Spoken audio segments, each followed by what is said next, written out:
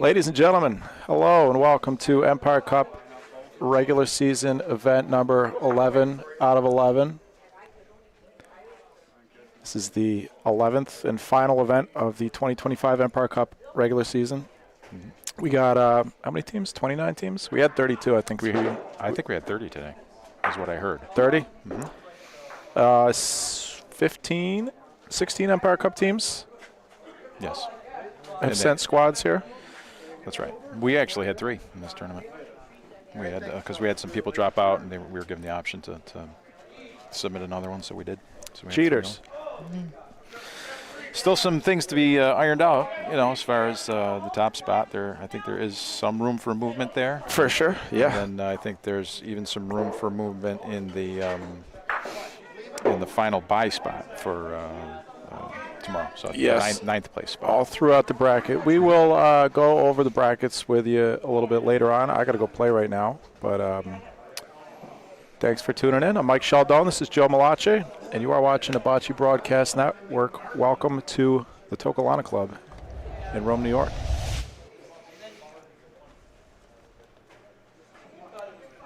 Broadcasting from Court 6, the Joe Taverna Court. I'll go see if Nico's around here somewhere.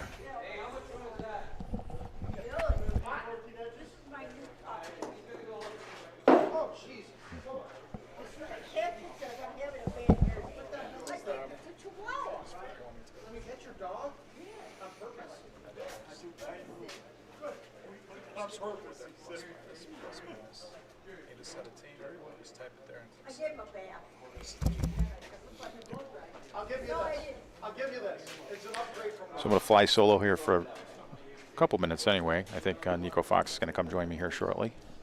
Mike has to go play.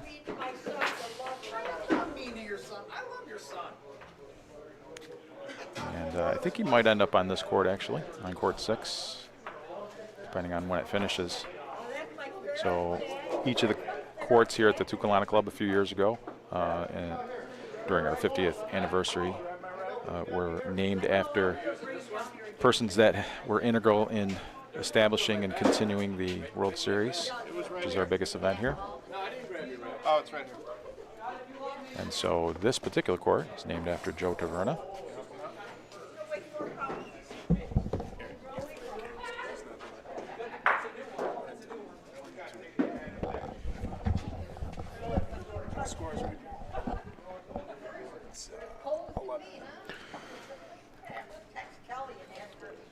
How's it going there, Joe? I'm here now with Mike Paello, who's one of our star players here at the Toccolana Club. Young up-and-comer.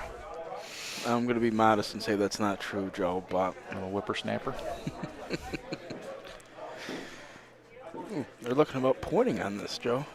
I mean, they're down a lot. Why not just take a shot here? What do you think about this? Oh, they're rolling. I would have hit this. Yeah, that's probably one you're going to want to hit. Now they might put themselves in a bad situation here. Well, you know what? You might have backdoored it. He might have backdoored it. So there you go. Now it's going to prove to be a pretty difficult hit for Marco, but... If anybody can do it, Marco can do it. Absolutely right. And he sticks it. And he sticks it with that little wrist wrap and nice extension. Yeah, he's got great form, and the way that he palms that ball and releases it gives it just enough spin to make it stick around. So, looks like we'll get a shot here. I think Paulino's the best move here. I was just going to say that, probably going to need a Paulino shot here to stay in the game. And he got it. What a hit. Absolutely. You can play on those balls in the corner now, though. Right. But, well, those are their balls. So I think Marco's probably going to hit one of his balls down here. Oh, yeah. Yeah, wow. He's going to line up Paulino ball, I think. I think he's got that shot. Underhand, he's going to hit. Oh, he missed it all. Just missed it. Oh, okay. That ball's going to get pulled. No, Pete's got to make a shot here. Give Cugino a chance to get back into this game a little bit. Echo Botch down to their last ball. Oh, yes, Echo Botch too.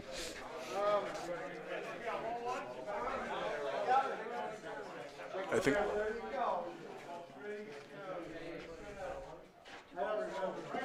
Would you try to bring another one of your balls down here, Joe, or? Well, I think that's what they're talking about. You know, you definitely have a ball Paulino shot here with either ball. So I think Pete's lining up for a spot. Hey, you know, you're up 11-0. Why not? Right? All right. I mean, for me here, I'm probably pushing a firm roll to the balls in the corner, chip off of them. If you're Cugino, you mean? No, for Pete, but that worked out. He hit Yeah. their balls. His ball's sitting there, so. Yeah, so, I mean, if they can make a spot here, they can have a gigantic frame. Obviously going to want to clip the inside right of that ball. It's up on the wall. I'm not familiar with everybody's name. I think this is Mark Phelps. I do not know. One of the Phelps. Okay, that's the angle you want to take. Yep, for sure. Sure, it's currently going on down here. Oh, just missed. No, no, it's. It's going to get pulled. Pauline's going to go back. Yeah.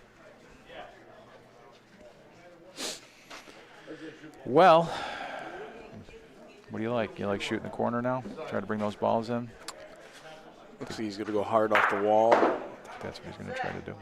I would, myself, I'm trying to slice out the right side of the ball again. That Almost worked I for him. think that is, nope, 12-0. Oh, sorry. We're going to 13 today. Backboard dead rules. Playing to 13, as Mike mentioned. Looks like I'm going to have to leave you here in a second, Joe. I have a game on court 2. Good luck. Who are you playing? Galeano 2, Joe Peterson, and Russ Johnson. It's a tough matchup there. So good luck. Who are you playing with today? Jerry Sharidi. Okay. Doing good so far. How are you and guys, your partner doing? We're 2-1. Very nice. Just beat Bernie and Sid. It was a big win. Lost to Nico and Mario in our first loss. Still heavy. Echo Botch. Payne's Point.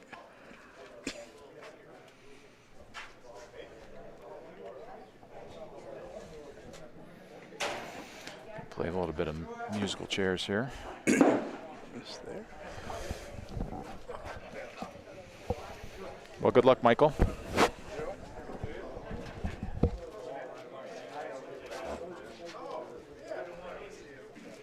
Looks like we're going to try another spot here. Cugino.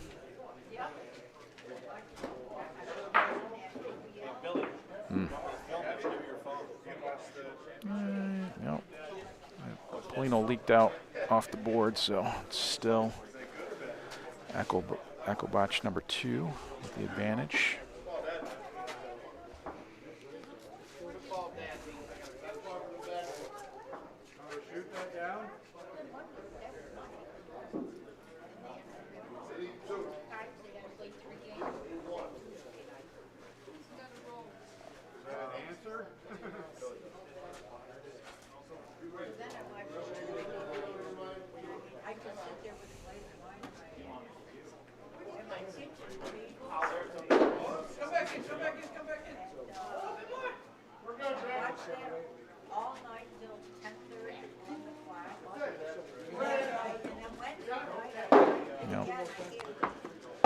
So that's going to wrap up this game. Echo Botch wins it 13-0. So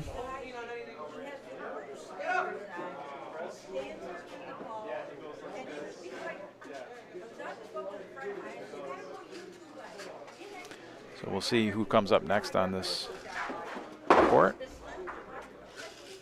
We're currently on Scoreholio, so if those of you want to look at the bracket, you can go to Scoreholio and look up the Empire Cup tournament at the Toccolana Club. You'll be able to see all of the scores.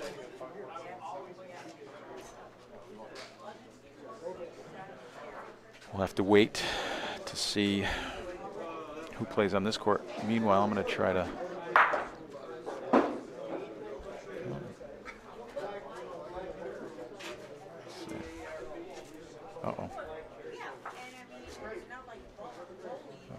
Let's see if I can bring this back around.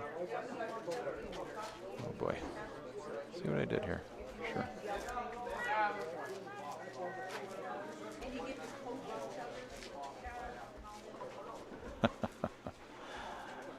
Not sure how that happened.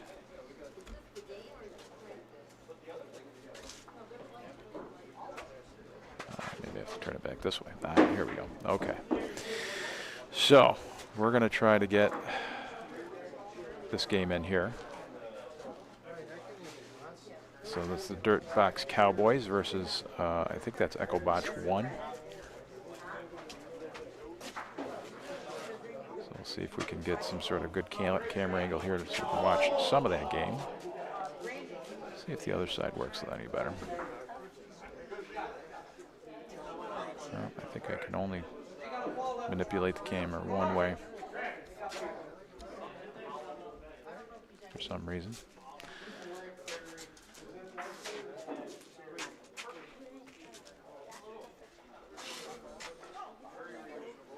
I'm sure there's a way to manipulate it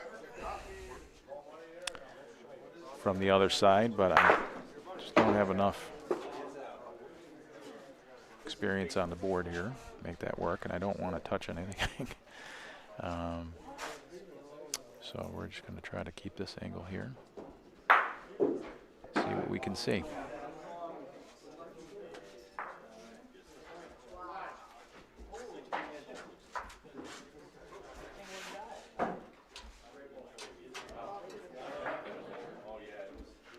That's Lou Sheldon with a point there. And that's Tom Verano with a point there. Let's see if I can switch back and see who's rolling here. So looks like Mike's going to try to shoot that ball. He makes the hit. Well, I think the Paulino squirted over to the corner. Oh, no, it's still there. So it's got about 2 feet to point in there.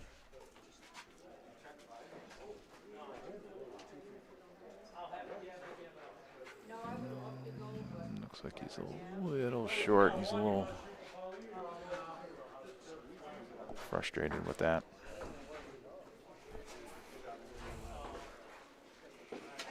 So that'll be a 2-point frame for the Dirt Box Cowboys.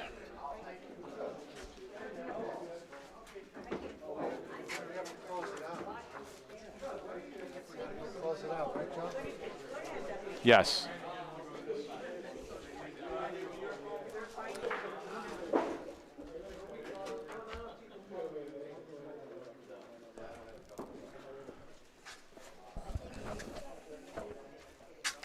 So, Mike, I'm able to move it back and forth on this side, but I can't move it back and forth on this one. Oh, so I have to hit those 2 buttons there? It's good now. Yeah. Right, so when I go back, that's okay.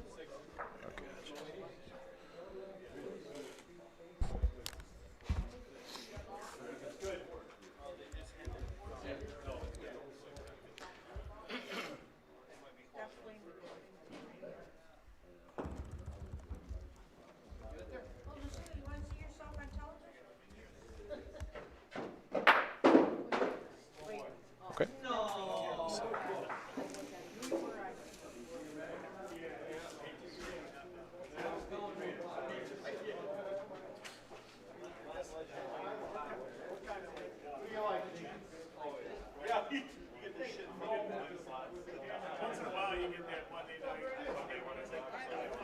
Of course, the ball's right behind that pole. They got 3? All right.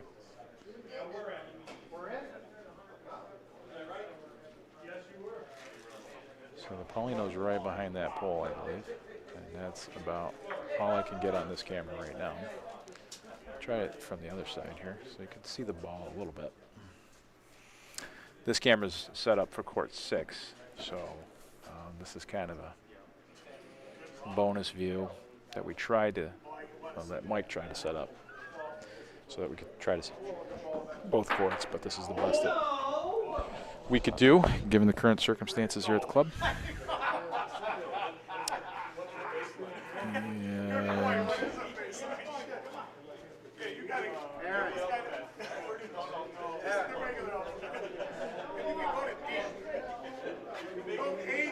looks like that goes in. Yeah, we're on court one.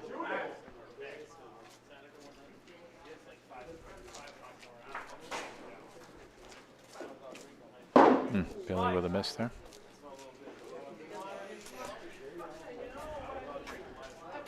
So it looks like Echo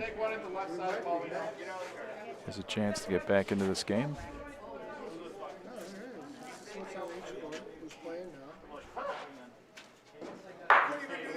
Good shot by Michael with a stick.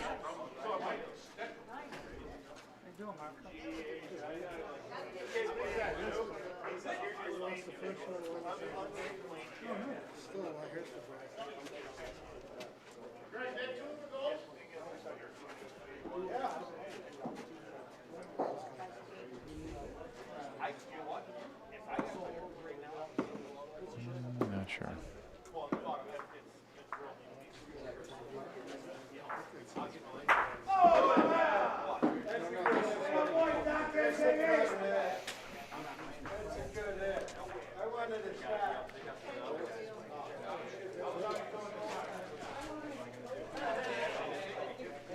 Three or two.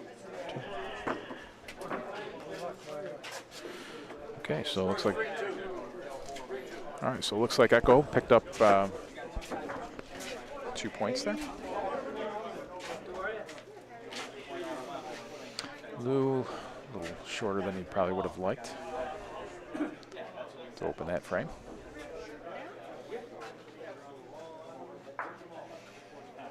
Gets a good bump by Billy there. Or, I'm sorry, by Tommy. And not quite sure. Doug Hammond also streaming. Likes Echo Botch. And Billy likes Dirt Box Cowboys. I don't know if they're going to measure it. Doesn't look like it. He's already lined up to roll.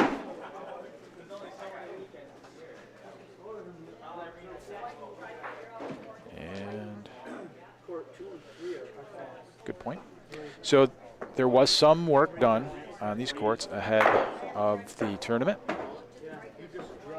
And I don't know how happy the local players were about that because it slowed the courts up significantly. So there was a bit of an adjustment period for everybody here. Made it fair. But as the day has progressed, they've gotten steadily faster. But they're still a lot slower than they normally are. Billy gets a partial hit of the Polino there.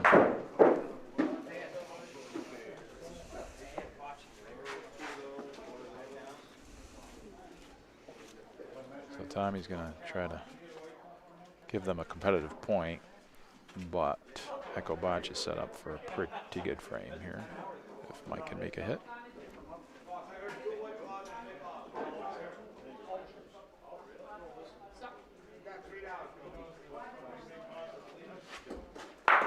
Can't quite see it. Let's see if I can. Mike not happy with himself there. Could have been a big frame there for them. It's a big 3 or 4 point swing.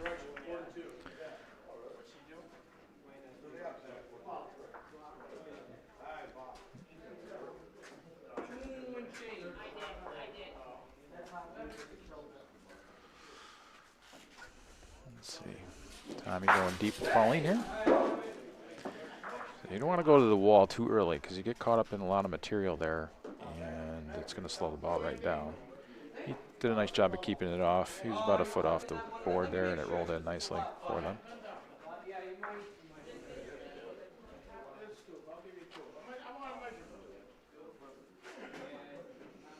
So court 6 games getting ready to be played there.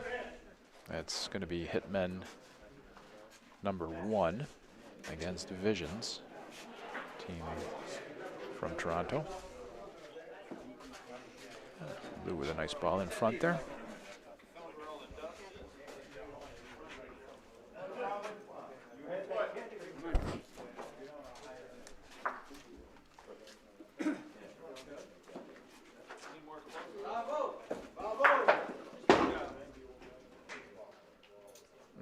Ball's quick. So the balls are kind of similar here, so it's somewhat difficult to distinguish those balls.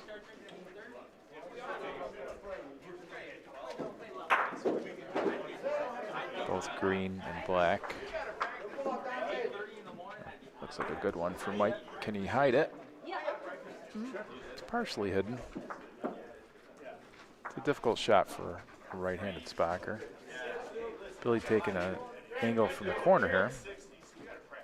Interesting angle. Oh, off the wall. Oh, nice shot. Nice shot.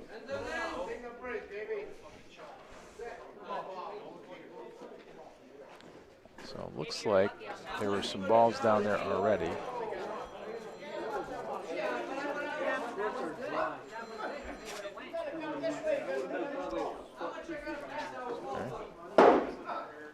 Okay, so that looked like a burned ball by Billy. So right now it looks like they're lane one. Echo botch, that is.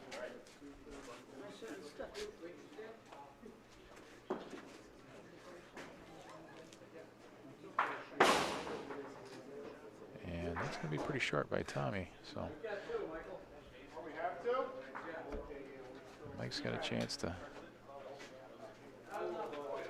help Echo take the lead here. Let's see how it ends up. Enough speed? I think it is.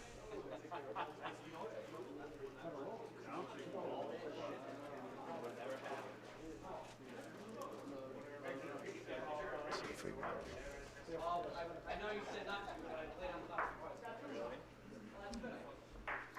Oops, sorry about that, people. Giving you vertigo. Can't see the other ball. Oh, yeah, there it is. So it's between those two balls there. Tommy's in front here, so you can't really see it. There's a ball just to the right of that ball.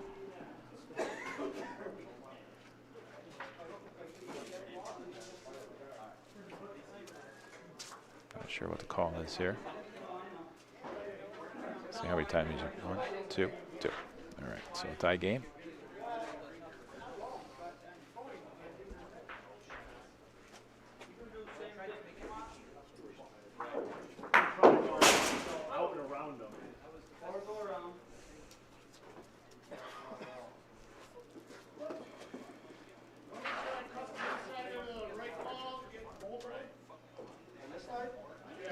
Watch that hitman game. Looks like Johnny Rogers burned a ball there. Okay, back to dirt box and Echo Botch. 0.0 shot by Billy. I would imagine Mike's probably going to spock his ball down or take a shot at the ball on the backboard. Let's see what he decides to do here. Nice shot by Michael.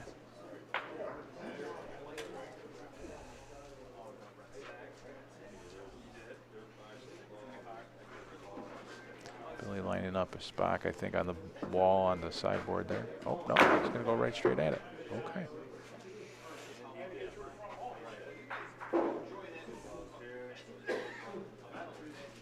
Shot by Billy. Battle of the Spockers here.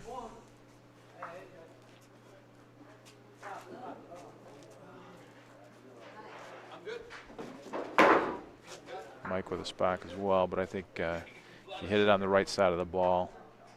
So dirt box is still lying the point, and Echo Botch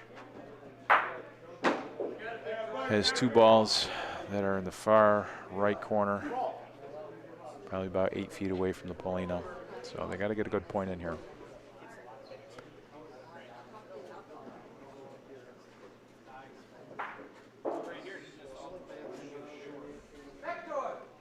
Really have to push the balls here. As I said, these courts are a lot slower than they normally are. So I can't really see where that ball went. So I'm not sure who's in. Okay, so Billy's talking about touching their ball, their own ball, or the Paulino for a point. So I'm going to assume that Echo is in.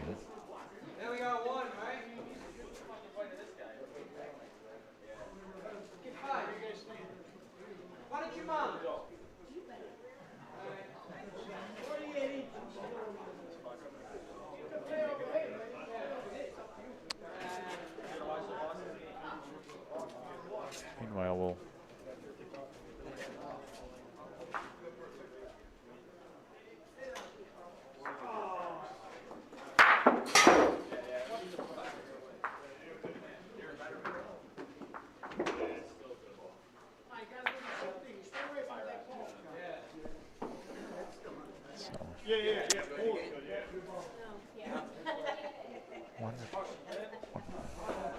Okay, so it looks like Dirtbox Cowboys got a point there.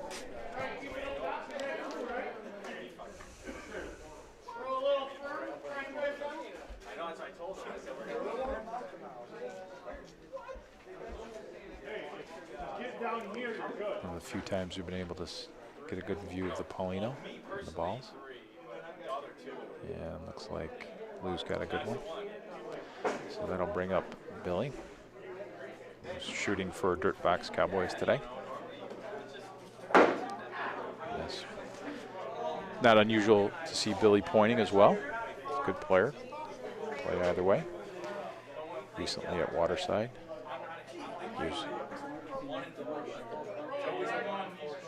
a pointer.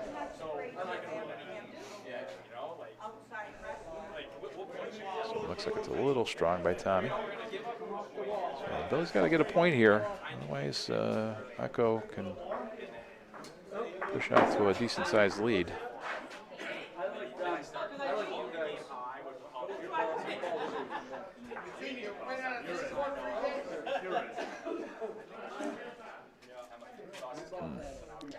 Yeah, so, you know, coming off that wall, you pick up a little bit of a speed, and it gets a little bit further beyond than you'd like. So Echo got a big chance here to get multiple points in this frame. Looks like Lou's got a good one. Well, he picked up speed too coming around that corner. All right, well, I'm sure he's a little disappointed with himself there. But that's the line you want to come in on.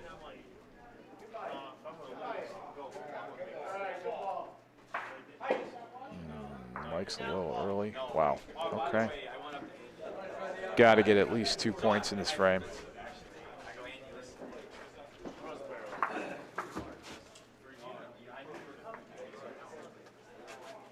Wow.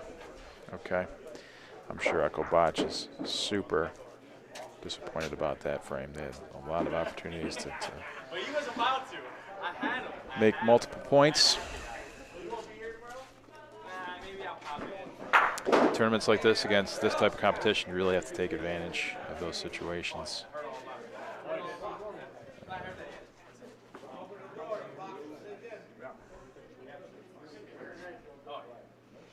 Let's see if Lou can get him off to another good start here. Looks like he did. Nice ball. In front. Probably has about 20 inches or so to the Pauline. So Tommy's going to try to sneak one in, hide one on the Paulino. Certainly enough room. And wow. Okay, so as you can see, there's a lot of material on that wall, and it slowed that ball right down. And normally that ball would probably be well past the Paulino, but today, not so much. So let's see, Tommy made an adjustment, stayed away from the wall. And I think he might be in at least a measure. So they're going to come over and take a look at it. It's close.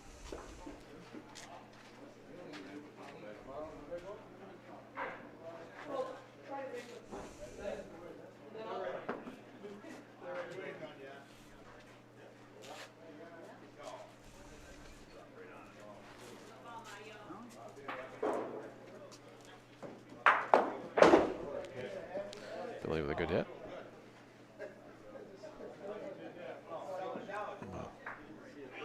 Echo again with the ball advantage. See if they can take advantage of the numbers here.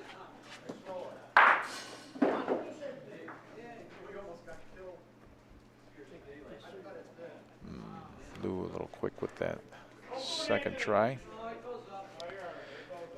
think still a situation where you got to roll here. Michael lining up for a roll.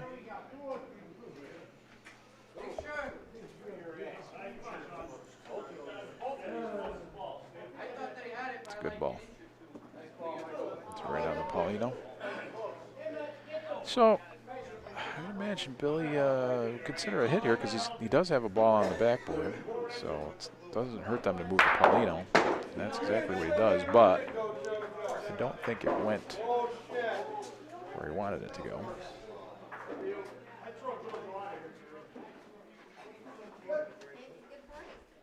So Michael's going to try to roll into the corner and maybe get two. I don't know if that's going to get there.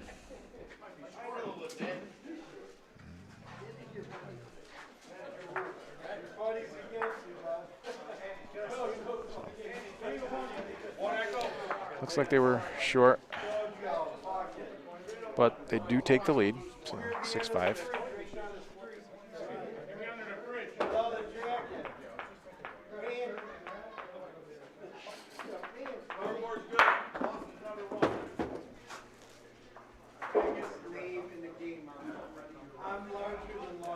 Nope.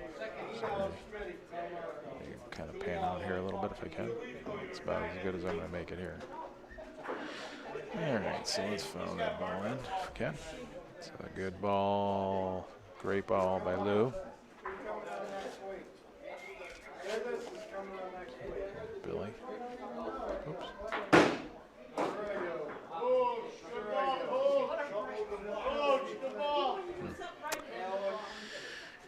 Well, sorry, I was trying to fiddle with the camera to get us a better angle on that. Looks like Billy made the hit, but his ball hopped off. So that leaves Tommy to roll here.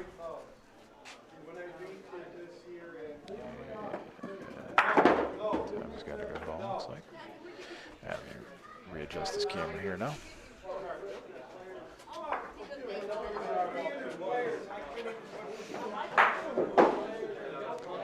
Looks like Mike's going to take a shot at that ball here. And miss. Of course, the ball is hiding right behind this first red pole, so you can't really see it, but you can kind of see the Paulino if you look real hard.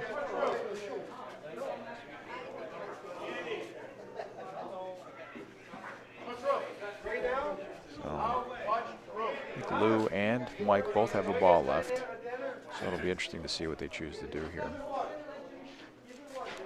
Mike's going to shoot. He hit something. Now, whether it made a difference or not, I don't know yet. Yeah. So, yeah, Billy's getting ready to shoot. So.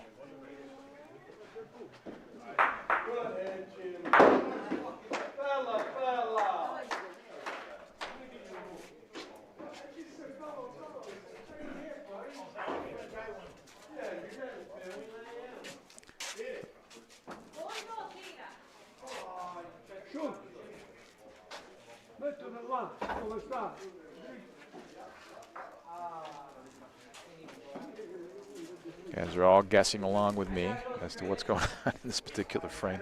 Can't tell you. Tough to say. Let me see if I can.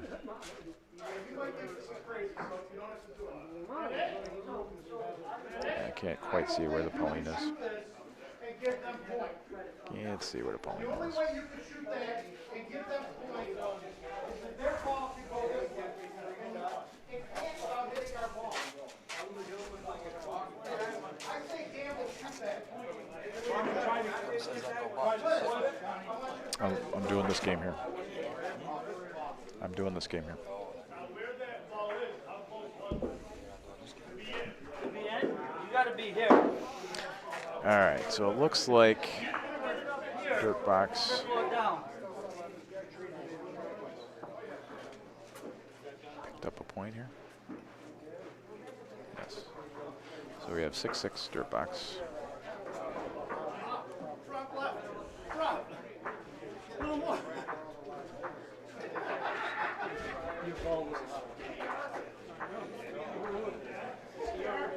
Good score, Sean. Stay down. We just scored, so it's 5-3 down. Come on.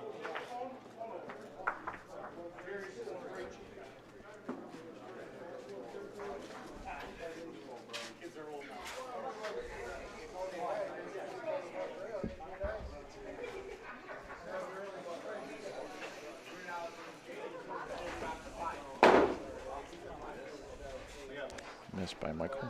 The ball, Sean. Hi, Pat. How you doing today? Saw you here earlier. Are you still here, or did you go?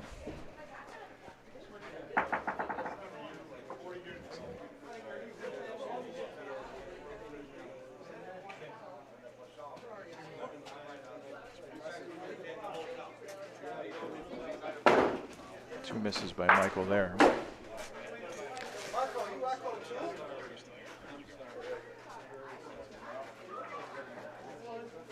He's going to have to throw a good ball here to stay in the game. Or stay in the frame, I should say.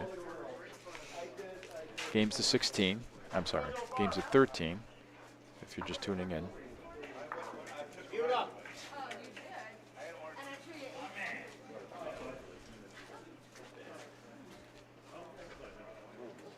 Not a bad ball. Over up there. You don't like going hard for it? Can I try it on that one? Game's to 16. Take a step. Just one step. Yeah, right there. Right up here. All right, good ball, Sean.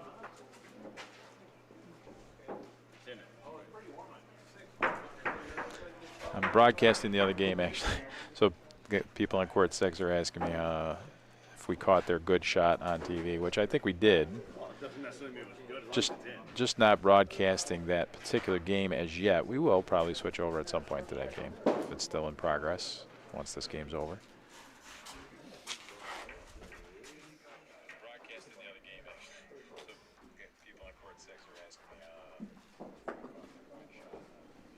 What's the downside of me shooting your ball straight up? Probably nothing. That's in, right? That's in.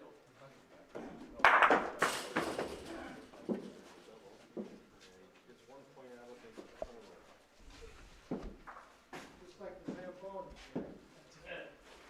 Take the snake. Coach Meese used to give him a 1 or a 2 if we were having a rough day. He'd go slow. If we had a good one, he'd go fast. Johnny Rada, the hitman, making a good hit on court 6. You don't want to broadcast my game. I caught it on. It's on tape there, John. You can go home and watch it later.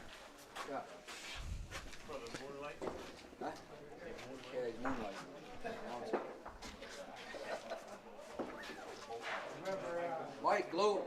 He's trying to How get many? Bobby. How many?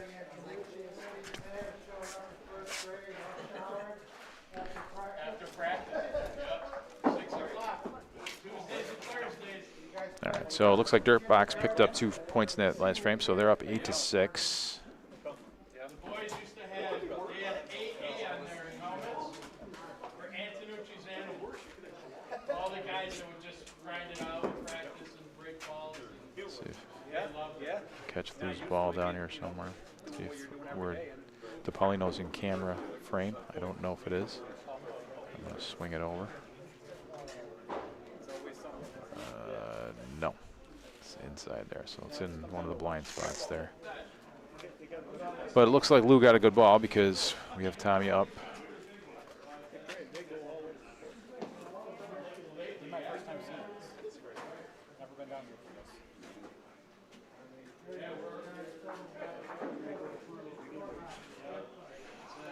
Tommy boosted Lou's ball, but I don't know if that's the point. Looks like it is because Lou's lining up to roll.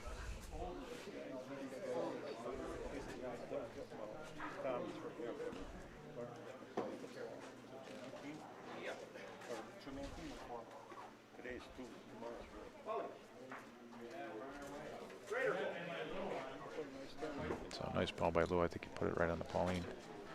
Now Billy up to hit.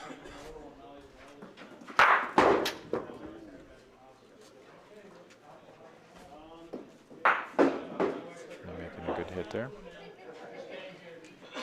And I don't know if that ball came back in for the point again. No.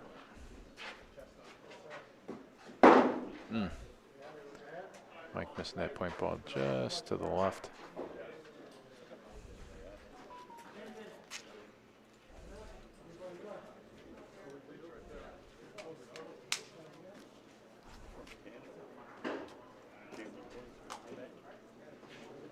Comes Mike in with a finger.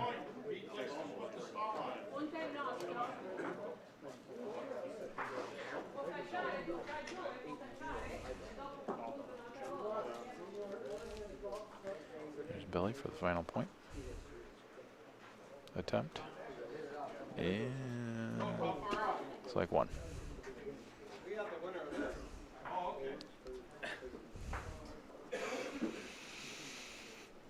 All right, 9-6. Dirtbox Cowboys.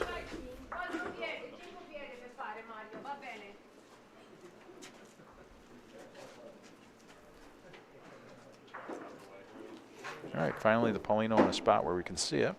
So here's Tommy with a roll. Tommy Verano. Looks like he's got good speed.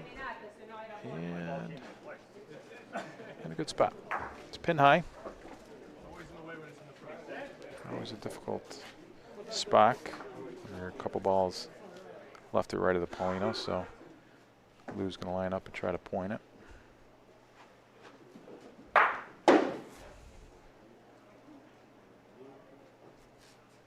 Looks like he might have it. That's a great ball. Great ball. Especially given the conditions on these courts today, with the speed just being a little bit off. Billy with a miss. Gosh, couldn't have missed it by very much at all. Wonder how that squirted through, but it did. So now they're on to their third ball. What do they do here? They're going to try to cover, or Billy going to try to hit again? Looks like Billy is got his mind set on hitting again. Let's see if he gets a different result. He hits it, but I don't think that he pushed it out. He clipped it just on the right side of the ball, pushed it to the wall, and then it rolled back in. Billy thinks that he pushed out just enough to get the point back to the original ball that Tommy had rolled. So let's see how the measurement shakes out for them.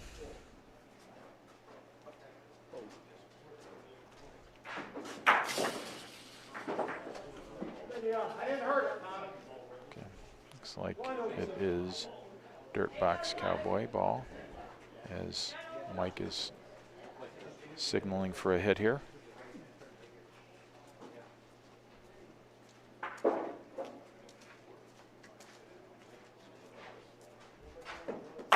Nice hit by Mike, and he gets it clean. So Dirtbox down to their last ball.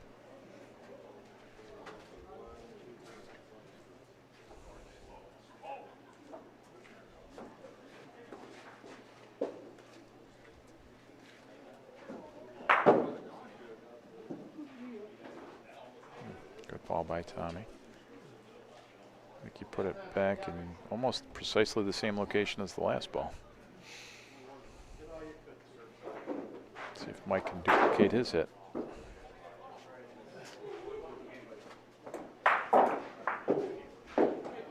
No, this is wide left. So, Dirtbox, I think they're they're close, but I think it wouldn't take much to move that Paulino to get 2 here. So I'd like an aggressive roll by Lou. I mean, that's his game. So I like an aggressive roll on the Paulino, maybe get 2, but I don't know, looks like he's lining up to shoot it. He is. He made a nice shot there, and did they get 2? Close.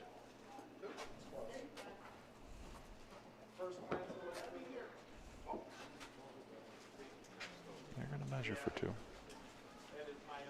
I think I heard Billy say 2, so I think he may think that Echo has an advantage here. Oh, it turns out to be 2. So 9-8. 9-8. Yeah, Lou's going to the other side of the court here, so we're going to be blind, I think, on this one. It's going to be like a radio call.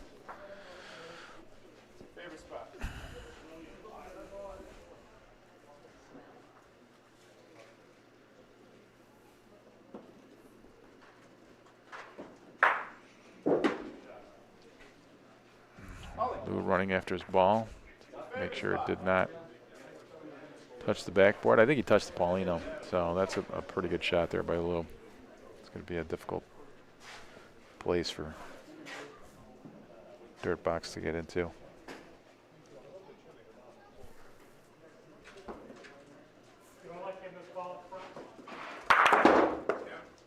Let me go into the wall, trying to use that to kill his speed a little bit. I think he's just short.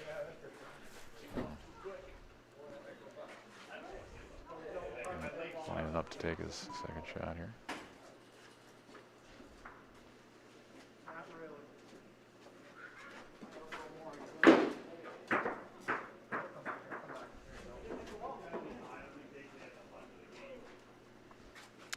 So Tommy giving it a little extra this time and burned as well.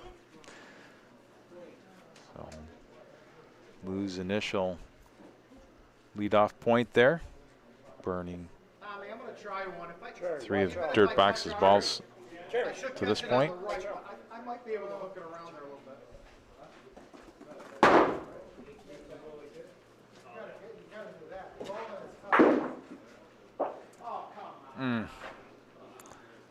Billy getting his own ball out. So.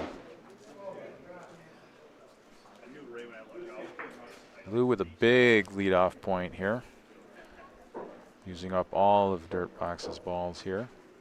So they could potentially take the lead in this frame. Looks like Billy's ball is going to be well short. So that's the ball to beat. Let's see if Lou and Mike can take advantage. Earlier in the game, they had a situation where they could have easily gotten 4, and they only ended up with 1. So see if they can take advantage this time. And no, it's short again.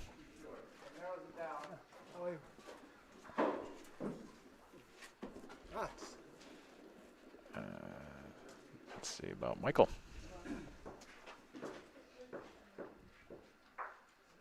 He's just inside that ball. I think that's good.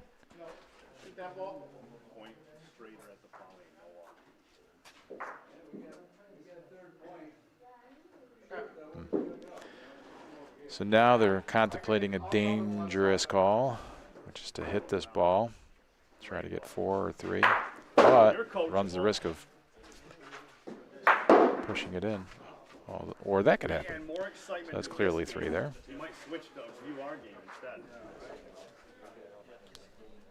I don't know how to operate the camera, boys. Otherwise, I would. Looks like they got 3. So.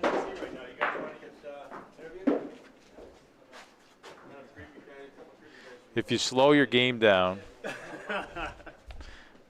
we could get Mike over here and he could switch the cameras over to your game. All right. So here's Mike. Even better. You can't see me on camera, then I can talk shit. I don't know who it is, right? That's right. Although I do get a side shot of you, so all right, talking to the players on court 6. They were excited about being a feature game, but I'm flying solo here. Not really adept at running this camera, and I don't want to do anything here that might cause Mike to have to spend hours fixing it. So I'm just going to leave things the way they are, and we'll get to that game when we can. So Lou was, I'd say, about 2.5, 3 feet short with his initial point there. Tommy sneaks inside of it. I don't know that Mike can really see that ball to hit it, and I think that there's probably about, let me see, I can stand up and look. Yeah, there's probably about 20 inches there, so there's room to point. So Lou's going to try to do that now. And looks like he's got pretty good speed. If he comes down off that wall, no, just short. There's a ball to work on, though.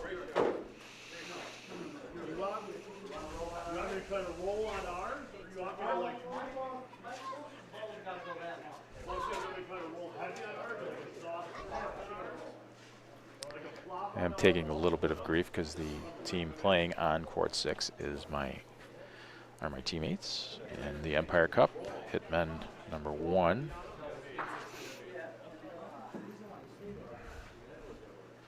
And Michael, what a great ball. He's able to fit one in there, and I don't know that Billy can see it to hit it. So, but he's going to line something up here. Yeah, and he missed wide left. Didn't touch anything. I think in that situation, you got to hit something. Try to clear that alley up to maybe point again. I think he's going to try to do that same thing again. He's got the Paulino. Billy a little frustrated with himself. All right, so he kicked the Paulino over to the left-handed corner.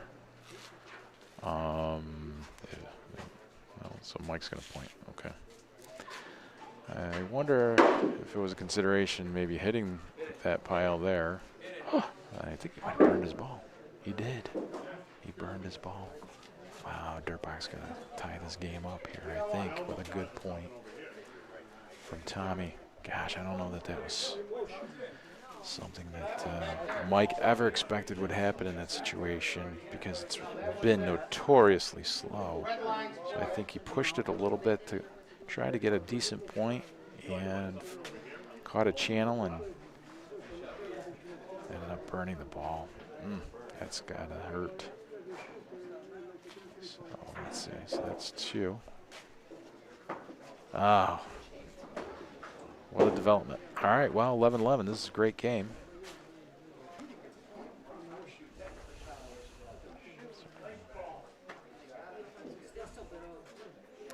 So hopefully they'll put it in a place where we can watch.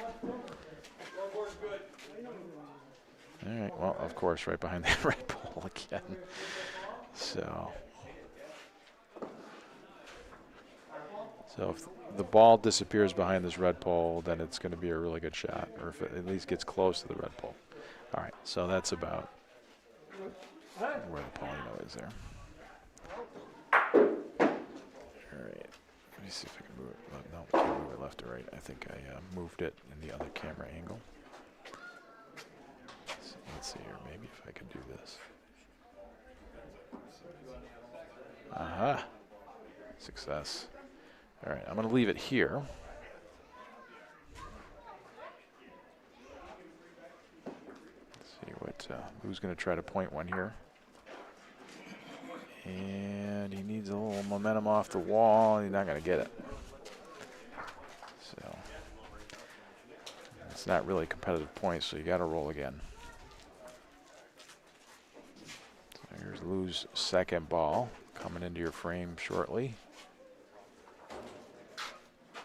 This one's a little better, and right on. That's a terrific ball. Terrific ball. All right, so Billy lining up for a spot here. Missed. Missed that wide right. Got to be careful here. 11-11.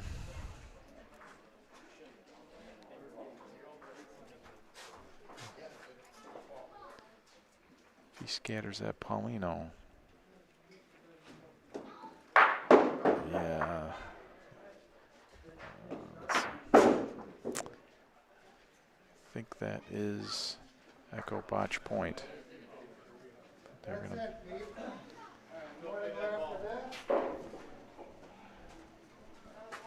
measure. Crucial measurement coming up here. If Echo Botch is in, then they could possibly go for the win. And if Dirtbox Cowboys is in, same situation. So, looks like Dirtbox is in.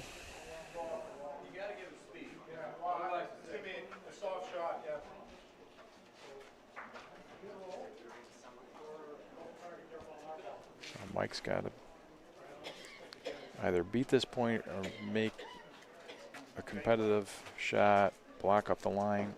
Oh, so he's going to. I don't think that's the result that they wanted. All right, so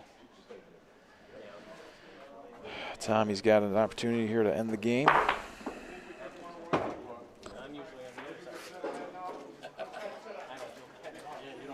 He's got. I'm being told about 3.5 feet. I don't think so. Let's see if he can.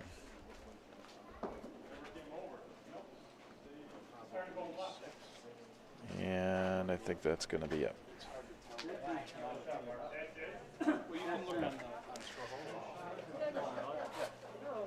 See where you end up. Oh, I'm sorry. I did not realize that Michael had another I'm ball. loving the attitude. I mean, you're undefeated right now. I was just curious. I mean, you're lucky Oh, Mike didn't hear that. well, that's it. Now it's over. So Dirtbox, oops. Oh, hang on a second.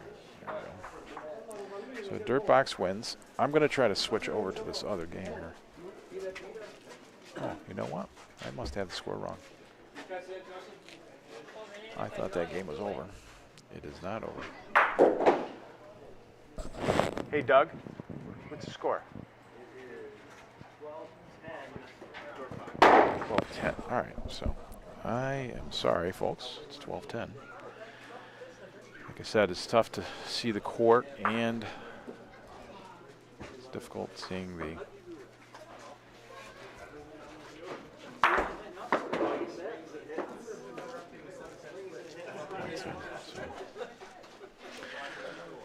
All right, 12-10. All right, so a different situation here, I guess.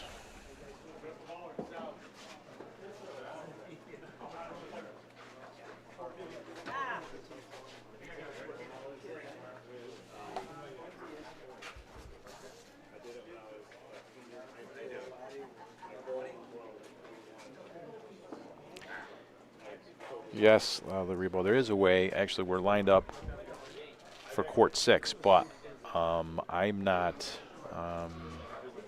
very adept at moving the camera angle around, so I don't want to.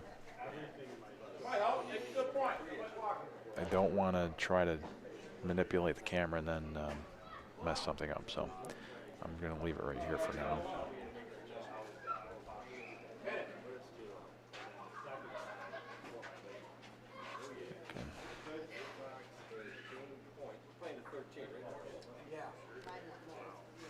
Looks like it goes down to the last ball here.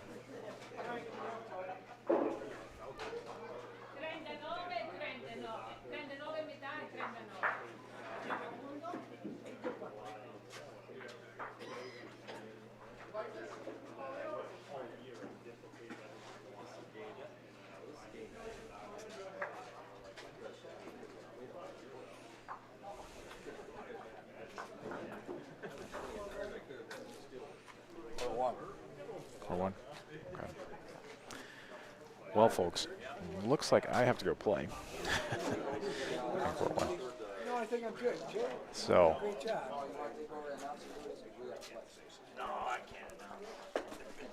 just one more frame, Paulie. I can't announce. Come on, you gotta get on there. Come on, Johnny, get on the mic. Come on, Paul. No, I can't. All right. Unfortunately, folks, I got to leave you. Let's see. It looks like the game might be over anyway.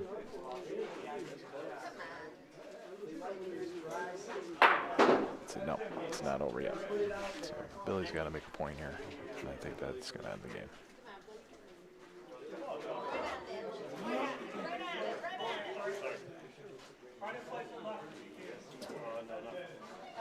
All right, that ends this game. So Echo goes down, Dirtbox gets the win, and I have to go play on court 1. It was nice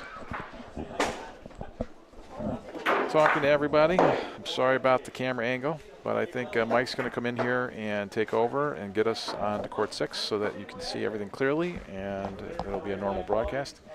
And I will speak to you all later. Perfect timing. I got to go play on court 1.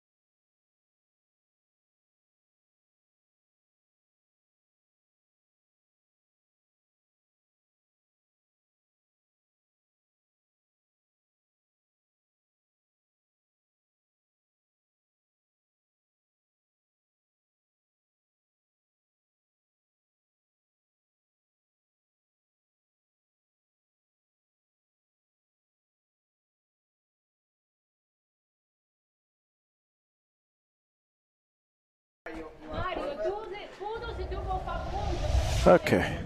Whatever. Even a hard point. Como tu voice.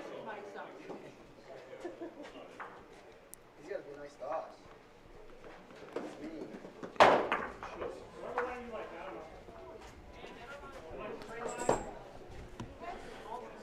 Hi, everybody.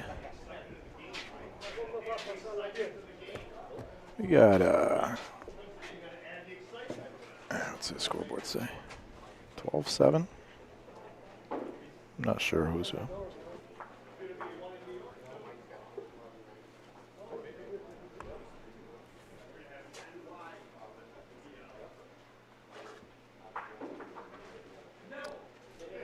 Okay.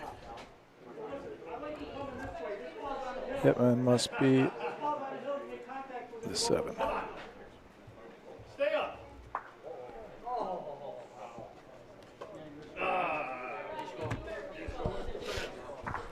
What'd you say?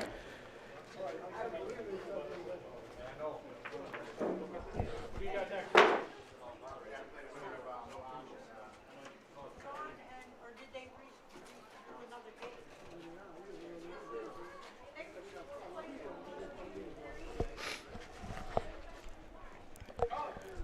Sean Anson.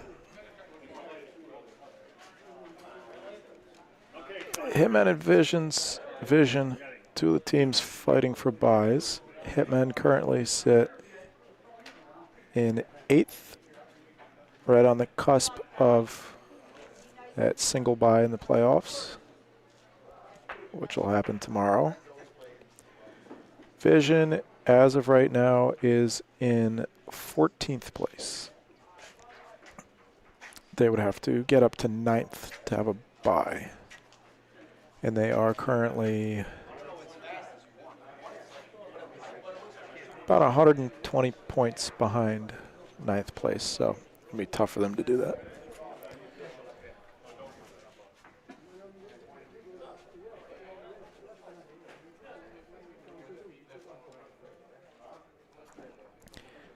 Johnny Rod Jr., 5-step shooter. 1, 2, 3, 4. Okay, 4 steps. Yeah, I hit balls so hard they leave the court.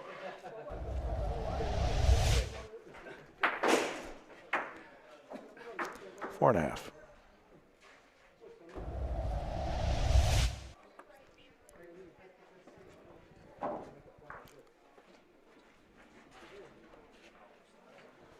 That's the stuff you can get away with at tournaments. Val Pelota, Canada's top female player. The Vision team plays out of Toronto, Canada. The Toccolana Club.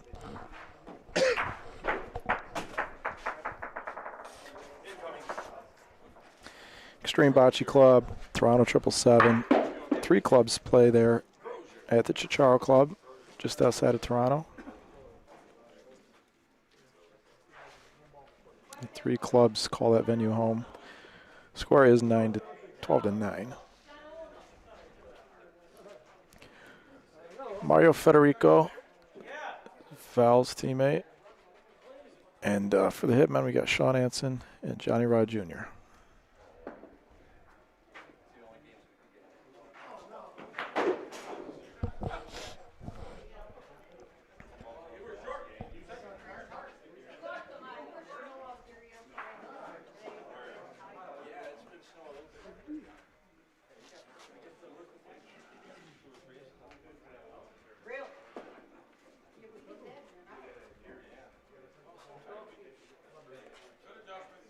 That's going to burn.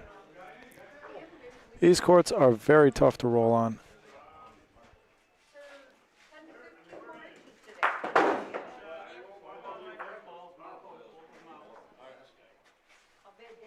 And there's 6 of them indoor here at the Toccolana Club in Rome, New York, home of the World Series of Bocce.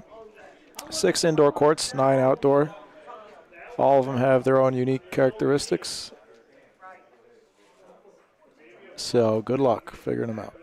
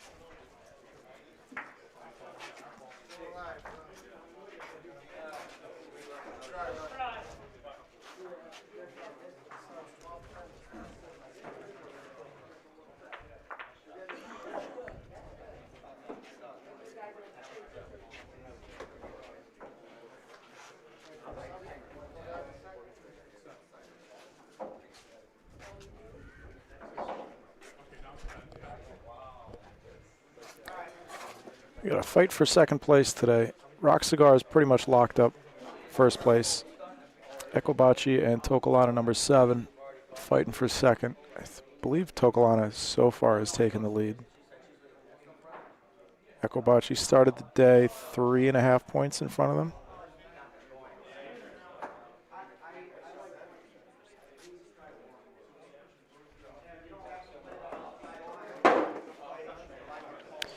Courts are not easy to shoot on either. They the balls will skip to the right or left often,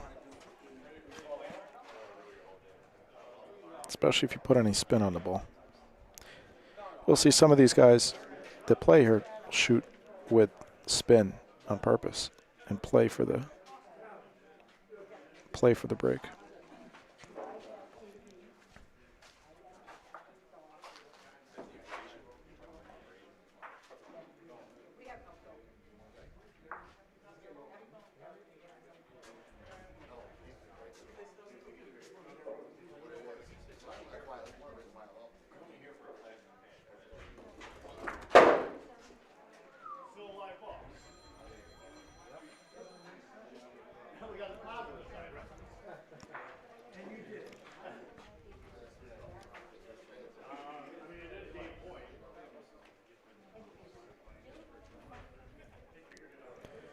Game point sitting there for Vision.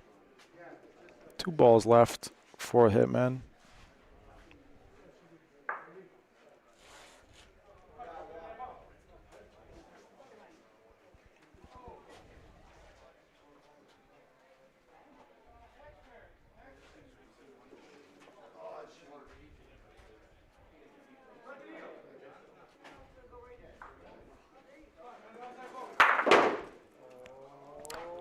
And that'll just about do it. Vision's going to have 1 ball back each for Mario and Val. Oh, maybe not. Might have spoke too soon.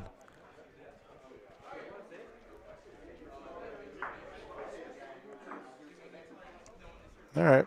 Well, Mario will have the last ball to frame. Chance to win the game.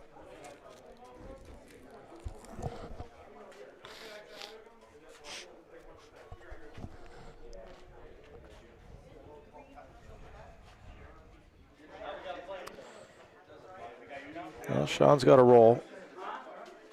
Shooting doesn't do you any good unless you shoot Paulino.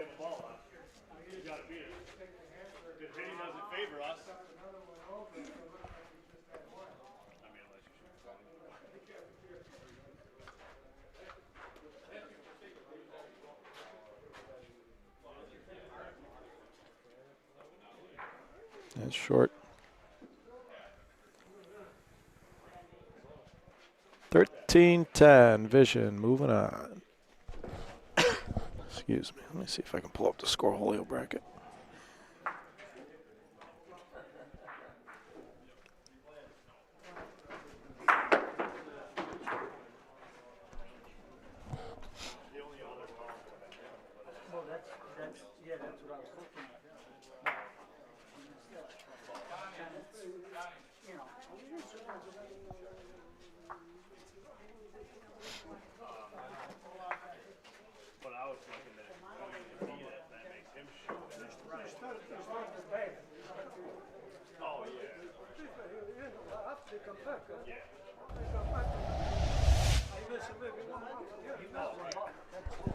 Okay, that's blank.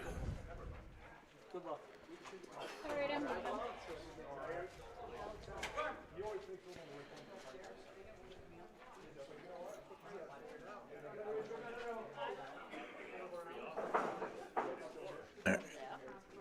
That's as good as we get. Here's the top half of the bracket.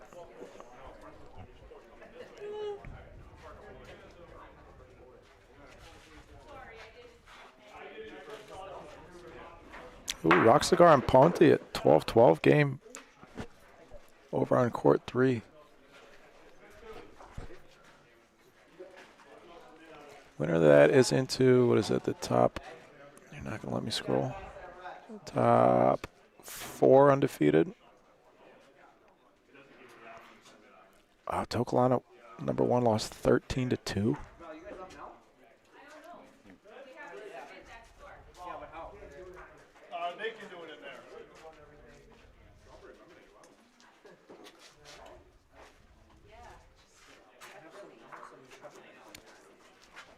Oh, they're already playing that game too. That's to go into the, yeah, that's to go into the winners bracket final. What's up, Matt? So there's 2-year Final Four undefeated, Galliano and Jensen 156. And then 1 point left to go in that Ponte Rock Cigar game.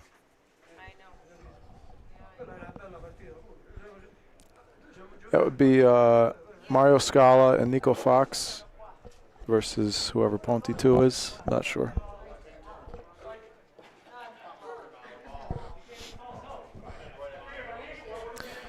Let's see if I can update our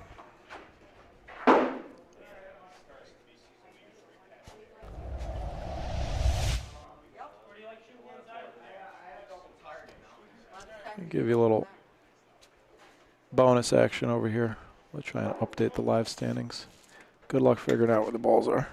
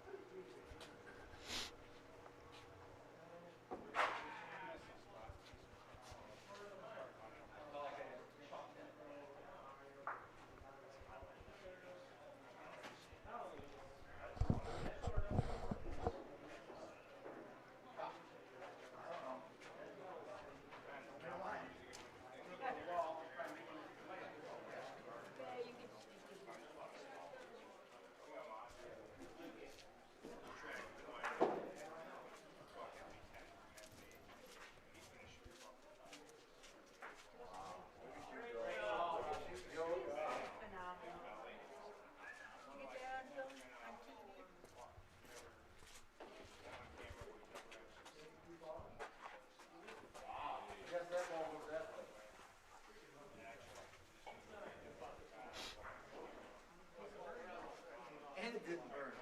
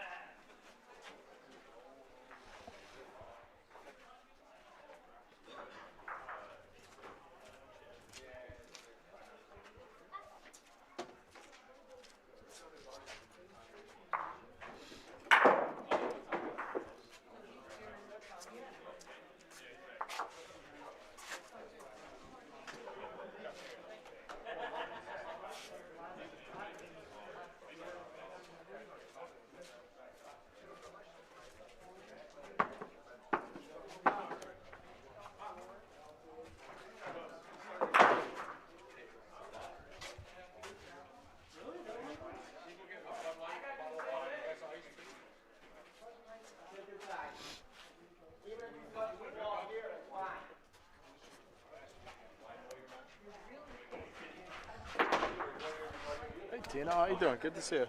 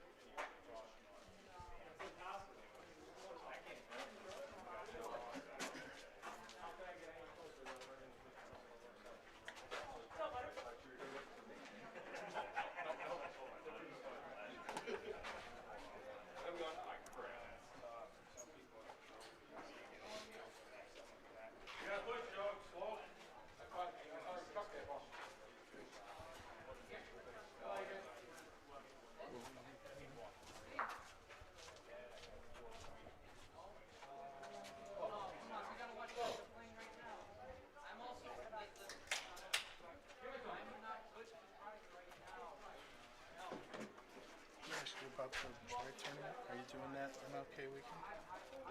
I'm gonna do something. I just got back from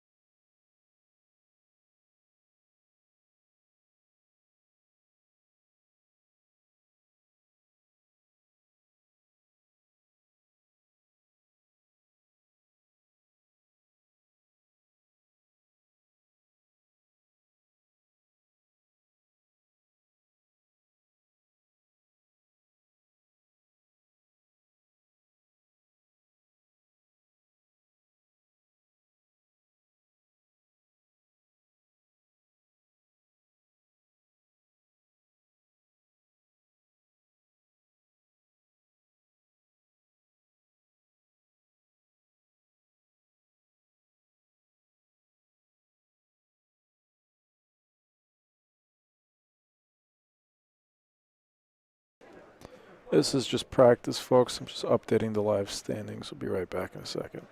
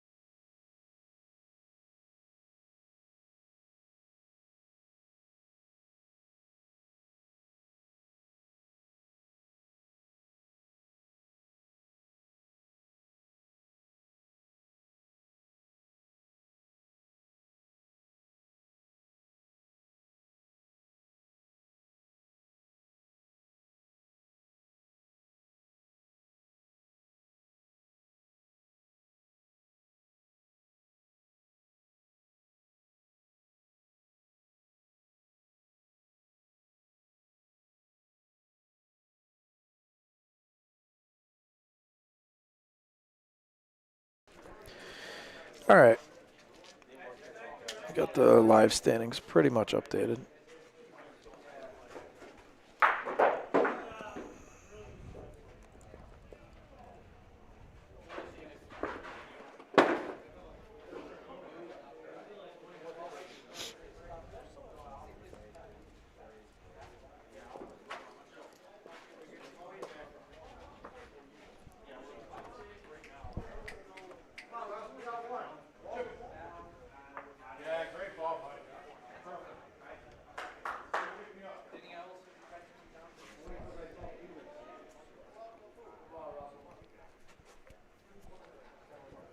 Marco's just looking at where Paulino's going to go here. It's also a pretty good chance that Marco's ball hops off the court, unless he hits the wall first.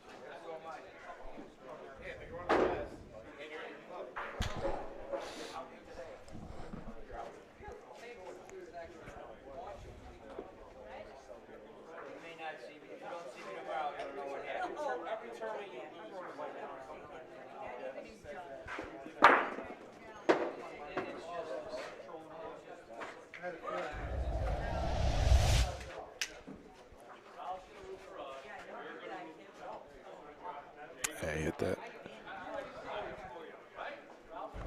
A little too solid. Not much else he can do there. These are tough points to make on these courts. Near the back wall, the balls go crazy. It's like pointing in a canoe. They all fall towards the center of the court. And on the back wall, they're going to roll away from the backboard. It's very tough to play backboard dead on these courts, especially they play a rule that Paulino can go all the way to the backboard.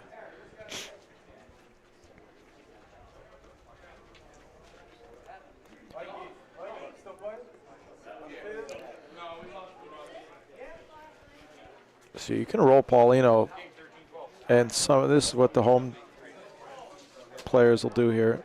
They'll just roll Paulino a foot from the backboard, and then good luck figuring out how to get there.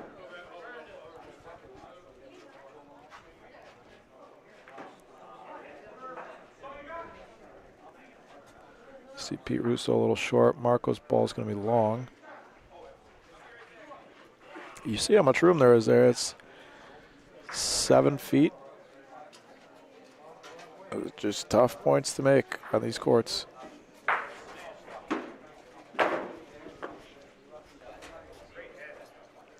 But you got the hometown guys here. They should know how to get there. Rob Kopech, Jerry Klaczynski.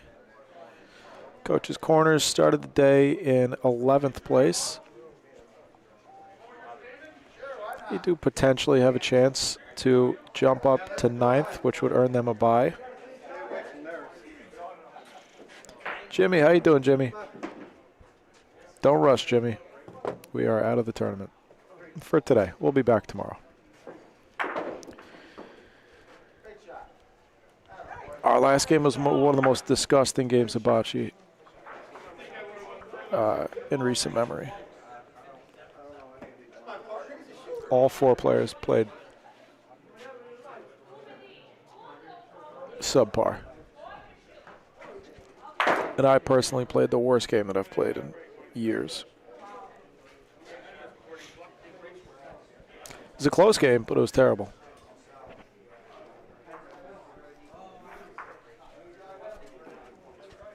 Rob Kopech, good opening ball. Marco's going to get rid of it.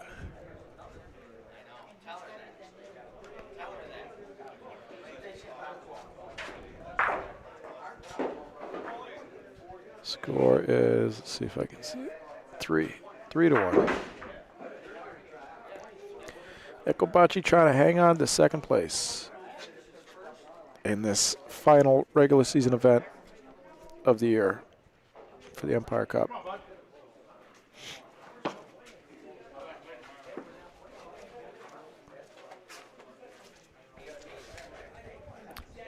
Thank you. Two teams. Fort Jackson 2, Dirt Box 1.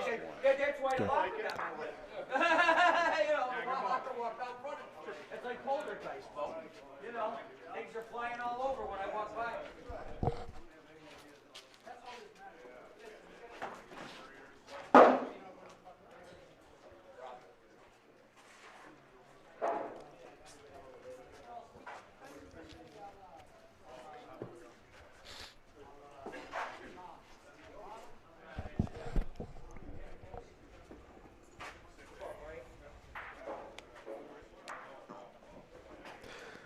Oh, Marco looks happy, but doesn't mean that he is.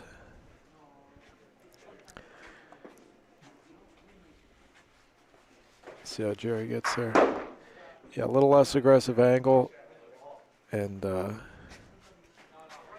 these are the S lines that you'll hear the Rome guys talking about. It's kind of like a gutter. Like a foot and a half out from the wall. Both sides, huh, Jer? I was aiming right at the ball. I got both breaks. Even Jerry there. Kind of throws his hands up in the air and he's like, well.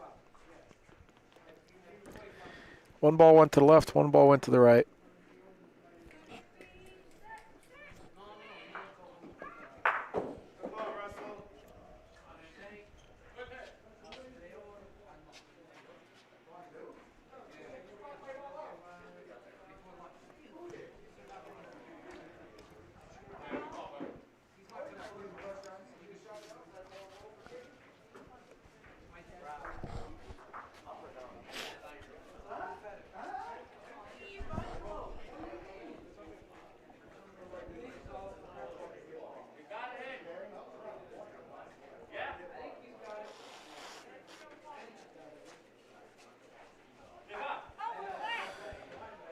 Tony Porcel, how you doing, Tony? I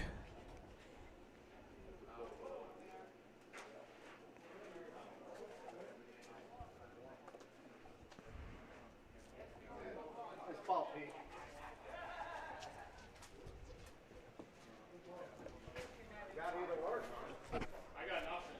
I could bounce it, or you can try to land. I'm through it. That was better.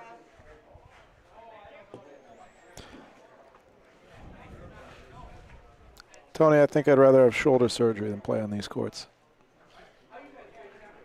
You're not missing much.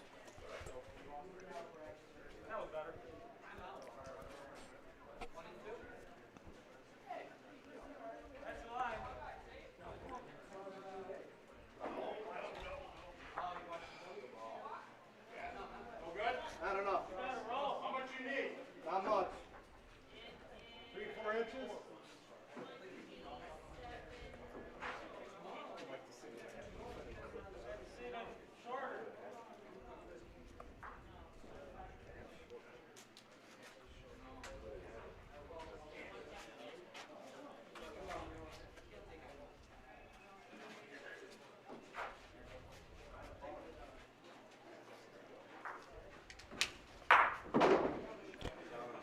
Well, Pete and Mark are going to have a couple balls back, but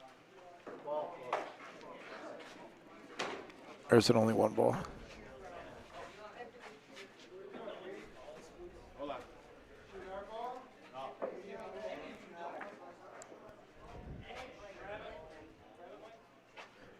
I don't even know what Pete's going to come up with here.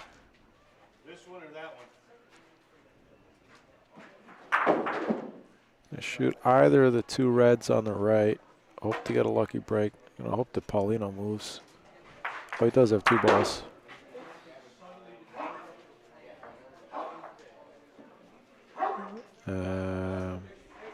Volo? Why not? You can try something off the wall. Can't see that ball. You skip it or Volo. Yeah, and Marco's going to try a skip shot, I think.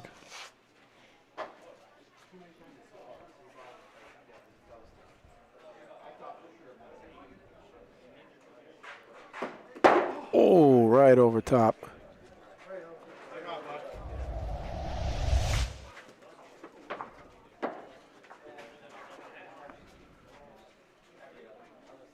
Oh, wow. Like Marco's body language on that.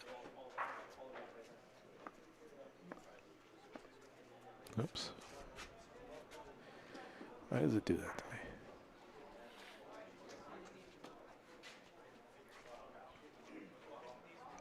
Wow.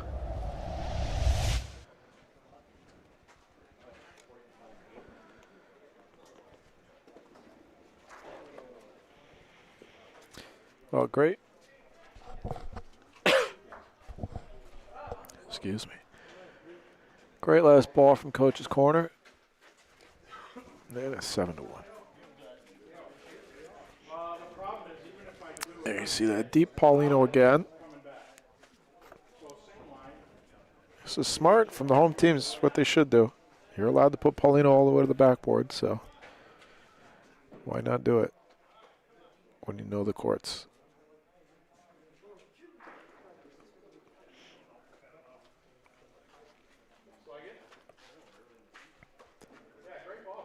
Rob Kopech, great ball. There's that kind of gutter. Let the ball staying a foot and a half or so out from the sideboard. Marco's got nothing here.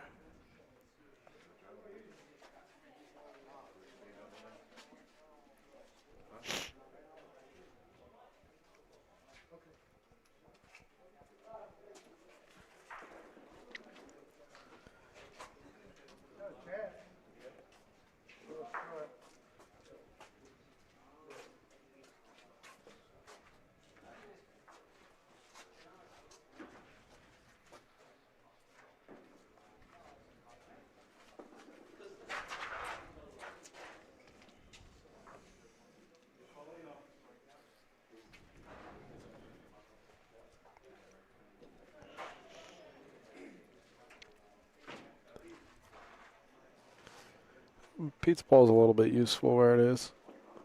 Makes it a little harder for coach's corner to bump for 2.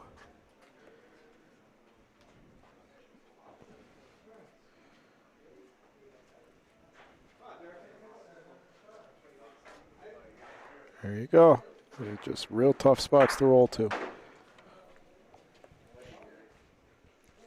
Jerry's going to use less board. And One. just 1. He's got the line, though. Short, he says. And short it is. 1 more.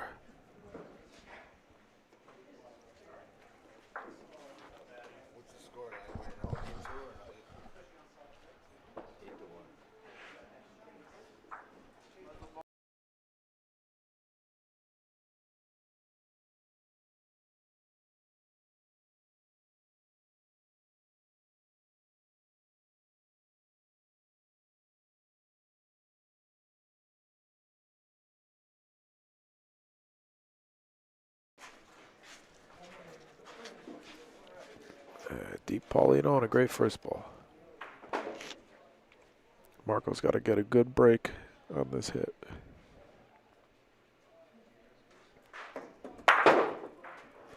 Or just stick it. And ball's going to stay up on the... Oh, no. There it comes.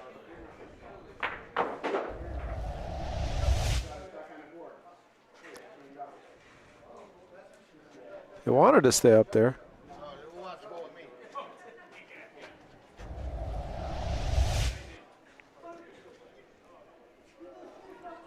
Beautiful hit.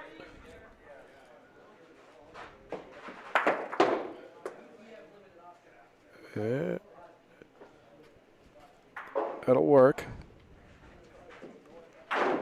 Ball advantage for Echo Bocce, though.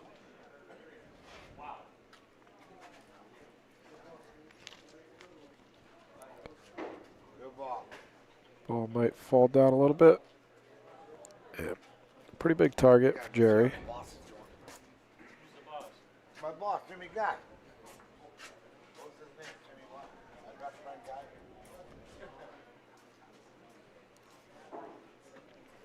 Paulino to the left to be good for coach's corner.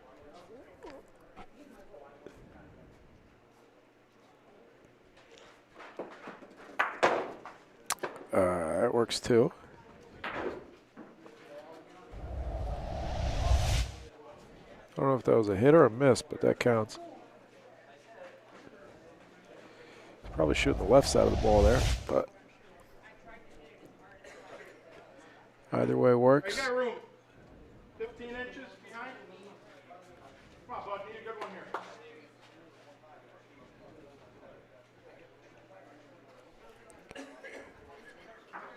Trying to limit the damage. Rob Kopech. Marco throws his hands up. Yeah, that's why.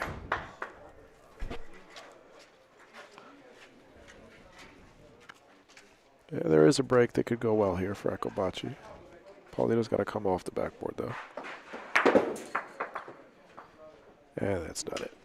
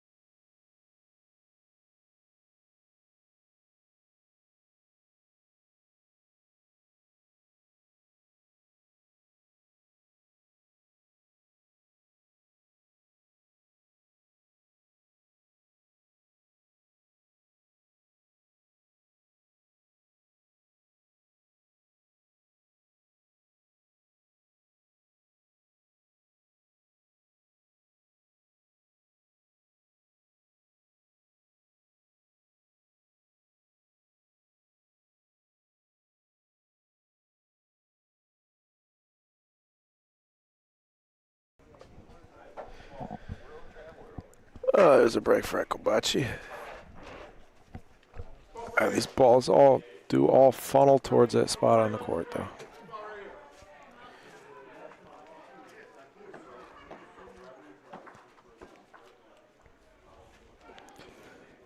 Rob's trying to put one right on top of that Ecobacci ball. There it is. Great line. Opened up a little bit too much, so.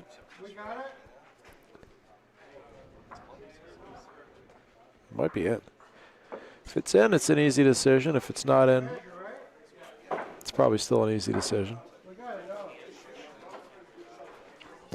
Marco's probably hitting this ball either way.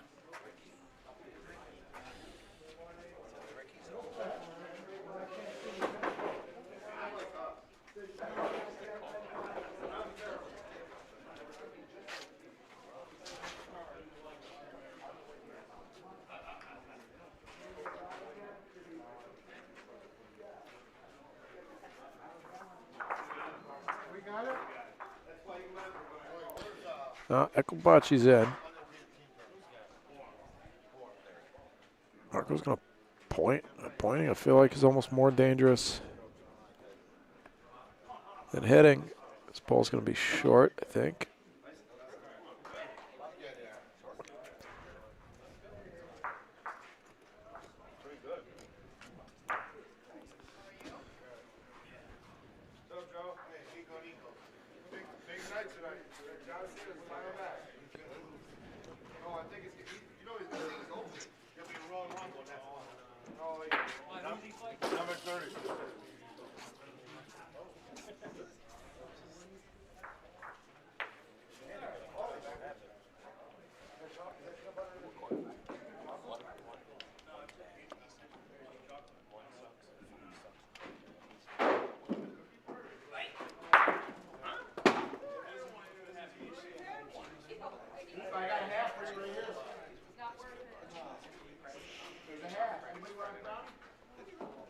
Only 2 hours to eat the one brownie I had.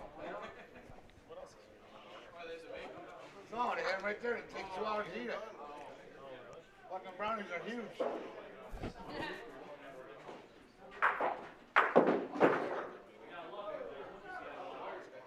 Even Louis eating a brownie.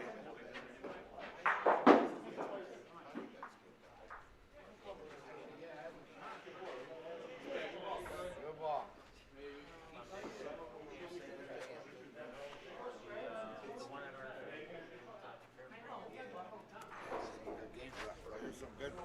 There's some good players left, Sergeant. Do you know that guy? I don't know him either. He won't stop talking to us.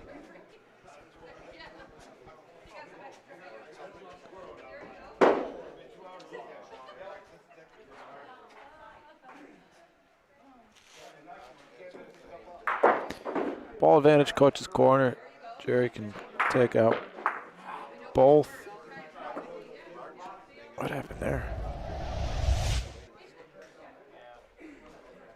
The ball went clean somehow.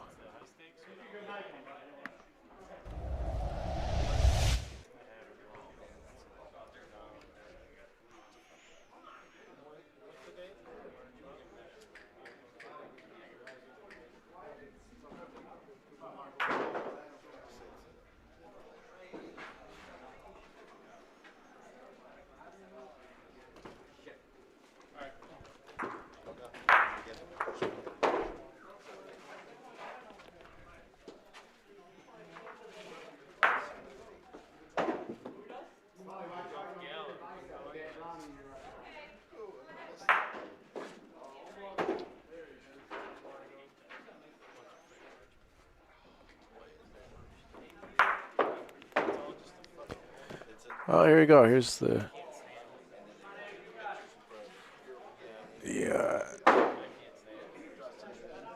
opposite of home team's going to put the Paulino red on the backboard. The away team's going to play it short. Ball advantage for Bocce.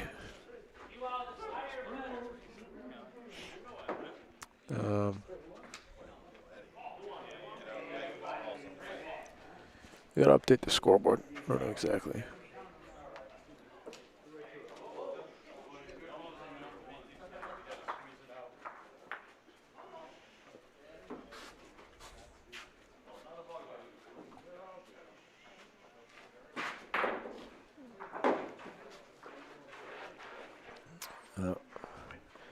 It's not the worst thing that could happen, but it's close.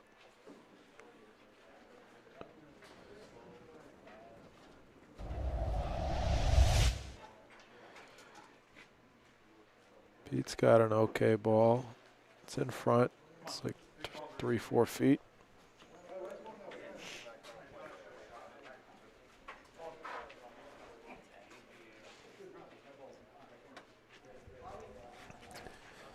Yeah, it was 2 points.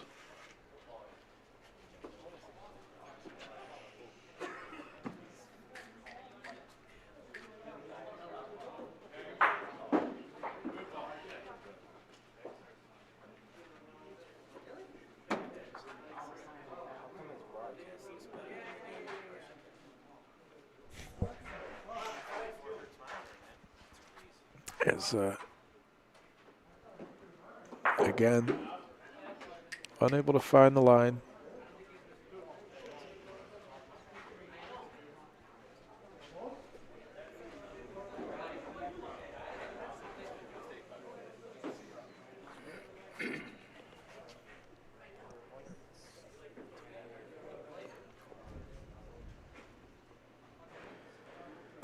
This could be the end of the regular season here for Bocce if they can't go on a 9-1 run. It's definitely possible, but going to be hard to avoid making mistakes. Doors open on this frame.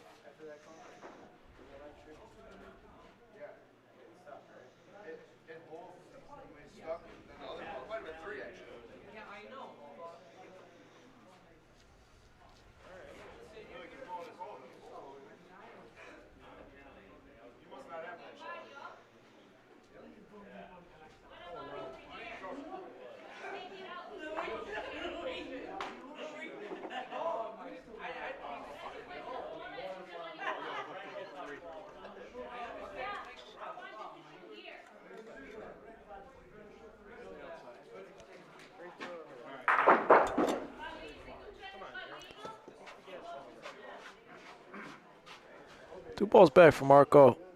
It's like maybe 14 inches. Here's a good one. A little bit of Paulino would be nice. Actually made a little bit less room.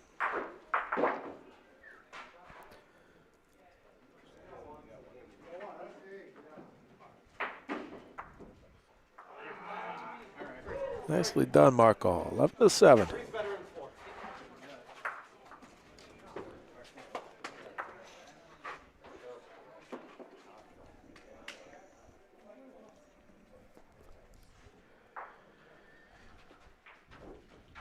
Yeah, I'm still trying to update these.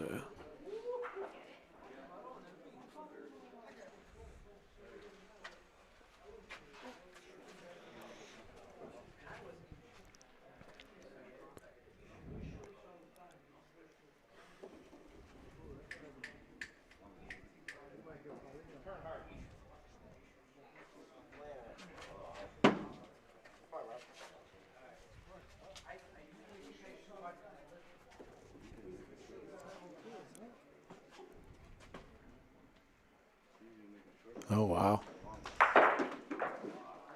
Ah, Rob Kopech. Couple of 5-footers.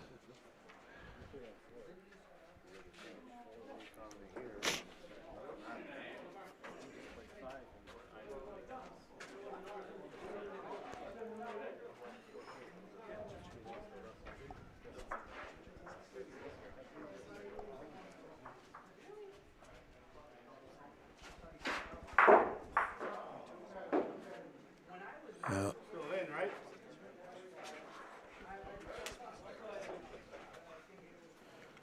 Two balls back for Bocce. Marco almost took out their own ball on a ricochet, but he didn't.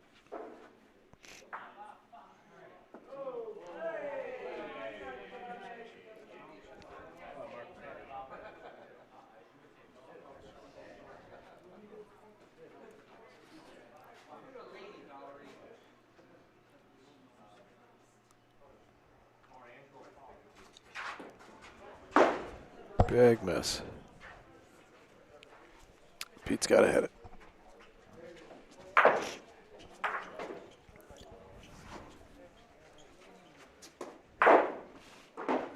Good break on Paulino there. Bocce's going to get one.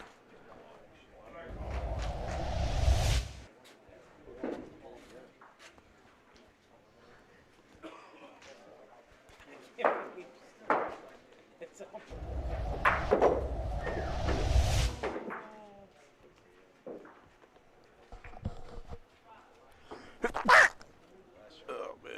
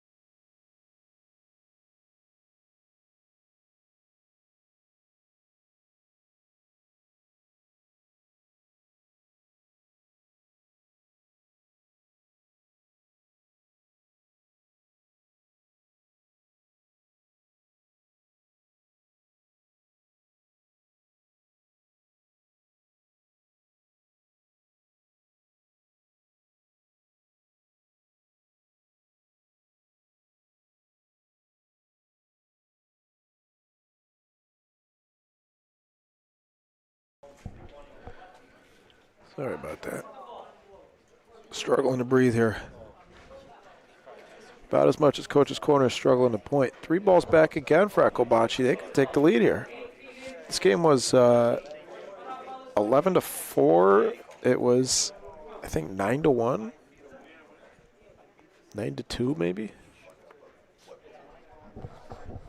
Marco's got a little bit of this front ball, and Paulino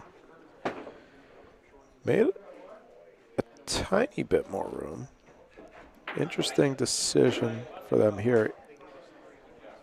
It's an easy decision if their front ball's in. They'll shoot it. If it's not in, they'll probably still shoot it. It's easy to sell. Marco's going to want to measure. Unless Jerry concedes the point. Well, Jerry's going to concede the point. Pete, I would imagine, is going to stay in the center of the court here.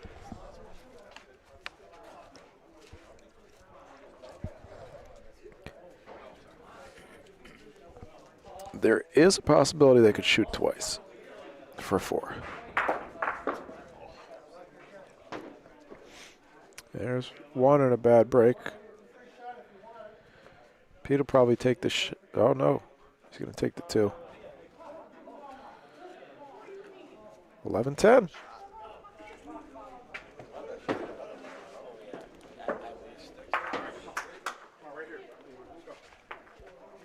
11-10. Don't look now, folks. 6 straight points for Eckelbacci.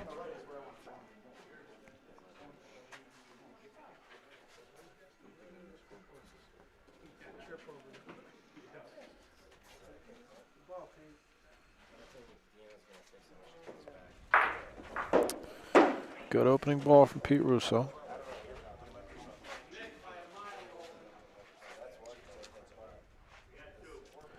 Big shot here for Jerry.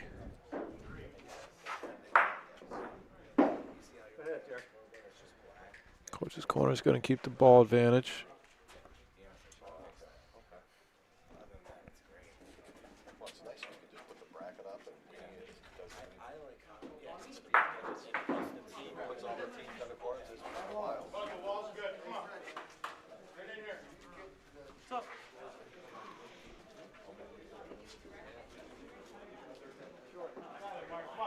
This ball's short. Ball advantage, Eckelbacci.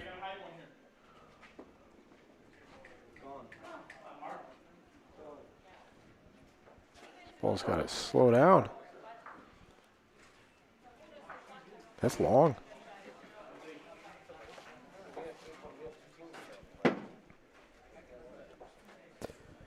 Tough courts to point on.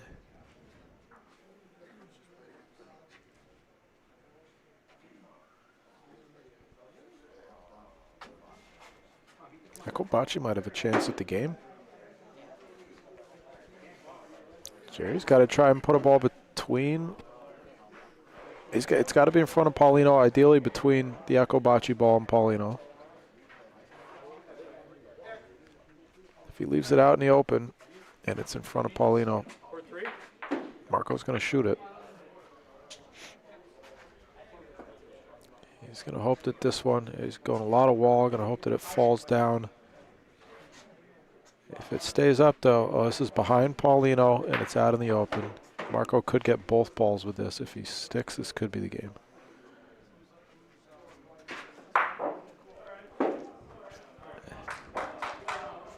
Eckelbacci might maintain point there.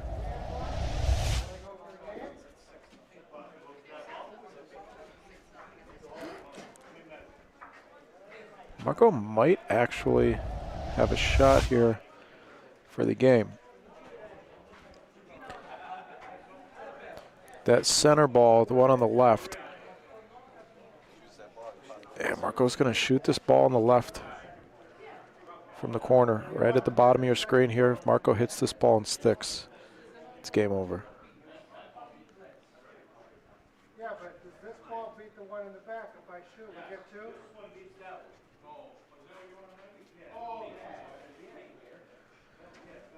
There, a little confusion on the, just clarifying which points we are conceding.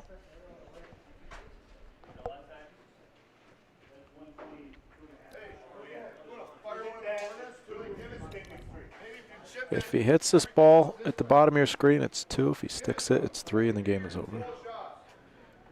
Eckelbacci trying to go on a 9-point run to finish the game. Marco Signorelli. Got it. He's going to stick around enough. I think he did. Marco Signorelli, Pete Russo. That game was 11-4. I think it was 9-1. Eckelbacci still alive. Marco with a hit and stick for game. That cleared up my sinuses a little bit for me.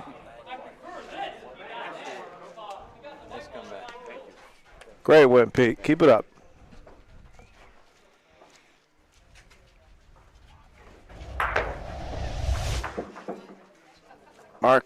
sing the rally. And the other fellows are not happy, understandably. All right. I'm still trying. These standings are so complicated to update in real time. I'm still trying to do this. Rocco's rolls.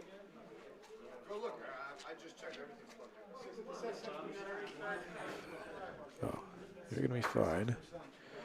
Good. No. Yes, okay.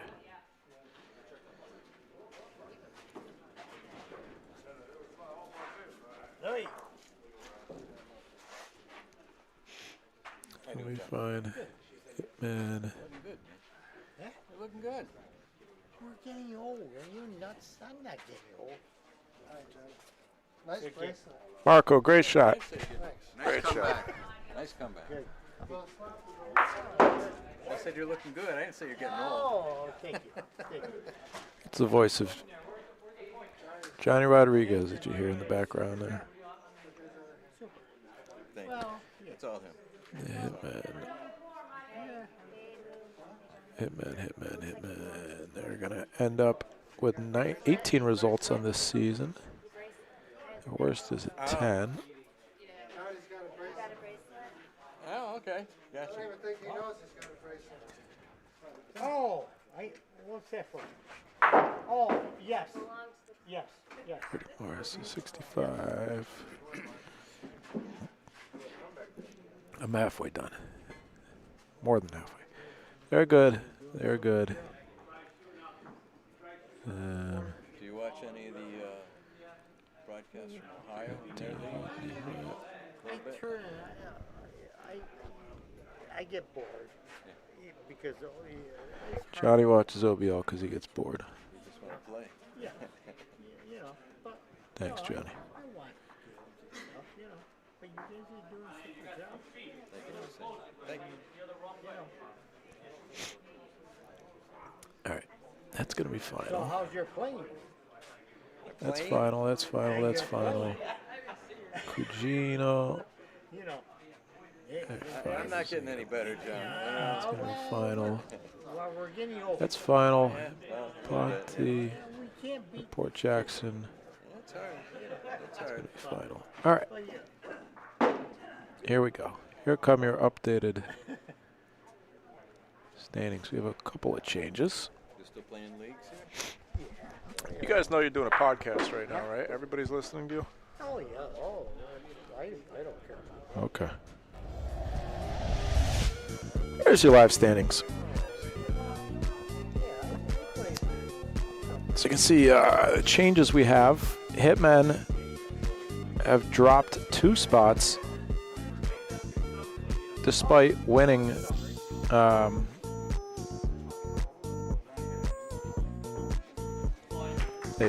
looks like they've registered 5 wins so far in the day between their 3 squads, but they've dropped 2 spots because they have 18 results, and the 2 teams that have leapfrogged them now have 11 and 12 results. The top 12 results of the season count.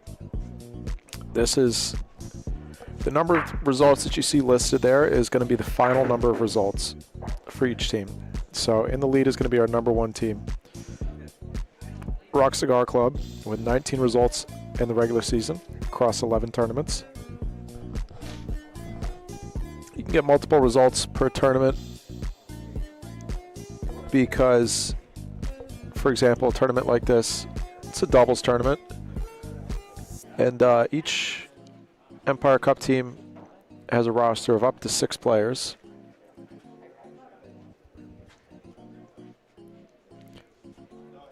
So you see some teams have 3 squads registered for this tournament.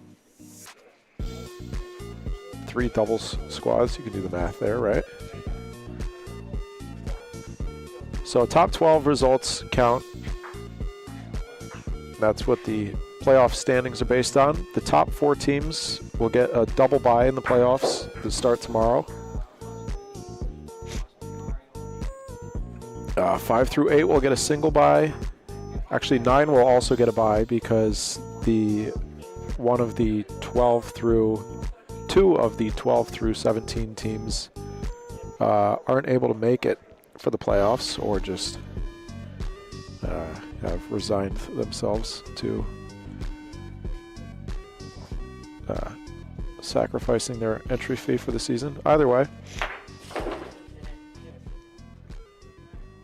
looking at different ways of restructuring the Empire Cup a little bit for next year, potentially, to allow some of the teams who realistically aren't going to be able to compete with the top tier of teams, looking at different ways of allowing them to have a more competitive season. Potentially, having 2 divisions, stuff like that. We'll be looking at a lot of things in the off season after tomorrow's final event, after tomorrow's playoffs.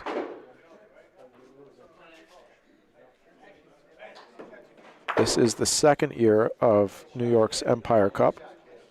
Series of tournaments, 11 tournaments total across the state, ranging from Long Island all the way out to Lockport, which is out near Buffalo. The full expanse of the state.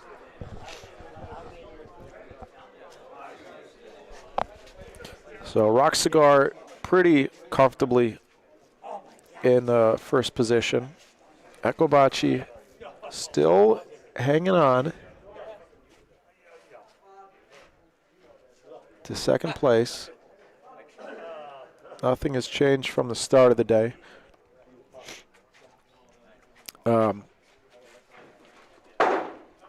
The overall total at the start of the day that's not the top 12 total. It's not like the standings points. It's a little bit confusing to try and wrap your head around, especially the way that I had to structure it so that I could track the live standings today. I couldn't have it with the top 12 at the beginning of the day. I'm all right, Jerry. Thank you. Sure. I'm good. Yeah, thank you. Sportsmanship, hospitality. Jerry Klaczynski. Losing a tough one of my teammates coming to offer me a drink. Thanks, Jerry. So I can update these with a couple more results. It's a lot easier now. At the beginning of the day, there's a beautiful backdrop of the Toccolana Club here. At the beginning of the day, there are 30 teams to keep track of, so every game, there's, in the first round, there's 15 different results, and then another 15. So we're getting down to the part of the tournament that is a little easier to track with the live brackets. So see if I can update these up to the minute for you while we wait for our next game. I see a Dynabraid team, maybe. A Hitman team, maybe. Not sure. We have our first winners bracket final contender. That's going to be Galliano Club number 2.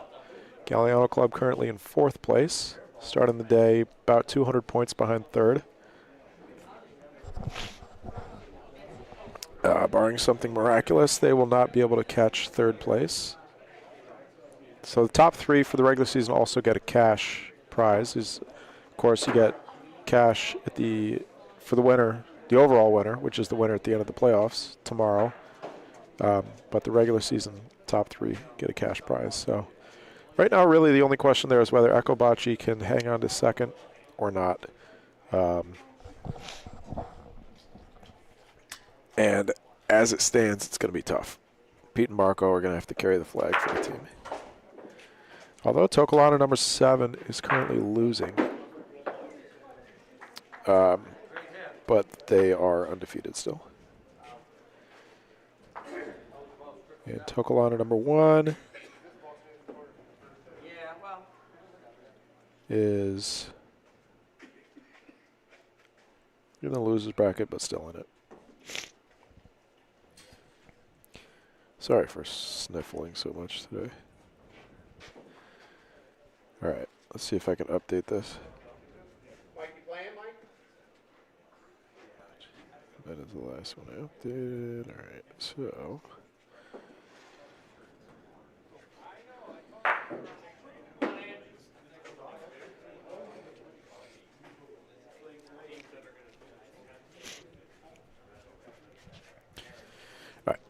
Dynabraid gets 5 points.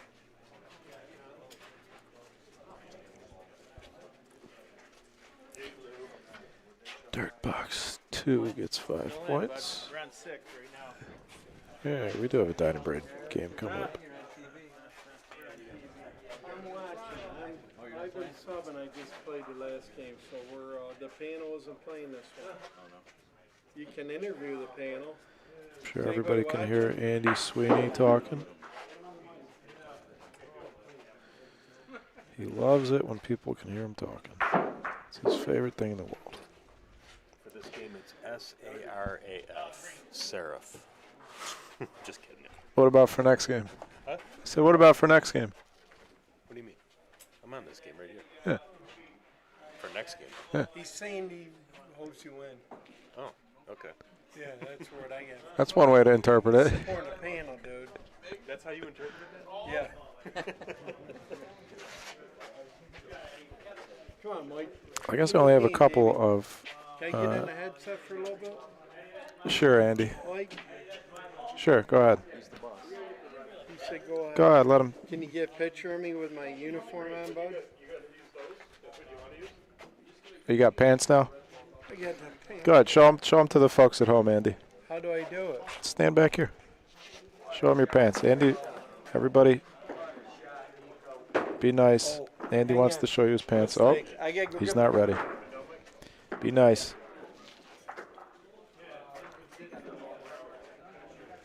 All right.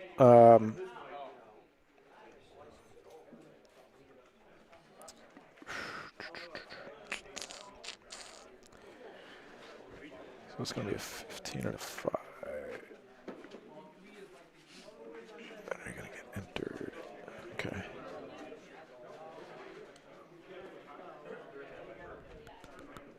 All right.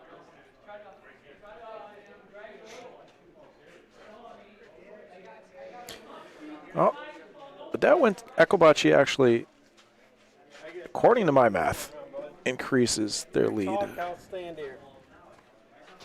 And Dynabraid. Well, sit down, panel. I'm gonna. Color commentation. Color commentary. Commentary. How do I? Mike's chair's in the way. Oh, stop standing behind the chair. It's a. When you go right here, it goes left on the screen. It's confusing. You'll figure it out. Is that your 3-point stance? Yeah, but I want that panel. All right.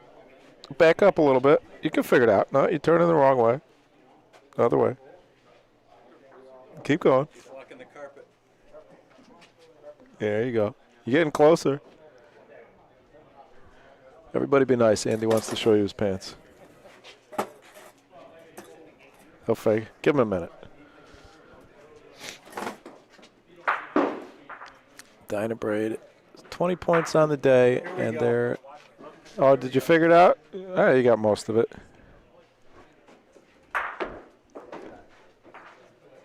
Right there. It's a video. It's not a...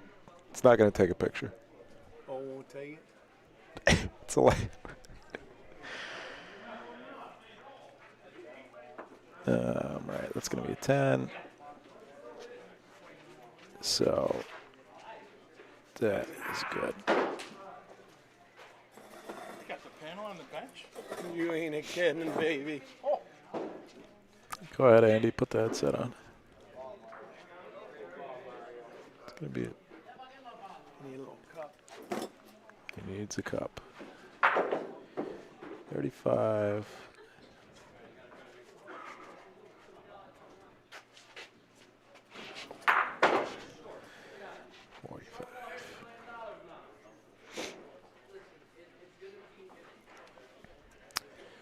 $45.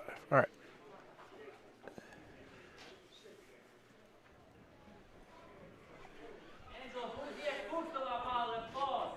You want to introduce yourself to the folks at home, Andy? Yeah, hey folks, this is a panel. Biggest name in the game here. We got my team here, JJ and Mike playing against Jerry Farini and Mike Palio. We're still going strong. We're 3-1 right now. You're subbing today? Yeah. We're rotating the lineup. I played a couple games. Trying to save myself for tomorrow. Tomorrow's a big day. Smart. Let's see where you're at in the standings here, Andy. Dynabraid, number 5, sitting right outside of that double bye. They are not going to be able to catch 4th place. No, not at all. Not at all. Some tournaments we only had one team. You got 17 results on the air.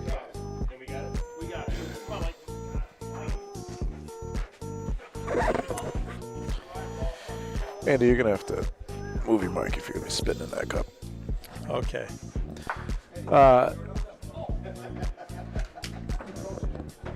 So, not much change there. You see that since I last updated it, Echo Bocce, as the players are doing a couple practice frames, and then we'll get this next game started. Echo Bocce sits 8.5 points in front of Toccolana as of now for that 2nd place spot. Only one Echo Bocce squad is still alive today.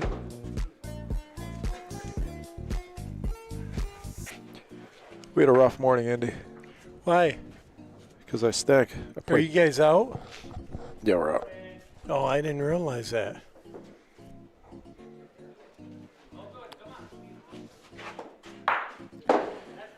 I'm hoping to break the top 200 next year in New Well, York. you know, Mike, I love you, but you got ways to go. Your hitting's very good, but your pointing percentage is about 38%. I'll take 38%. You get there, bud. So,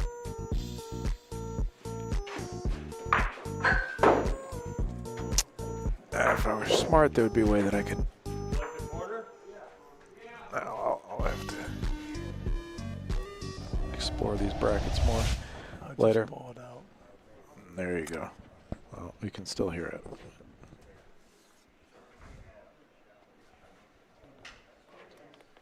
I guess they are playing. I guess this is the first frame. 0-0, losers bracket game. Loser goes home until tomorrow when we start the new tournament. Hitman sitting in 9th. Dynabraid sitting in 5th. Dynabraid fighting to hold on to that 5th place spot. I don't think Rocco Rolls are out now, so we already got him on point. So I don't think anybody can catch us now. Jensen could. It's going to be hard. It's going to be hard for anybody to catch you.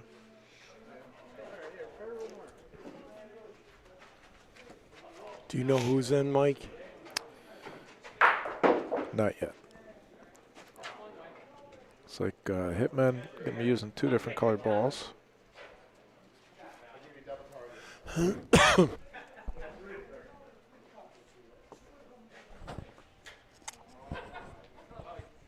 Mikey P, Rome, New York. He's up. He's shooting. Oh, wow. What a shot. Shot his own ball. It worked out. He's got another ball he can roll in for 4. Could be a big first frame, Andy. Yeah.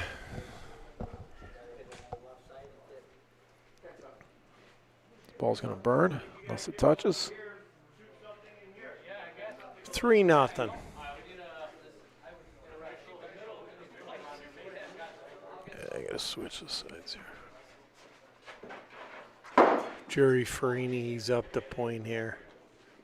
He's bending down. Well, he was going to bend down. He's rolling the ball. Almost doesn't count. He's very short.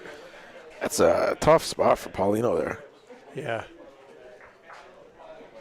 Gonna be an interesting frame. Very unlikely Paulina's going to move out of that spot. Mike's got a great ball.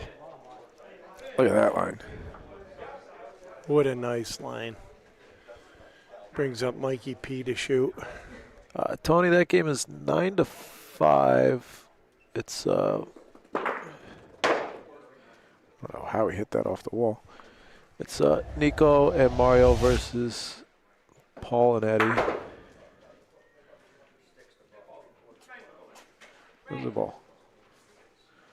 There it is. Hey, Filippo. Oh, yeah, I forgot Mike switched teams. Thank you. Jury's playing on his own ball. Oh, he missed his own ball.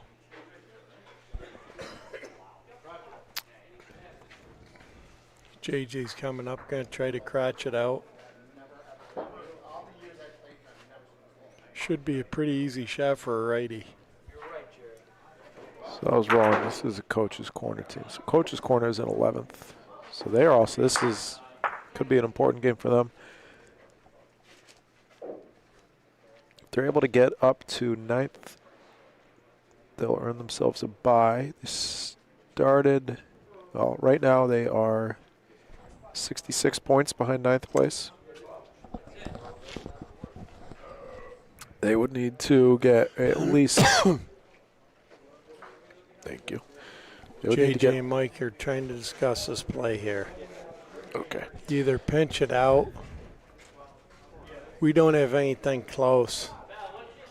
I really think he's got a point.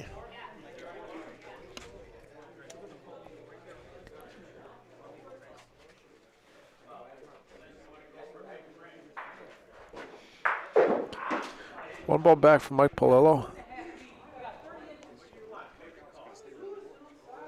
JJ's going to tighten it up. Try to. Look at that line.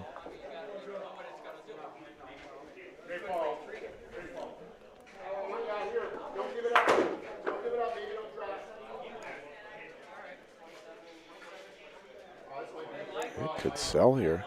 It's going to be a real tough second point to make. Wow. Boy, Mike's been playing great all day.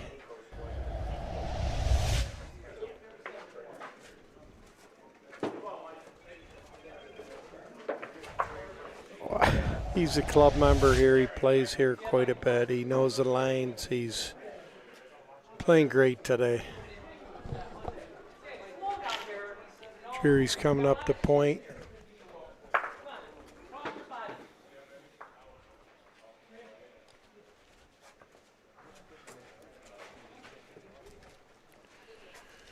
Brings JJ up here. He's got to hit this ball out.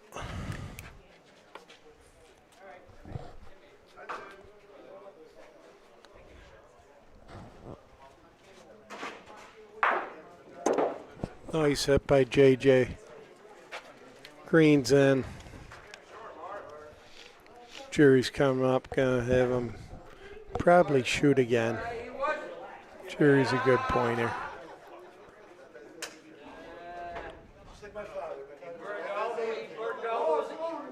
Oh, Mike's got room in there.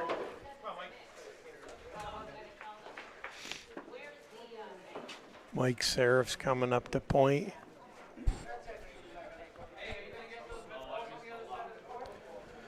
Ball might be short, Andy.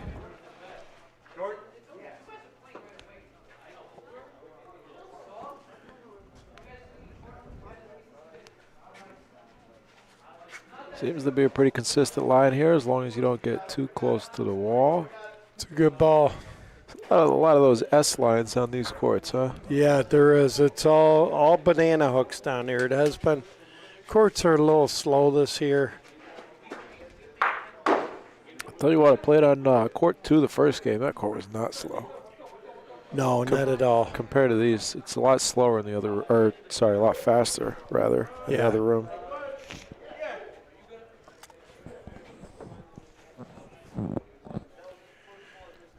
Mike Sheldon here and his father Lou. You need to support this BBN. They're wonderful people. They put all these broadcasts on for everybody. And it's just a good thing they do for bocce, because a lot of people sit home, and watch a game. And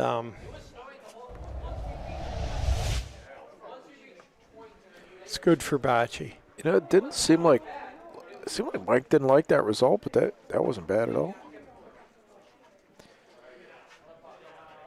JJ's gonna land You on that back you ball, got otherwise- any extra pennies in your pocket? Hey, people spend a lot of money here at PBN to put these shows on. Throw them a little coin here and there. We'd love to sit home and watch a game. He's big in Ohio Bocce League. He's big in Chicago. You can't do it without any money, folks. That's the way it is. Thanks, Andy.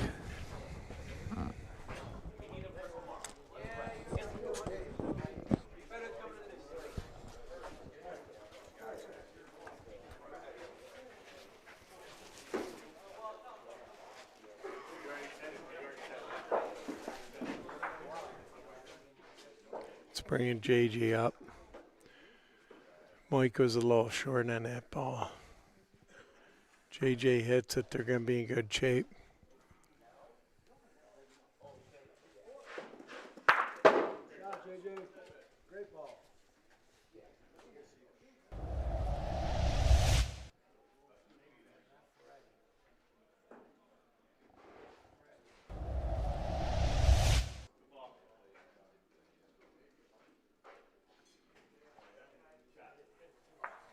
It's hard to throw the same ball twice on these courts because they're just so difficult.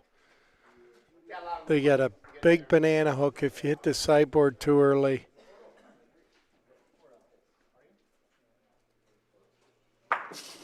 See how that ball turned in?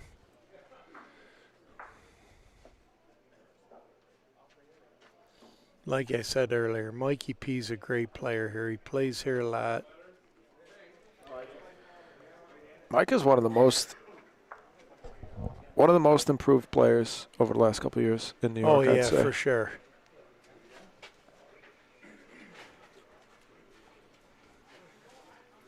JJ being a righty should have a big open target here.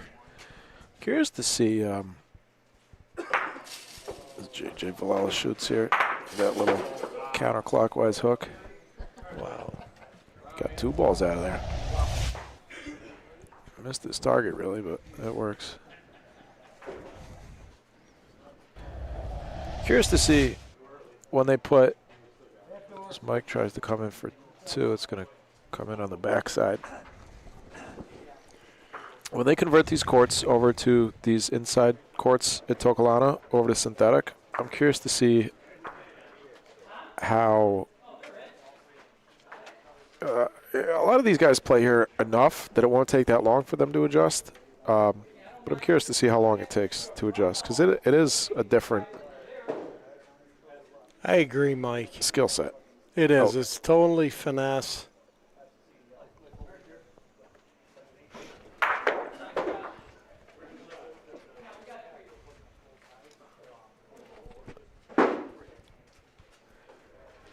Guys are going to have to learn some different shots, maybe learn how to, some of these guys probably going to have to learn how to shoot a little softer. They're not going to have to, but eventually they'll learn that they're going to be better off if they're able to.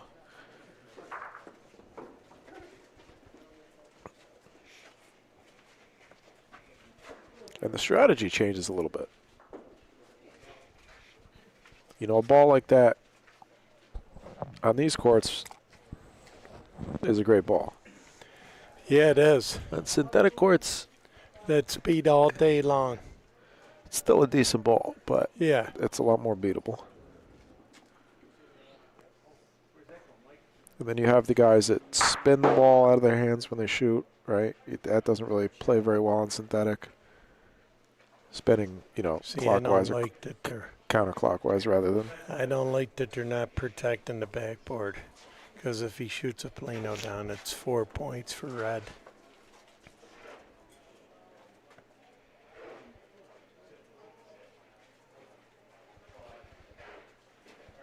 What's up, Danny?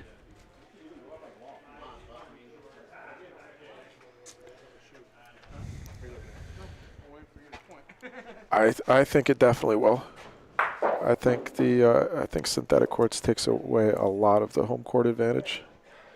These are going to be short synthetic courts, though. They're 60 feet. So you're going to have a lot of action on the backboards, probably.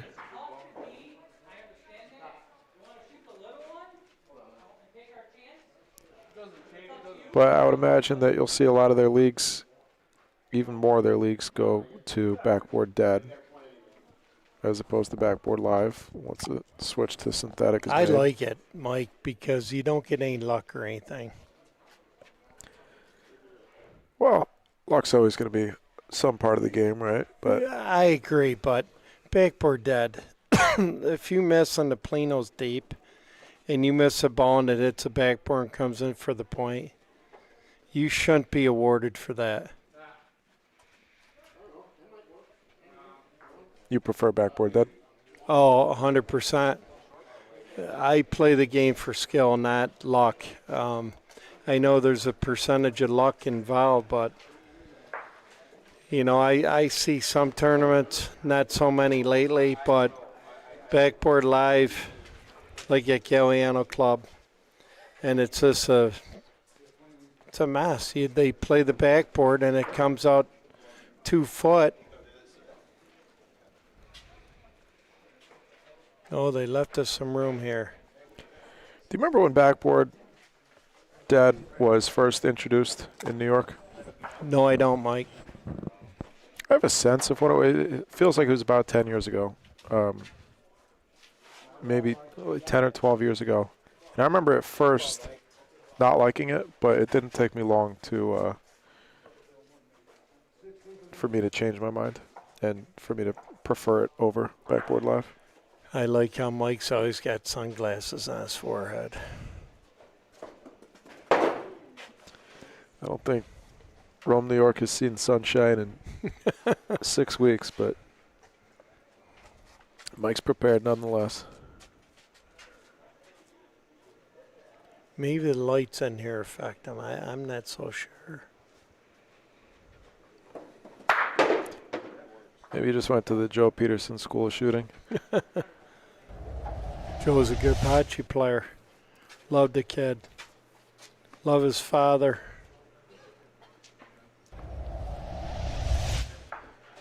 Good people. Great people. Great players, even better people. Joe and Steve Peterson out of Seneca Falls, New York.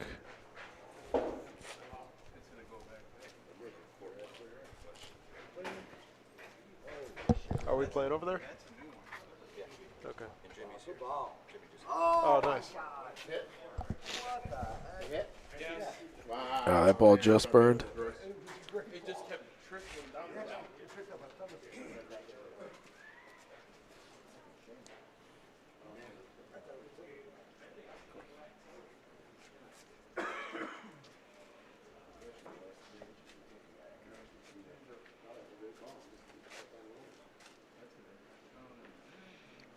Where's Mike coming? There's 2. I don't know where our other green ball is. JJ's holding 2 of them.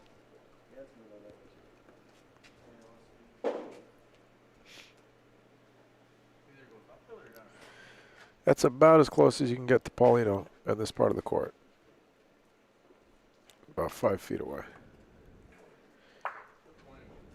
It's a good frame by Dinah Braid. Takes a lead.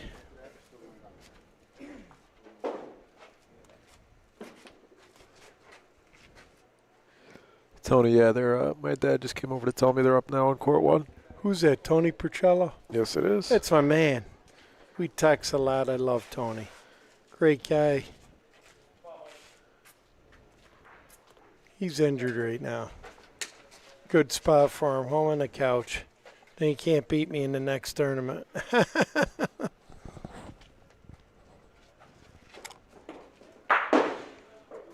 Another solid hit from Mike. He wants to be a member of the panel. The panel handed out 4 shirts today. Everybody wants to be a member of the panel and committee. And we just had a nice picture going to be posted tomorrow on Bocce Underground. Just a very nice. Who are your newest recruits? That's a dead ball. Who are your newest recruits, Andy? Wow. Everybody wants a panel shirt. So who got one? Oh, too many names to name. You said 4 people. Well, here, Mason Hairston, Paul Klickia, Johnny and J.J. Villela. A great line. 4 people here. Ryan Riley got one. Numerous peoples. We got more coming in on order. We got Jimmy Myers. Tony Percello's going to get one. Everybody's asking for him. I'm the biggest name in the game, but we get a bocce match here. Mikey P's up the hit. Oh, he chopped it. Oh, bad break. Wrong side of the ball. Do you consider yourself a cult leader, Andy? No, not at all. Have you thought I'm a about it? lover. I'm a lover, Mikey. Spoke of that, I'm pretty sure. No call there. How you doing, Jimmy? Just, hey, Jimmy.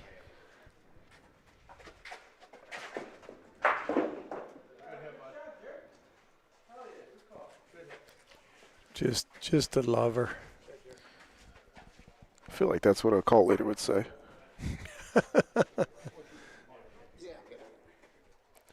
That's a big point for JJ. Big point. Trying to change the subject? We need him in here on this ball. Game's starting to get a little exciting here. Fiorini. Chance for 2. Looks like he slipped when he released that. Yeah, it's slippery here. I fell down and took my ACL down almost. Very, very slippery. I was almost going to go get some spikes to play in. Yeah. Some Cleats. please. Yeah, You ever seen that? You ever seen anybody play bocce in cleats? no. But I thought I was playing baseball for a while here. Come on, Mikey. I might have been better off throwing a ball like a baseball last game.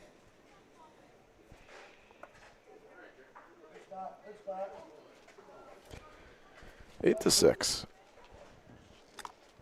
This is a loser's bracket game. Loser's done for the day. Every team will come back tomorrow for the 4-man playoffs. 4-person playoffs, rather. We do have 1 woman competing here, Val Palota, for the Canadian Vision team.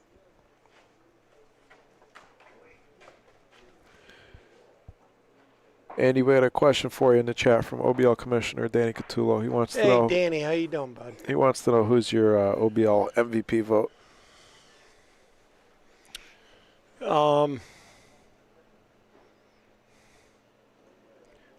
Give me a minute to think about that. Sure. You want to know the 6 nominees? Yeah. 1 from each team. From the Hitmen, we got Robert Stewie Stewart. From the Hellhounds, we got James Salvaggio. The Copple Gamblers, we got Anthony Capogreco. J.J. Villela with a shot here. I before he says any other names, I looked at it a little bit ago. I know Ron Dog's out, but he was playing great. He's not. He's in the championship, and he's an MVP candidate. He's the MVP nominee for his team. What's his percentage on pointing hitting? Somewhere in the 70s. Hitting around 80, pointing, I think, low 70s, mid 70s. I'm going to have to go with Ron Dog. He's been a dog all year. Great pick. I think. Keep it going, my boy. He's been a great pick all year. I think the commish would agree with your vote.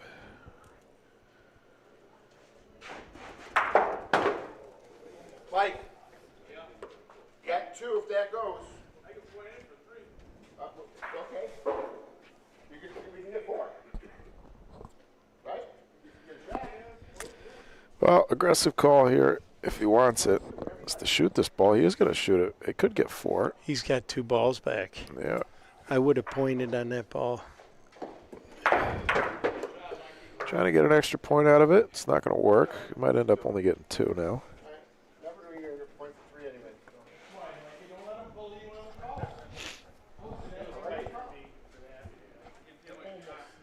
I would have preferred to point on that.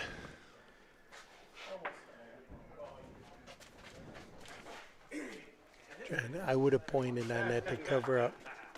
I would have pointed all day long. Just too risky. Andy's advising his teammates here. Our iPad died. Like you never taken that shot before in your life. His teammates are mocking him.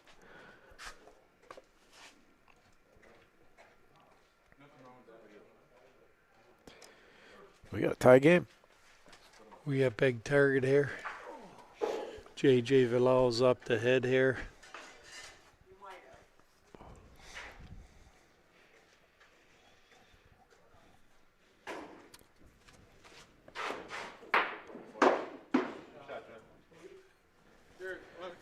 Tony, I don't know the result of Nico's game, but everything is on Scoreholio, including all the live scores. Also, if you want to keep track of the Echo Bocce score over on Court 1.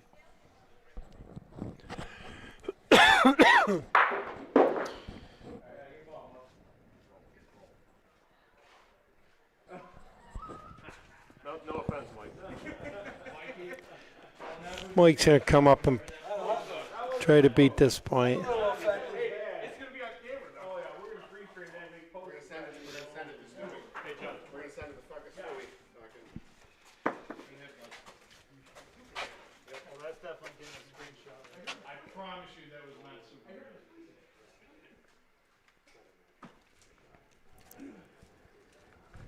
Oh, I don't know. I don't know if they're looking at shooting in I would between point these this two ball. balls. Yeah, that's not going to do you much good. Yeah, left edge. I think the left edge will come right in nice. Got maybe 3 feet.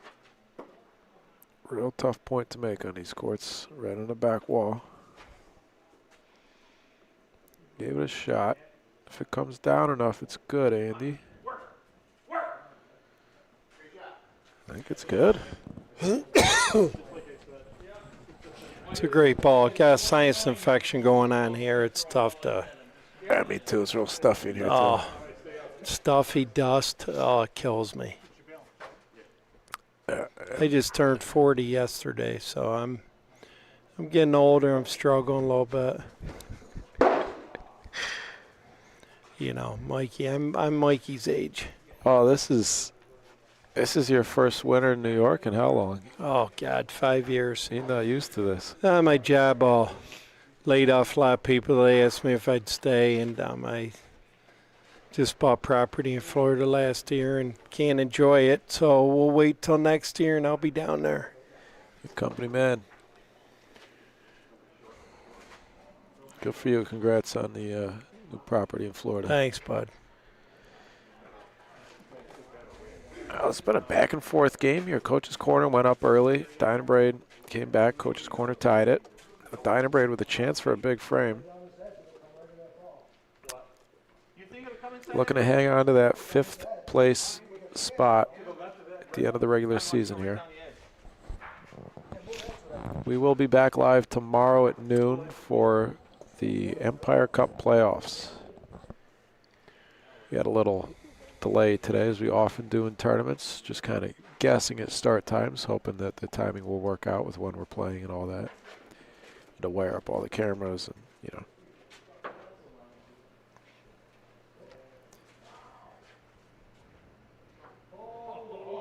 Mike Seraph. That'll work. I'd personally go down the left side and tuck it in. This is a huge ball if he gets there. It's going to be short. Can't be short on that ball. These guys are a good team. You can't, at any point you have a chance to get, you got to take advantage. I probably would have, if I was pointing, I would have went down the left side and used a banana hook, get past that front red ball, and it would have came in nice.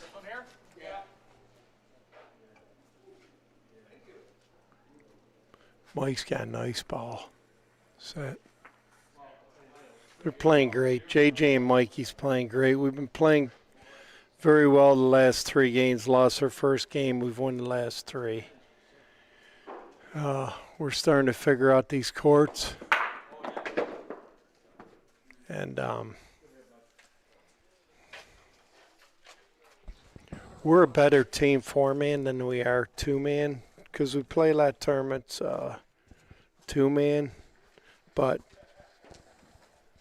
the way our team's set up, we complement each other much better on a 4-man team.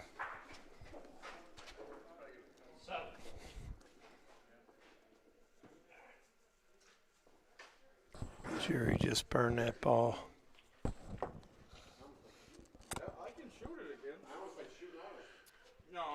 Do you prefer one format over the other, Andy? Doubles or 4-person? It's easier to get one partner versus 2 more. It's tough to get 4 guys to commit, but I like 2 balls in my hand every frame because I can point and shoot very well. So I like 2-man.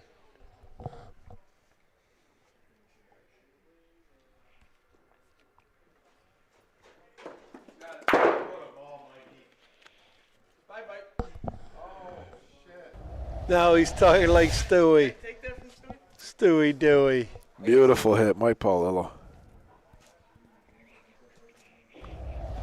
We'll call that a stick. That qualifies. Oh, yeah, for sure. JJ's got to have the right side of this ball. Missed by about an inch.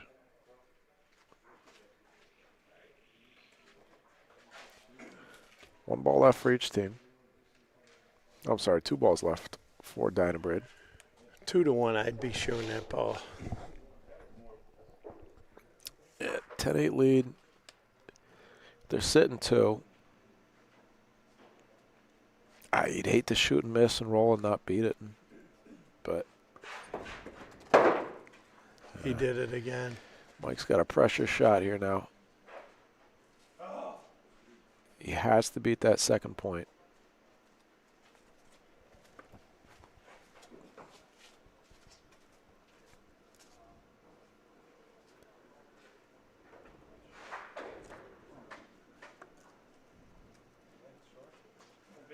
That's a great ball, Andy. That's a real good ball. Great ball by Mike Seraph. I mean, pretty hard to sell Clarence, for Jerry. New York. Thank you. They gave me a cocktail. I'm only allowed 2 a day. You stay in that corner, you can do this, it's going to pop back out. You like this right? Just take all the way inside. Keep that falling out. It goes over there. You're fine. Don't even think about it. All right, I'm set. Let's check score, Julio. Where does the winner of this go?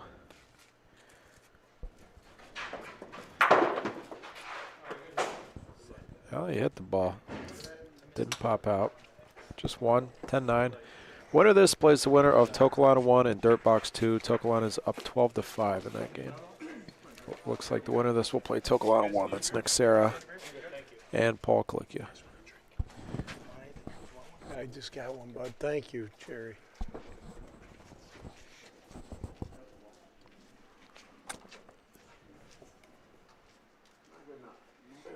Johnny, give Red 1 point, bud, when you get down there. We got Mike Seraph here, Clarence, New York. up to beat this ball. He is probably 3 foot.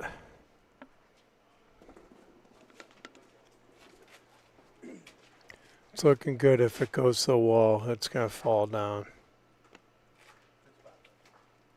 He's in the point line. I'm quite certain they're going to shoot this ball. It's right in where the court falls. Mike Paulillo. He is hitting everything solid, Andy. He's playing great today. All day he's played great. I've watched a few of his games. Must be the sunglasses. It's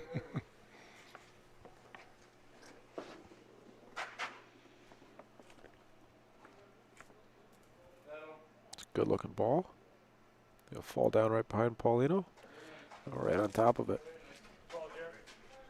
3-1 though. This is a big hit. If JJ Dynamite. can pop that plane over in the right corner, I think we're going to be some pretty good. Because with his exit, his ball will probably go to the right side with the Plano.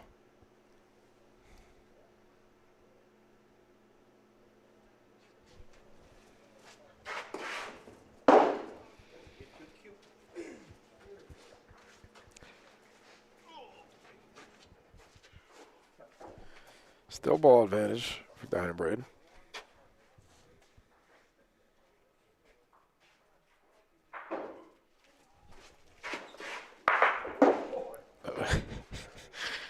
How about that, Andy? JJ says sorry. Great shot.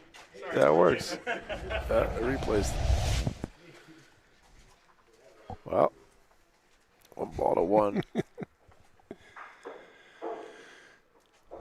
Am I gonna shoot this? Why are we shooting this?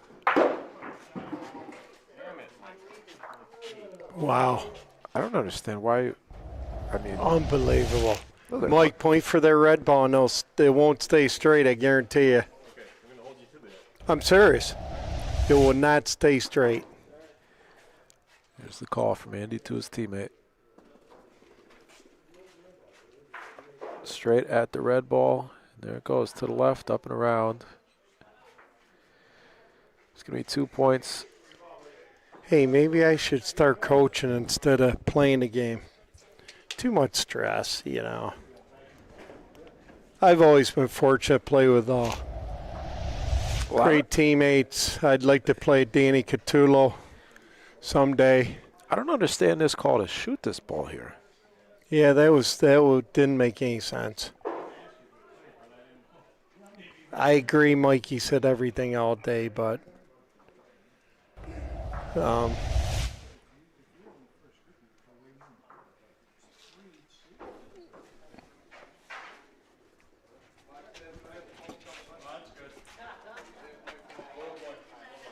Andy, you're spilling. Andy, come on. oh, sorry, bud. It's all right. Don't spill that on my computer. Oh, he burned it. I'm sorry, Mike. That's okay. I just wanted to see the shot on the backboard. Big Jerry burned the first ball. That's a better ball, I believe. Nice shot. Good recovery. I would probably point this, wouldn't you, Mike? Yeah, your front ball is not really any good. You could land on that back ball. Ball advantage, 12-9. If you put a good one in, it could be, I mean, it's going to be game point. Could be tough for them to deal with. Mike's got a beautiful ball if it stays up. Yeah, it's game And point. Mike Seraph is playing his heart out today. So is JJ. JJ, I played with him a couple of games today. JJ's played wonderful. Big shot from Mike Paulillo. Game point on the court. Perfect hit. Mike Paulillo. What a shot. Game saver. 1 ball left for Coach's corner. What a perfect hit, Andy. You ain't got no Mike versus Mike.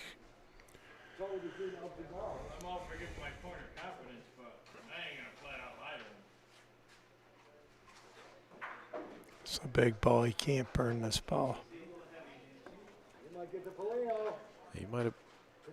Oh, just enough, Paulino. Coach's corner's still in. Looks like just one. Boy, Can you see this at all? I wouldn't shoot this. I wouldn't shoot that ball at all. I would not either. I would roll the same ball. If he touches Paulino, he could make two. And the game is probably over. If he sits on his own ball. I mean, if he hits that ball, great. Perfect. But if he hit that front ball, he could have. I mean, I guess they only had one. He would have only really sold one, maybe given him two. If Mike could beat that back ball. You gotta stay off the poly too. I mean, like, you might want to come in a different way.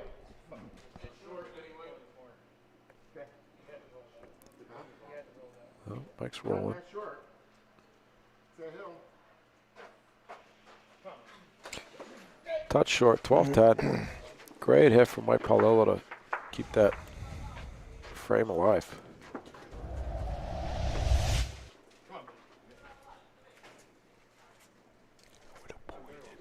I would have pointed that ball. Hey, like me and Mike said, you touch it a little bit, you got to. Mike can beat this.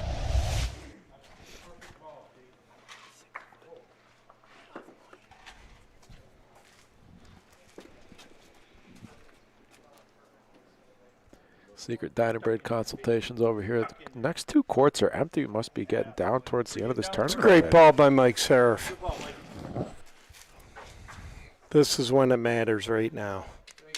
Forget the rest of the game.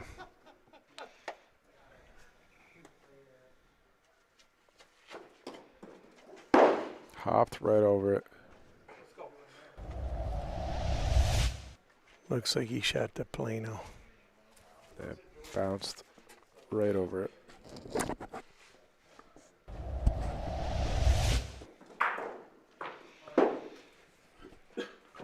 It's all right.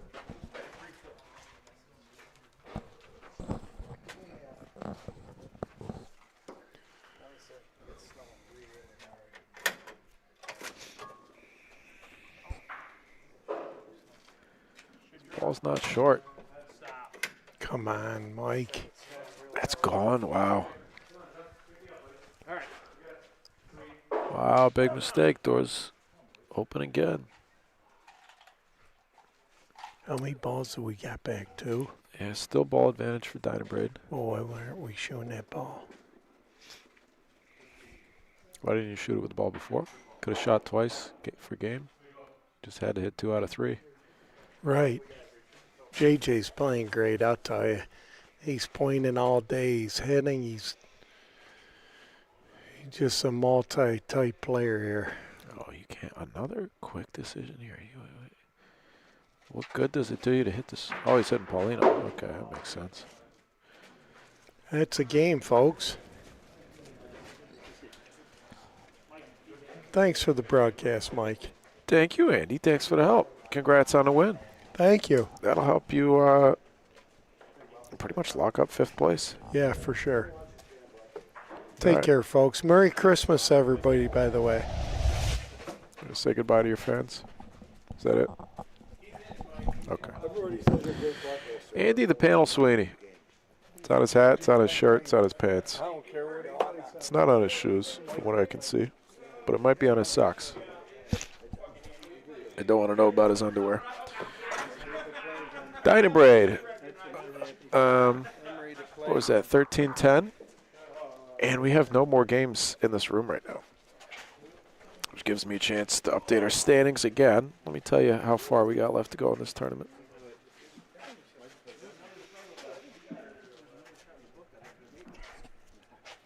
Got, sorry for the sniffling.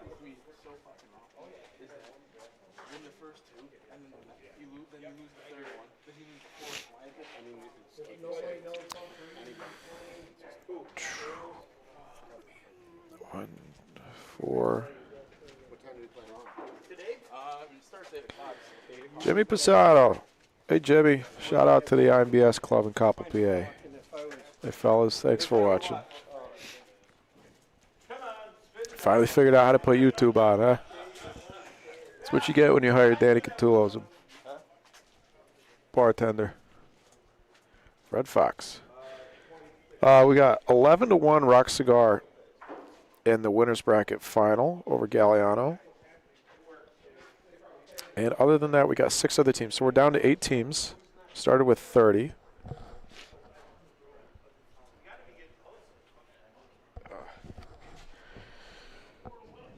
I can't breathe today.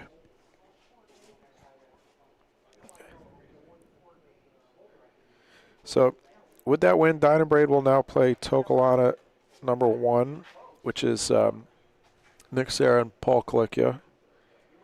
And the winner of that plays Toccolana number 2. Toccolana making a strong surge for. They got a good shot at overtaking us for second place, unfortunately. We almost had them first game. 13-10. We won that first game. And that might be the difference in second and third place for us in the regular season. Either way, the top 4 teams are set. So 17 teams in the Empire Cup.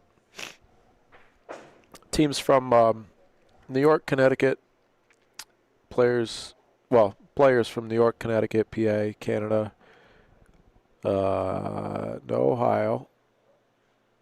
Jimmy Elma's from Maryland. 17 teams, 11 regular season events throughout the year. And you get points. Just looking at the background behind me here. Scenic.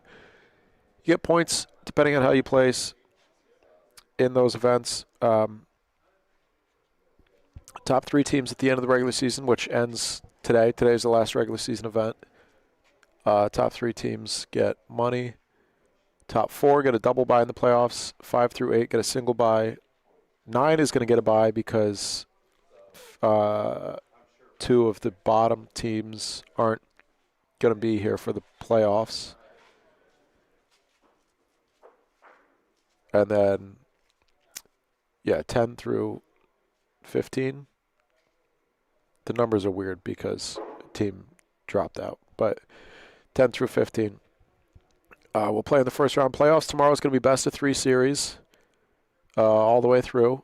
So, in theory, 9 plays 16, but 16 dropped out. So, 9 gets the bye. So, then 10 plays 15, 11 plays 14, 12 plays 13. Then they advance. 5 through 8 play the winner of those games. And then they advance. And 1 through 4 play the winner of those series. All best of 3 all the way through the finals. That'll be tomorrow starting at noon on BBN. For now, I think we're just waiting on the result of one game over in the other room. Tomorrow, are you going to be able to go 5 and 6? 5 or 6, I should say? We got a lot of blind spots on 5, but you thinking about for the later rounds? Yeah, I hate to give a team, like the semifinals, let's say. You want to broadcast the semifinal match, which would be here. And then somebody else would be over there. And then the finals are going to be here again. We could look at, talking to Mike Serif, Tournament Empire Cup Director here. We could look at maybe if we put the cameras over the fence, we might be able to get both courts better. And not have any, we might be able to do both. We can look at that. Is it both ends or just this end? It's both ends. Would be preferred. Yeah, we'll experiment with it after we're done today. So we got 1, 2, 3, 4 rounds left. Yeah, Rock Cigar officially undefeated in the finals. What else is new? 4 rounds left in this tournament. 5 if the championship goes to 2 games. So, at least I don't have to wake up early tomorrow because we do have a double bye. That's my one. I don't think I've ever played a bocce tournament on more than 4 hours of sleep. It's not an excuse. There's other reasons why I stink. All right. Well,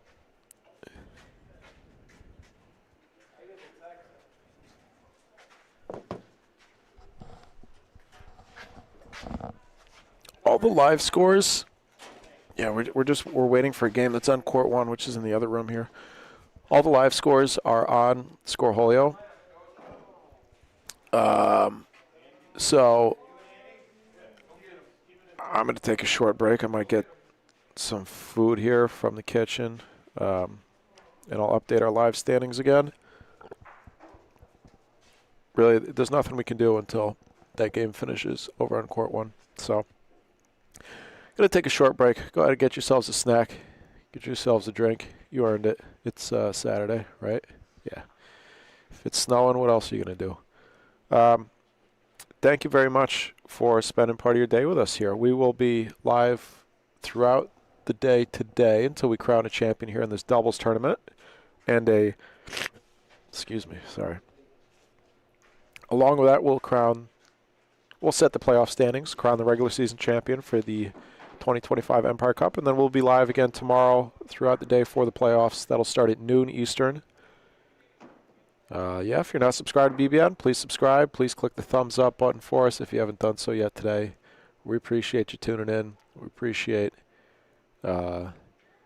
everybody tuning in every week throughout the season to the Ohio Bocce League. Looking forward to the upcoming Chicago Bocce League, America's first 2 semi-pro bocce leagues. Championship Monday coming up in Ohio this Monday at 5:30 on right here on the BBN. So a lot of bocce coming at you. The cutting edge of bocce in North America. So subscribe if you're not subscribed. Like I said, please click the thumbs up. And we will be back in just a few minutes here from the Toccolana Club on East Dominic Street in Rome, New York.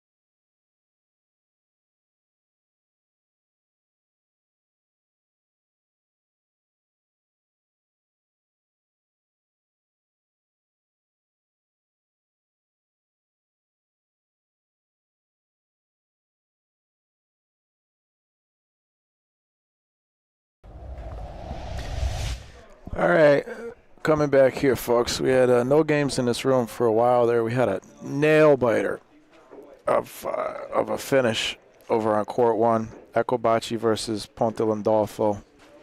Ponte Landolfo ended up winning on some. I mean, this is biased coming from me because I'm on the Ecobacci team, but they would say it themselves. If Frankie's right in front of me, he would tell you himself. Some insanely lucky breaks towards the end of the game. Ecobacci, Pete and Marco were down 9-3, came back. It was 12-10, 12-11. Ponte, Ecobacci hanging around 3 times, about 3 times, 2 to 4 times. Pete and Marco had a chance to hit a ball for game, and each time they hit it. And 0 times did it work out. Every time they hit it, one time the ball bounced out of the court, one time ball came around on the backboard and hit, the other teams hit one of their balls and pushed it up. And the way that the courts are near the backboard here, as we got one more practice frame, and then we'll get started with our next match on court 6. The way the backboards are here, anywhere near the backboard, the whole court, all of it, all pretty much funnels towards the middle. And then the backboard, it's just like these ditches because it's where people stand. So they dig these holes, and some courts are better than others. But that is, I think, the worst court, court 1. And so you hit, and it's just like a mixer. All the balls go in the middle, and it's just whoever ends up. And every time the break went the way of Ponte Landolfo. So they won that game. And they're going to be up again now against Jensen 156.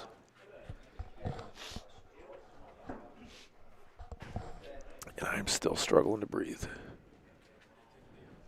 Oh, that was the first frame. Sorry about that.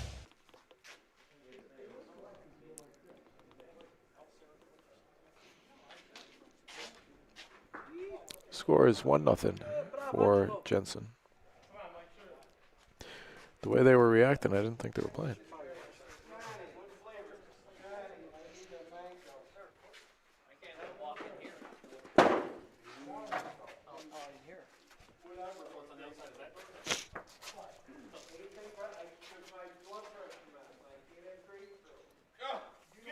What happens if you have grapefruit and Eddie, my friend. How you doing? Good. What happens if you walk that far? I didn't recognize you with the head on.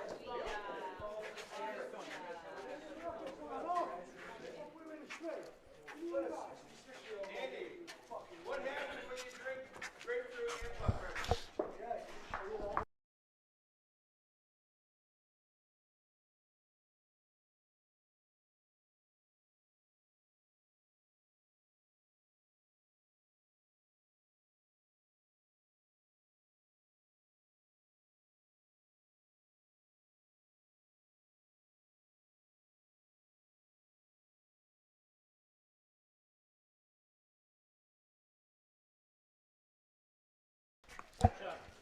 Wow, look at this. 3 points, Ponte Landolfo.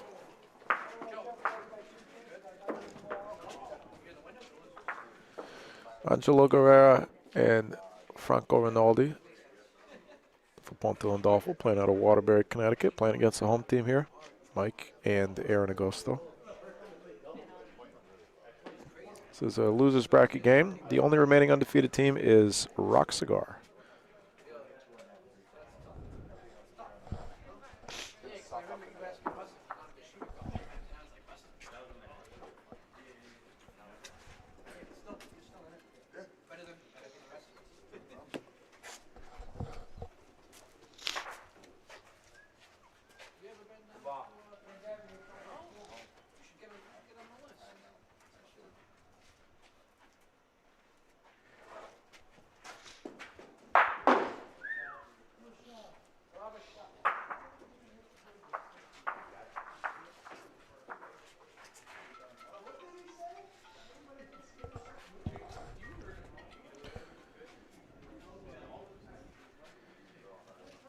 Trying to keep up with our standings. Got to assign all of these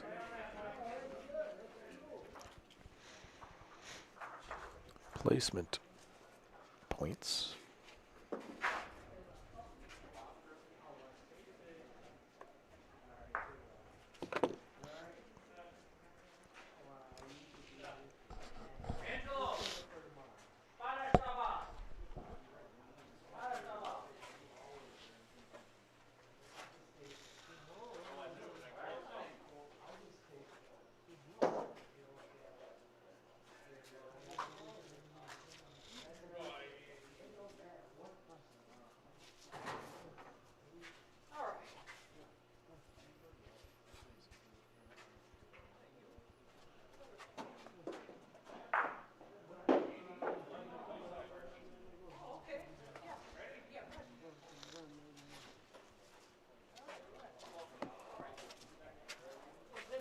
All right, Mike, we'll see you tomorrow. See you, Val. See you tomorrow.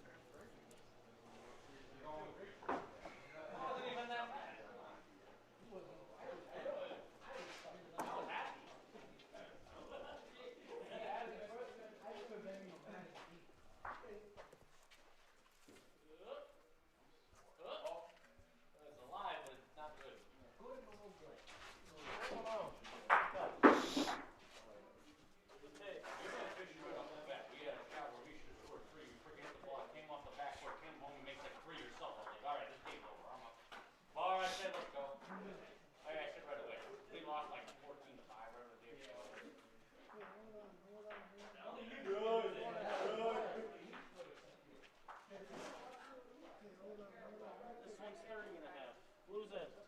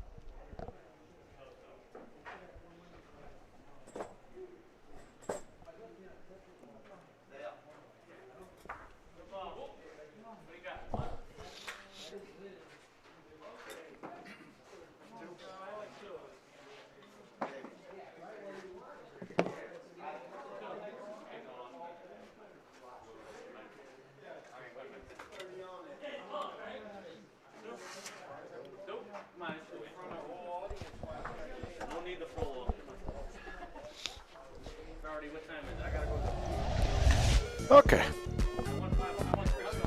Here's your up-to-date live standings.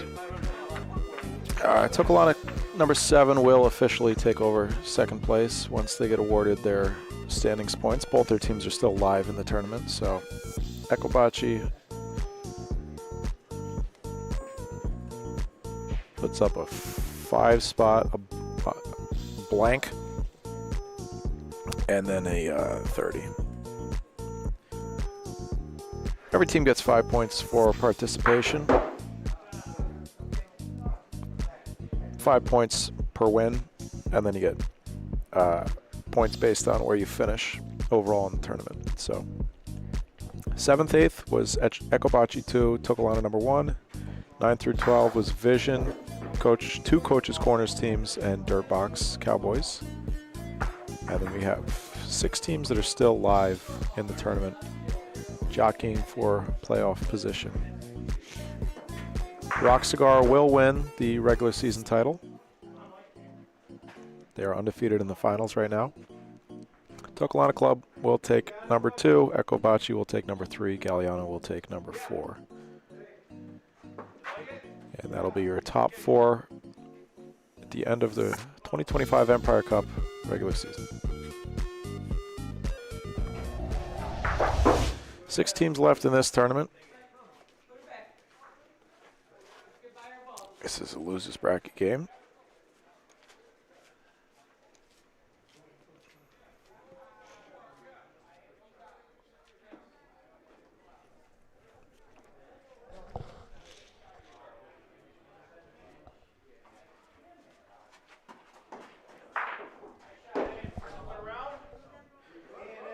Winner of this plays the winner of Dynabraid versus Toccolana number 2. Dynabraid just beat Toccolana number 1 13-2.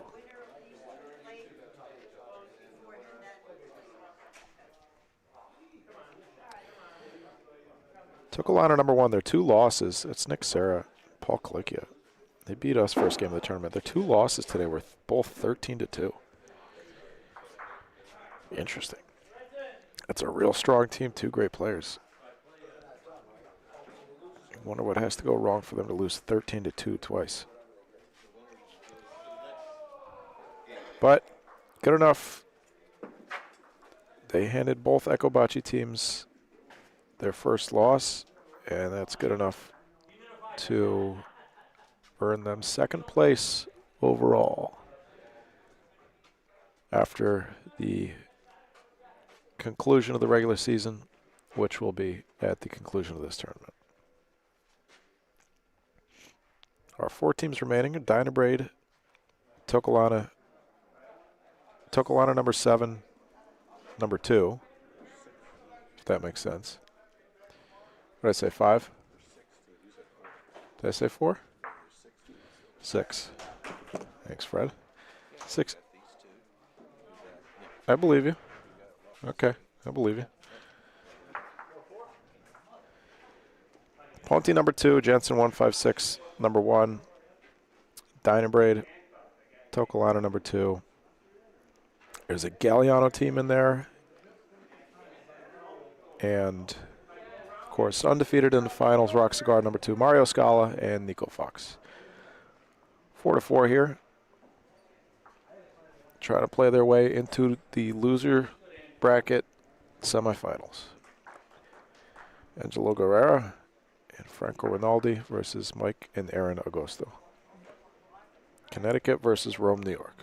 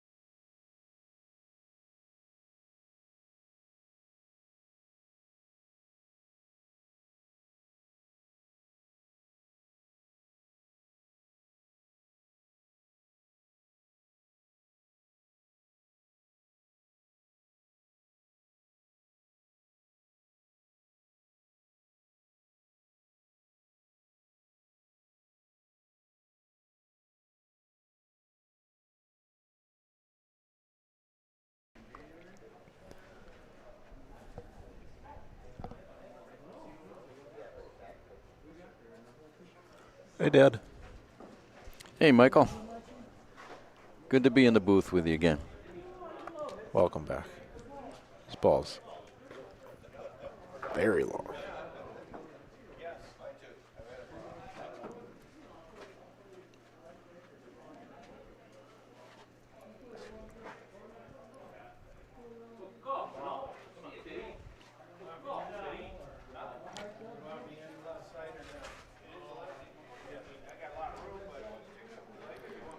We're just talking to one of the club members here about how tough these courts can be to roll on. Everybody's looking forward to the planned synthetic courts. Hopefully everything works out. Toccolana Club, home of the World Series of Bocce, looking at converting these indoor courts to a synthetic surface after this coming World Series 2026. That's exciting. That's really good news. Yeah, hopefully it works out. And they're also are they also not putting 3 new courts outside? Is that correct? Yes, that is the plan that we've heard. So it'll be a total of 12 courts outside and 6 synthetic indoors. That would be wonderful.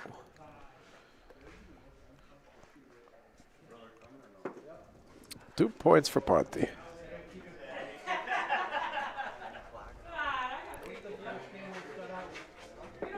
Thanks for sticking with us here, folks. We had an extended break there as we had no games going on on this side of the building.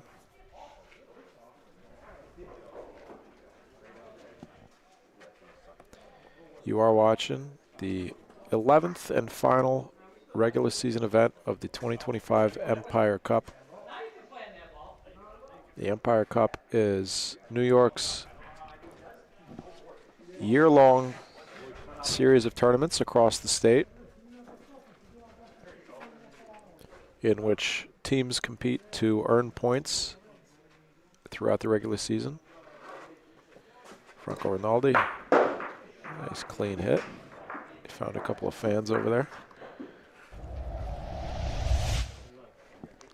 17 teams in this year's Empire Cup. Each team pays $1,000 to get in. All that goes towards prize money. There were 11 regular season events across the state of New York, from Long Island all the way out to Lockport.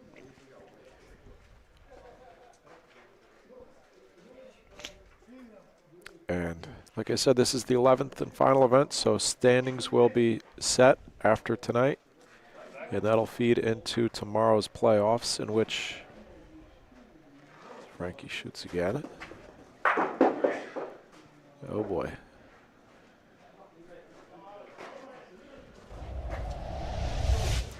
In which the 9 through 16 seeds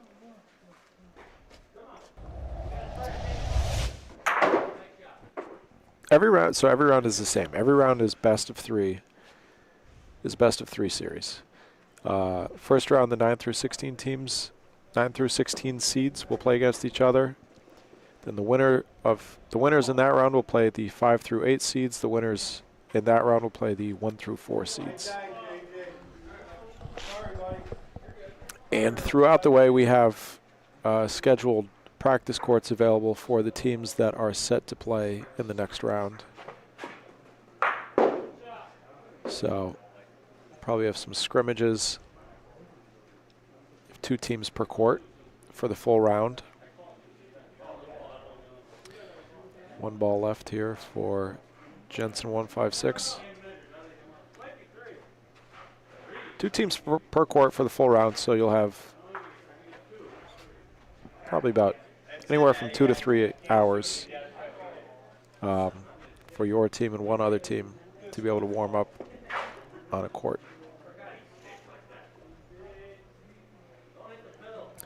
So you're not coming in cold off the bye.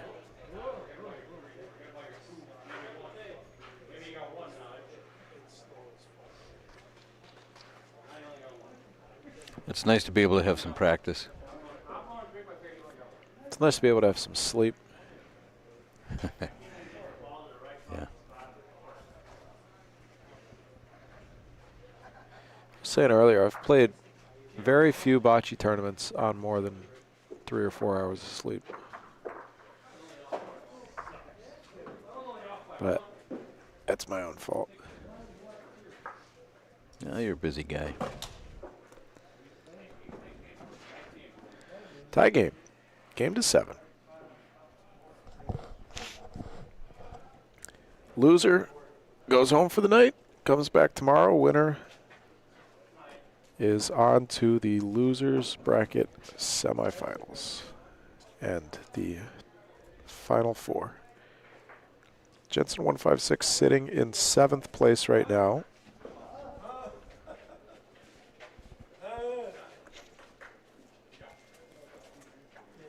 They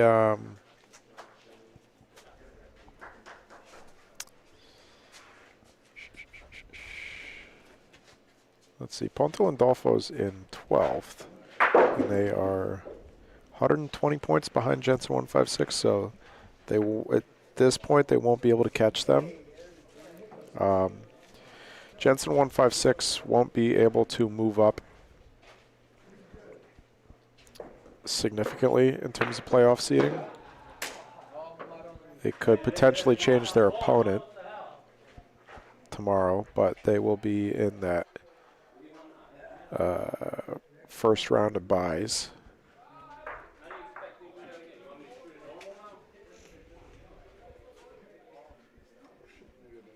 Ponte Landolfo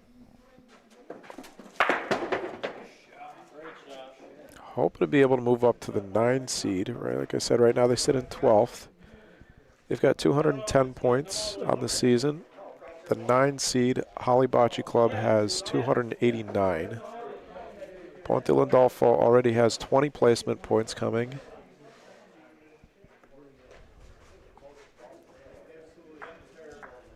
So they're 79 points behind. They would need to come in 2nd place. Ponte Landolfo would need to win the next 2 games in order to, after this one. They would need to win this one and then 2 more in order to earn themselves a bye in the playoffs. What a hit.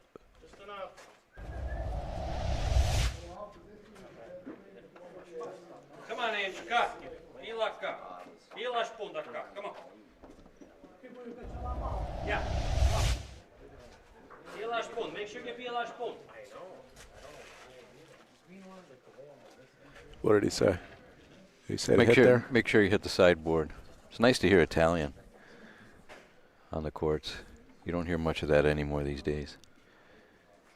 Although there's these guys from Connecticut.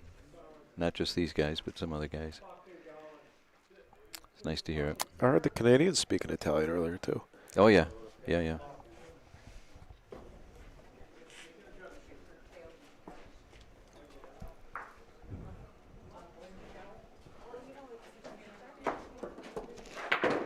Well, he hit right about where Frankie told him. These boards come out a lot. They come out a lot, but they're not consistent. I mean, you could hit the same spot with the same speed and everything, and 2 different balls, and you'd have 2 different results.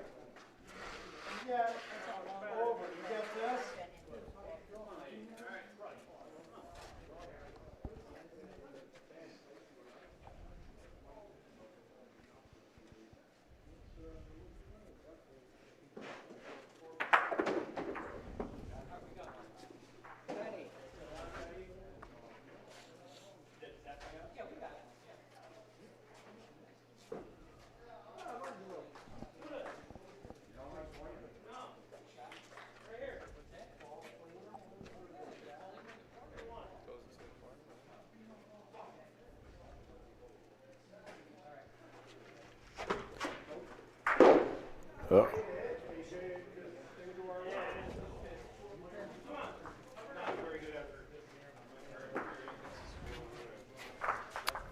One ball left for each team. Yeah. Do you think they've got 2 sitting in there? 2 points? Hard to say. It's hard to tell from here, isn't it?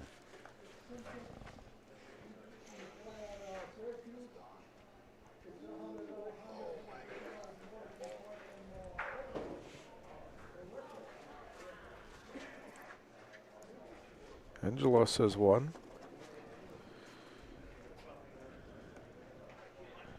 Frankie's going to use this. Wow. What a line. Serpentine. Yeah, right down the sidewall. Let the court bring it out and then right back in.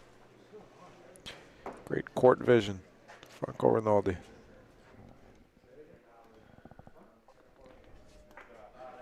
It's a tough line to be confident in as an away player. I wonder if he played on this court before.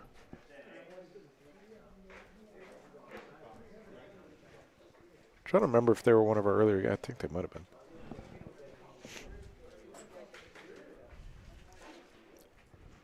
Well, they've certainly been here many times over the years. They've played the World Series.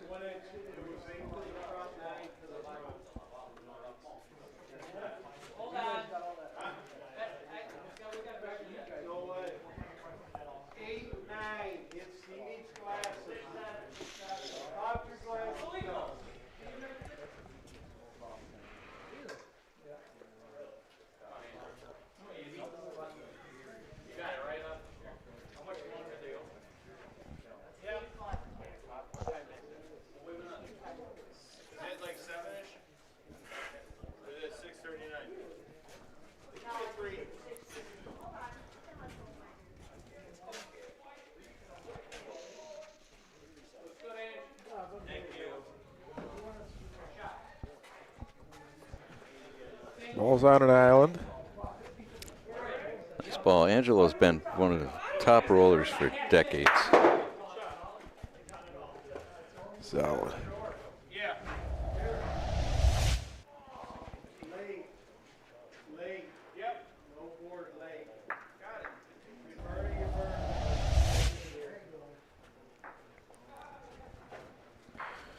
Ball from Frankie is gone. Gonna be 2 balls back for Jensen. Could be a big frame in the course of this game. Frankie got almost got enough help from that front ball, but not quite. Jensen's sitting point. They just got to beat this ball. It's wide out on the right. Looks like about almost 4 feet.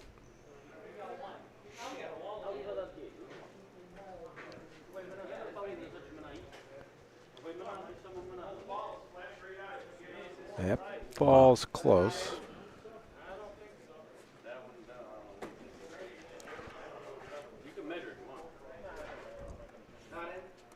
Probably not. I don't know. It's close. It's not really going to change it. Whoa. Yeah, we got 2 points in it. I don't want to be anything stupid. Well, now it's definitely. Might have made 2 there accidentally. Or 3, rather. Well, this one's it. What do you mean that's it? They're all in. Well, how does their foul? Frankie's giving him the points. Huh? Yeah, you guys are going to get second.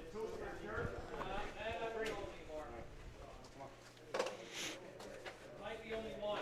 You almost hit ours. I know. And then it hit sideways. You almost gave us the point. You made 3. I know. I thought I definitely gave you one there.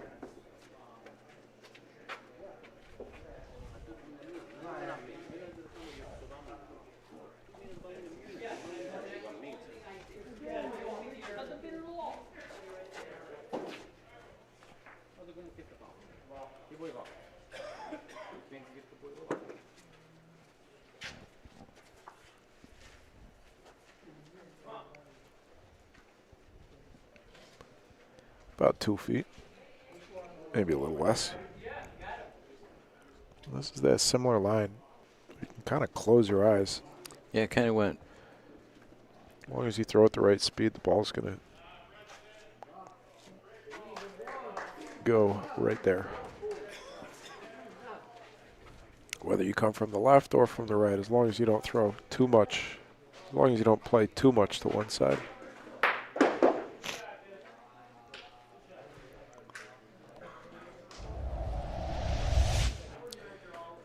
Great hit, Mike Augusto.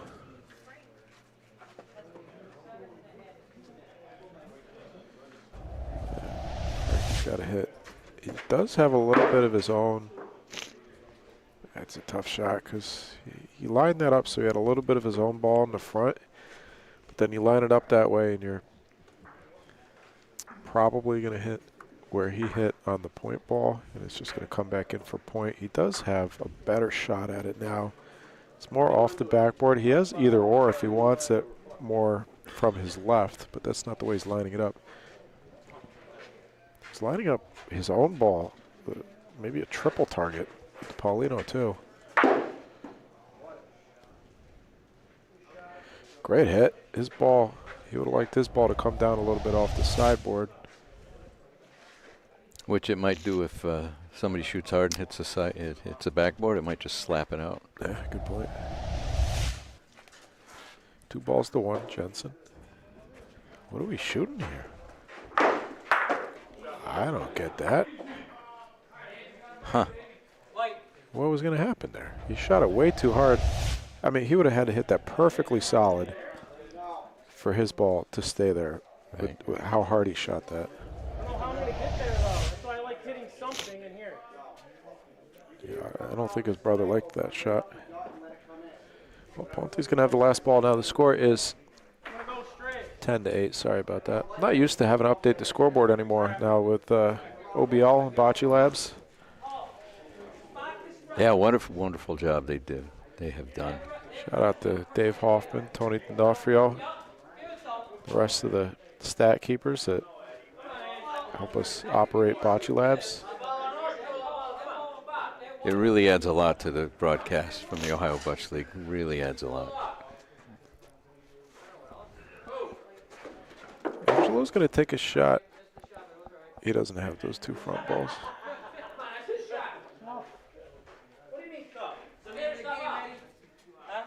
Yeah, Angelo's going to tell him that he doesn't have that.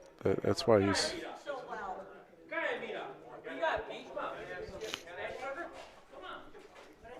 He really does not have an either or with the front ball and the back ball, but I don't think he likes this call.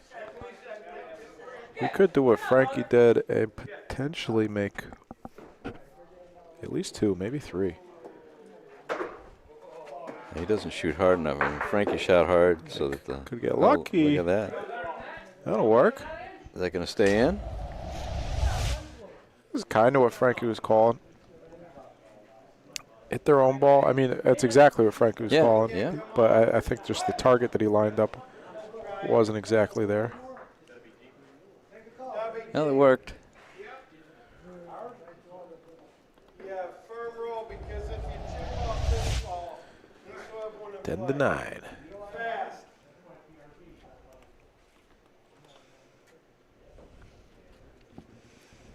Deep Paulino. These Ponte Landolfo guys play on, 78-foot courts? 70-something. Maybe less, 72, I 76. don't know. They play on longer courts, so not surprised to see them put the Paulino deeper.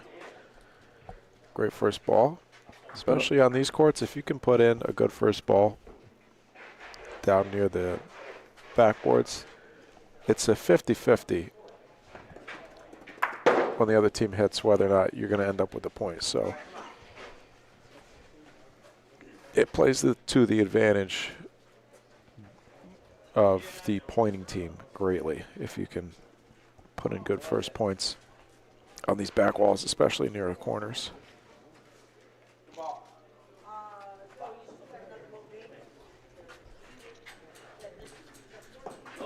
Yeah, Frankie is rapid fire today. Ball sat there for about 2 seconds before he released his. It's 10 inches or so in there. Ponte Landolfo's ball on the left is a good ball. 2 balls back for Ponte. If this point ball from Jensen was a little more out in the open, a little closer to the board, I think Frankie would shoot it again. But he does have to hit a half a ball. If he hits Paulino, it's probably no good, especially if he hits the right of it. And it's a beautiful ball from Angelo. Paulino is going to the left, though, to the Jensen ball. That's what Aaron's indicating. Jensen, hoping that happens. Ponte Landolfo ball stays on the right. 1-1. Frankie's got to roll here and prevent. Oh, he's shooting. He's rolling hard, It's yeah. a half a roll.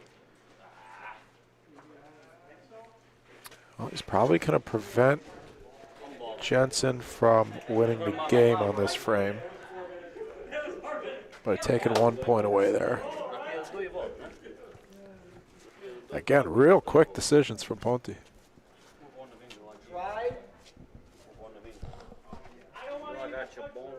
Yeah, but listen, we could possibly go out if you can hit this shot. Pointing, I don't know what it's going to do down here. I know, but the one all the way left is impossible for it to come in. No, it's not. You got to touch a little side.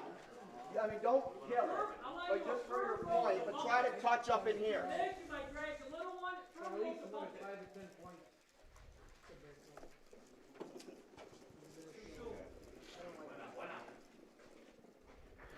Shot reminiscent of a Jimmy Pisano call. Earlier in the season, Jimmy had Ray Brook. Jimmy Pisano calling the game for the Cleveland Hellhounds in the Ohio Bocce League. Had Ray Brook rolling a ball similar to that to chip it around another ball and have their balls come around on either side and make 4 points on the backboard. It was... And was that for the game or no? Yeah, that was to win the game. Yeah. That was a shot that a lot of us did not see. I don't know if anybody saw that possibility, that shot as a possibility, as an option other than Jimmy Pisano. And Ray executed it perfectly.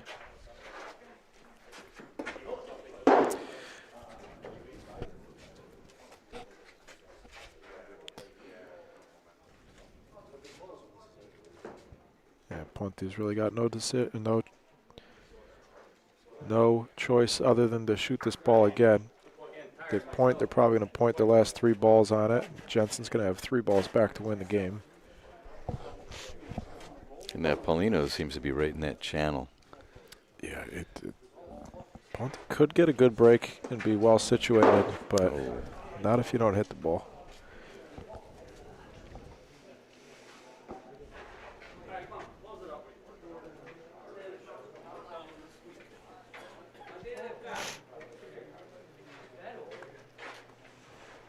It's been a quick game. At least it feels like it to me.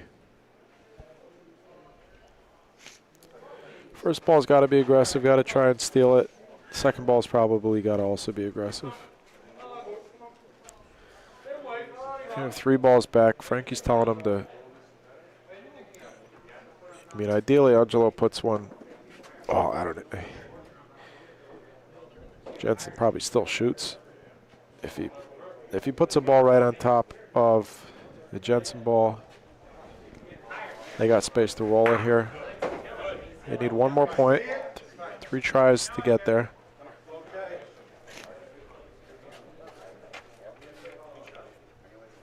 Aaron Agosto. He's going up towards the wall. He's got to stay on the wall side and get around, and it does. Jensen 1-5-6 into the next round against the winner of this game over here on court 5.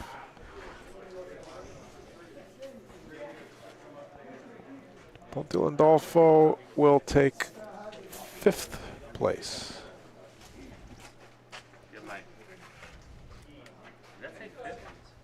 Yeah.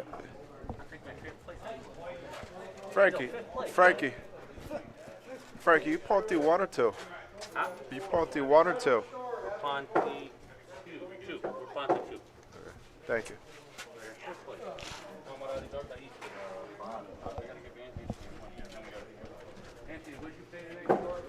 There we get 20 placement points for 5th. That'll give them 40 points on a day for that squad.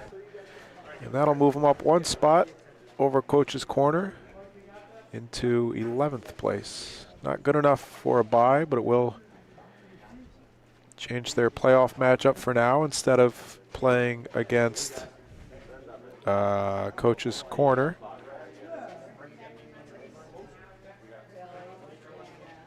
let's see, 12 plays 13, right?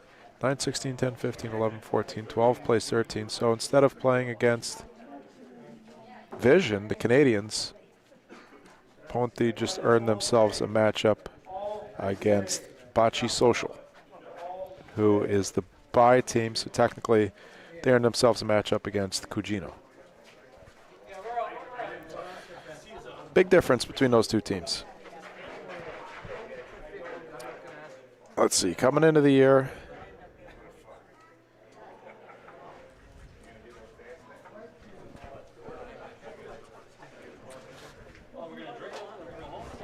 sorry for the blind spots on this court. Coming into this event, coming into the weekend,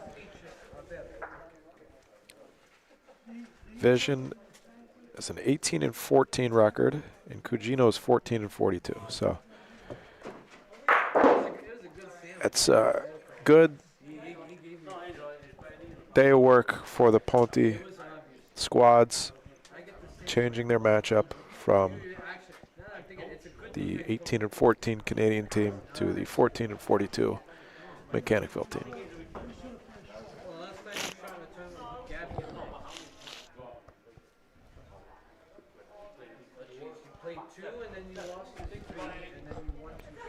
Another losers bracket game here. All the games will be losers bracket games until we get to the finals.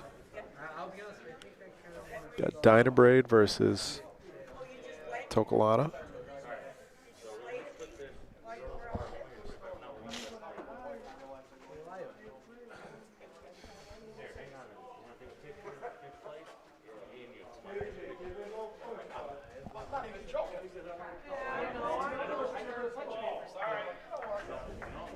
I'm not sure which team has 10. See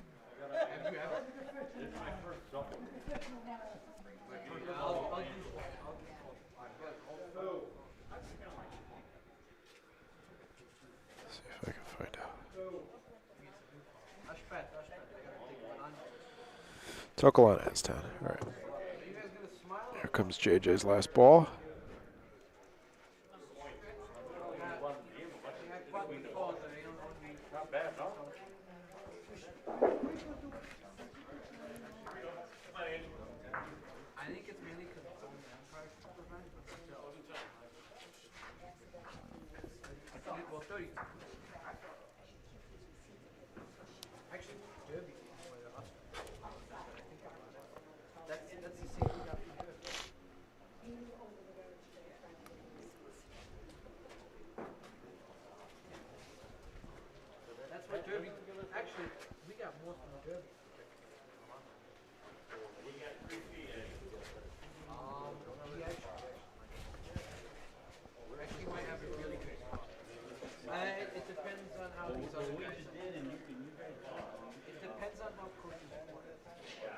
Hey, good ball from Eddie Emanuel. I would imagine Dynabraid points on this.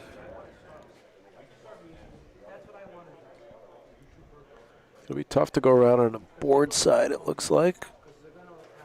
But he could come from the center of the court. He is going to try the board side, and he's going to land on Toccolana's ball. Now it's hidden.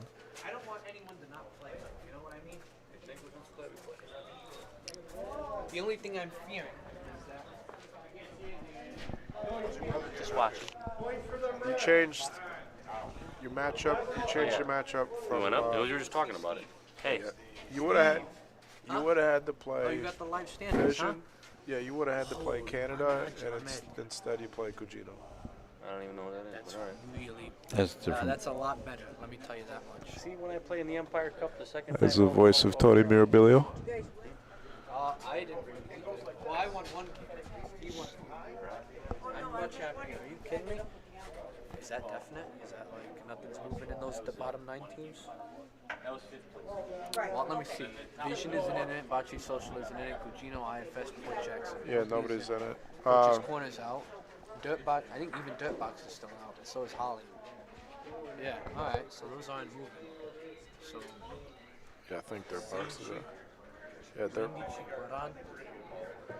3, 12, 11, 11. You're 11 gioca. Chi 11? yeah, you're 11. You play 14, which is Yeah, it Cugino. would be Maronami. it would be Bocce Social, but Yeah. they're out, so it's Cugino. Bocce Social, I would like to play them. They're nice guys. But, yeah, alright, that's a lot. Hey, thanks for letting me know. And, good luck tomorrow. Hey, you too. I'm pulling for you guys. Thank Unless you. it's us, but still. Have a good one. All right, Anthony. Won't the Adolfo guys happy about where they sit going into the playoffs after today?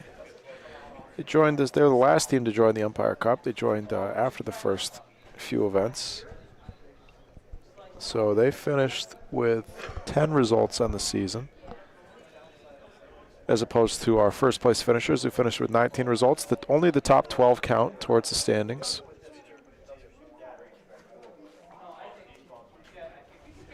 But of course, it always helps to get more shots at getting better and more points, better results.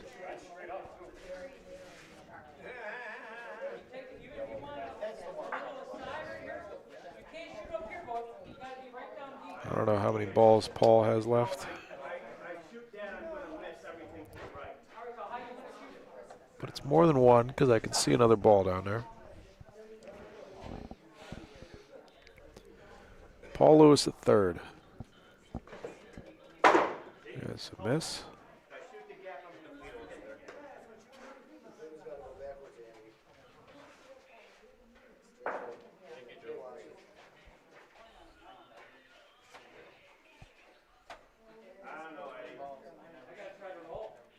It's game point sitting there. I think this is the last ball of the frame. These are very, very tough points to make on the backboards here. It is so hard to get a ball to stay that close to the backboard. Eddie might do it. Andy likes 2. Shaking hands. Toccolana 7. Eliminated from today's tournament, but they did place well enough. They'll finish tied for 5th, and that will move them officially into 2nd place over Echo Bocce. Congratulations on a great season from the Toccolana fellas. They are not out of the tournament as a team yet. Unless they are. Oh, yeah, they are. That was their 2nd squad to get eliminated. Dynabraid back-to-back, eliminating both Toccolana squads back-to-back. With different lineups. They switched out. Andy Sweeney sat out the previous game.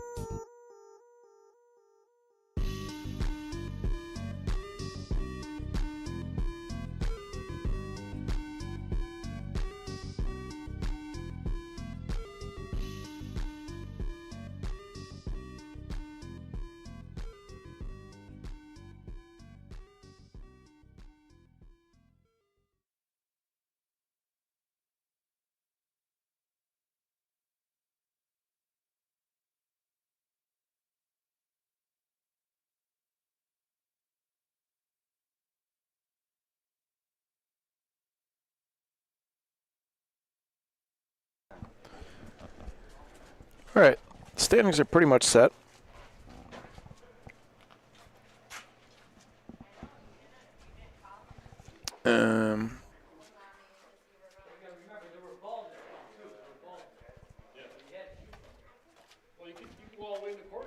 Four remaining teams are Dynabraid, Jensen, Rock Cigar, and Galliano. From the top there, Rock Cigar, Galliano, Dynabraid, Jensen.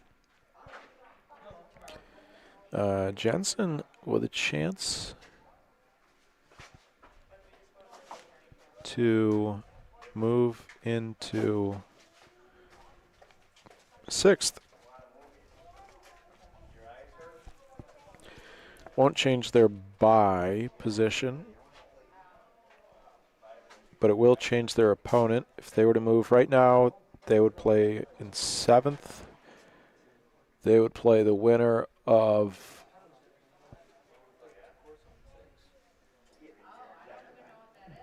the 11 seed versus the 14 seed. And if they move up, no, hold on. They would play 10 versus 15. Yes. In 7th. The winner of that game. Yeah. Right now, the 10 seed is Dirtbox. So if the favorite wins, they would change their opponent from Dirtbox to Ponte Landolfo.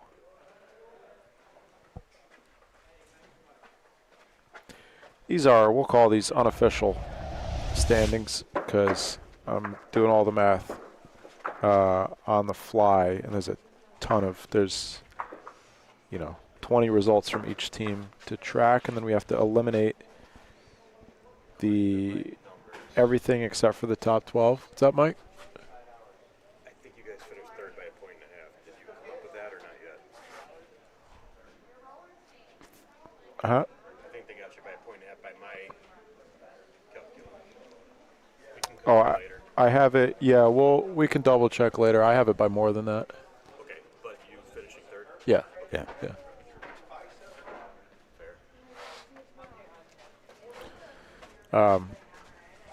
Yeah, we're both. Mike's keeping track of the standings too. We both have we have a slight discrepancy, but it doesn't change the results. But yeah, like I said, there's a lot of moving parts to keep track of on the fly. But yeah, Rock Cigar is going to be your 2025 Empire Cup regular season champs.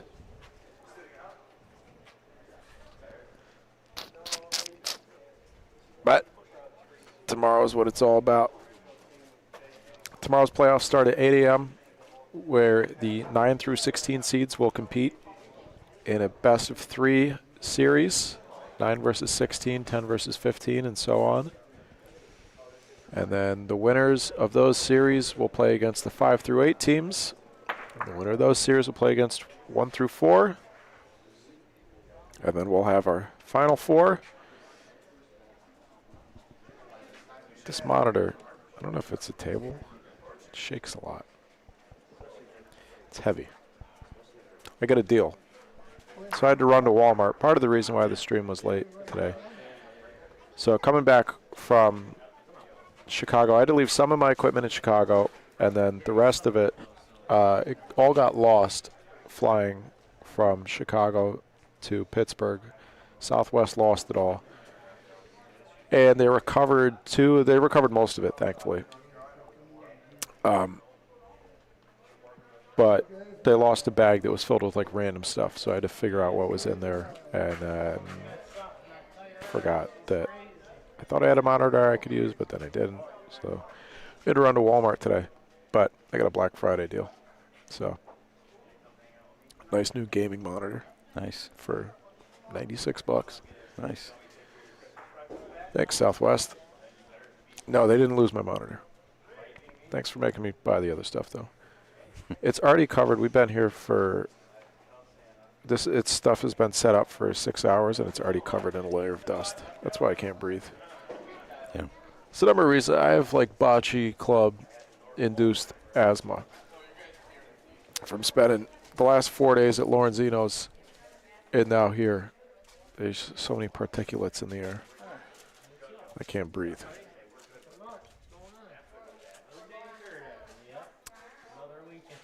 Yeah, it'd be nice when we get back outside. I think bocce is an outdoor sport myself. It is fun outdoors. If you've never been to the World Series, we are, of course, at the home of the World Series. You see the logo right there. And not defending champs, but 2023, right? Or 2024, rather. Adelio's contracting. Can you stop shaking the table, please? I'm not shaking it. Yes, you are. I'm not touching it. And the women's champs, Viviani Law Firm. If you've never been to the World Series, this past year was this year the 50th or was it the 51st? I think this past year was the 50th or 51st year of the World Series of Bocce here at the Toccolana Club in Rome, New York. One of the best, pretty hard to compare it to any other tournament in the country. Similar, some would compare it to Wycliffe, but there's more courts, more teams, more people here. So if you haven't yet, keep an eye out for that 2026 World Series registration. Definitely worth the trip.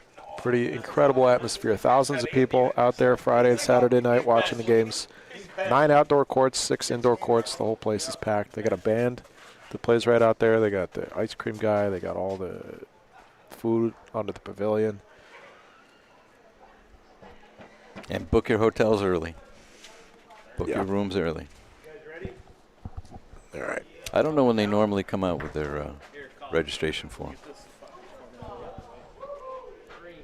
Probably shortly after the first of the year, I would guess, but I don't know.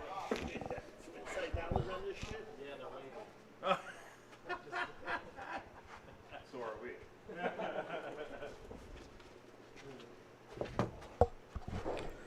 Bernie Jr., how are you? Hope you're enjoying the weather in Vegas. That's funny. I can't hear him right now, but I'm not surprised. The place is pretty much emptied out. Got 4 teams left. I'd like to get some food. Are they still cooking? Till 8 o'clock, they said. Okay. I'm going to have to go get some food. It's 10 after 7. Oh.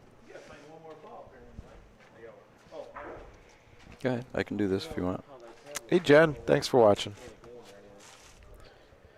James Salvaggio, if you're still watching, what's up?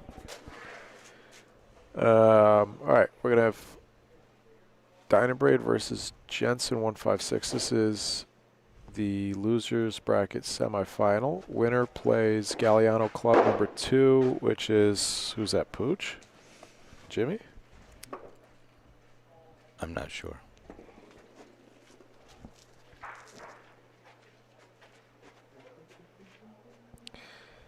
Score Julio.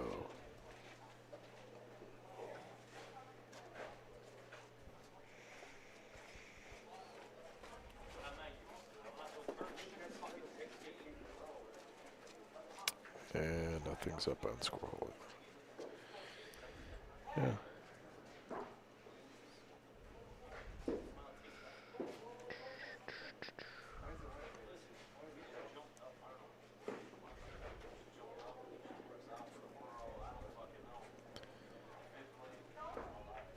I don't think they have the rosters on here anyways.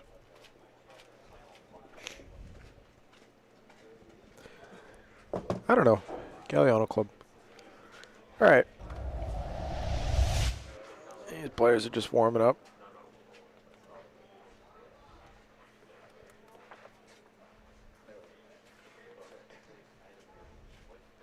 Mike Agosto, Aaron Agosto versus JJ Villala and Mike Seraph.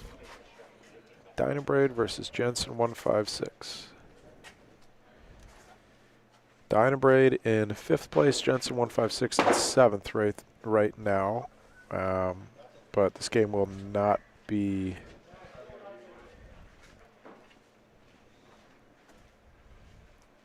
all that consequential for the standings. Jensen 156 will pass. These teams are guaranteed fourth, so Jensen will pass Rocco's Rolls and end up in 6th place.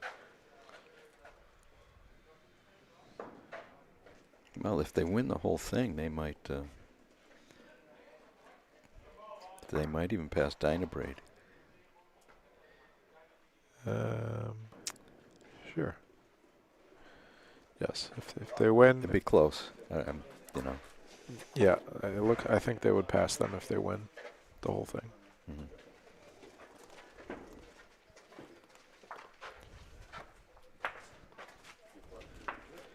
First frame of the game.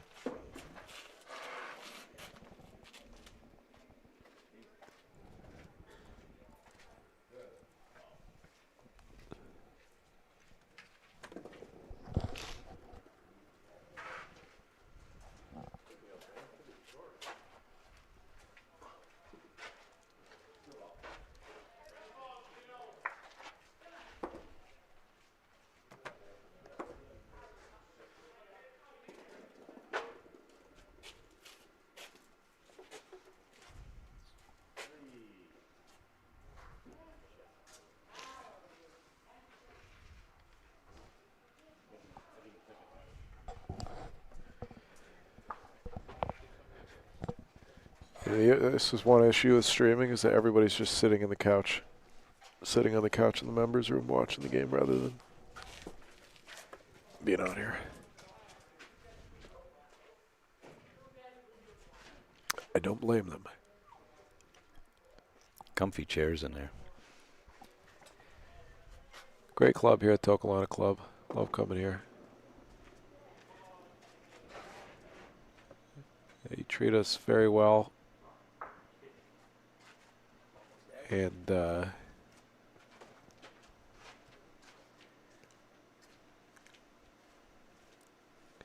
great place to play. I have my issues with the courts, but any place that's stone dust, pretty much, is going to be some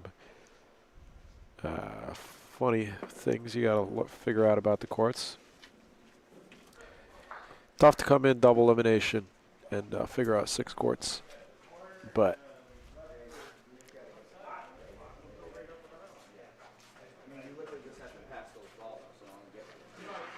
it's that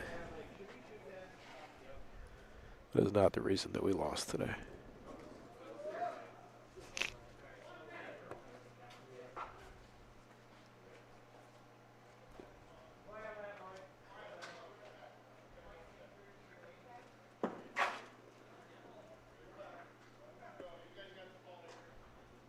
Mike Agosto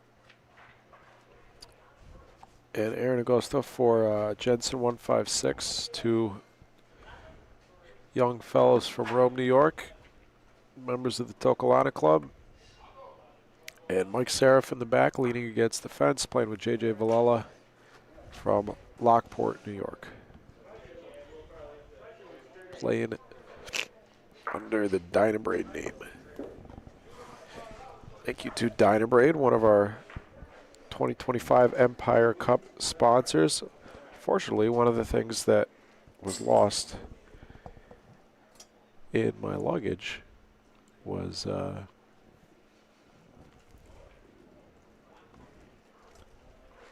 my Empire Cup sponsor reads. So I'll have to recover those from Mike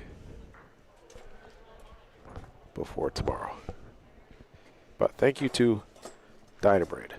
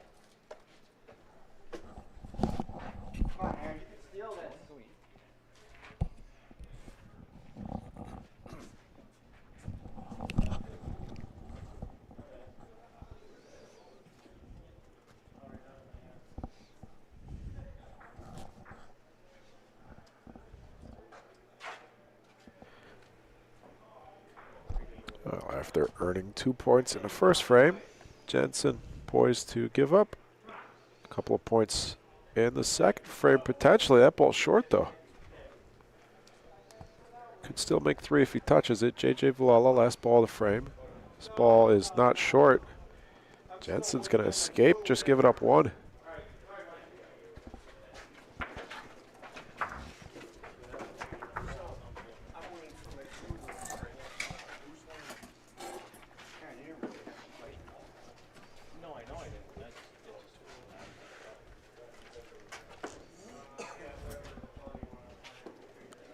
Mike Seraph, Empire Cup Director. Is that his title? How do you not know that? You're a captain. I thought it was commissioner.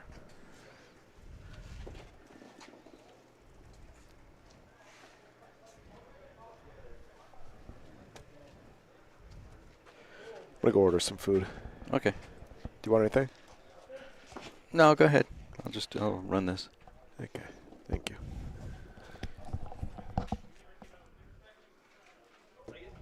Is that ball also going to take a hard left? No, nice ball by Mike. Nice ball.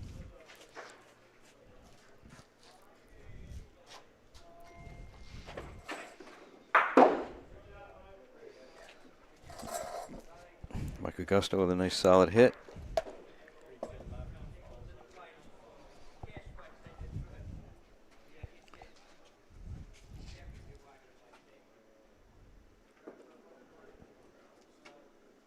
JJ with his team's third ball. And it came in for 1, knocked that one in for 1. I thought it might have gone around that blue ball for 2 points, but sometimes you get stuck in the sand here.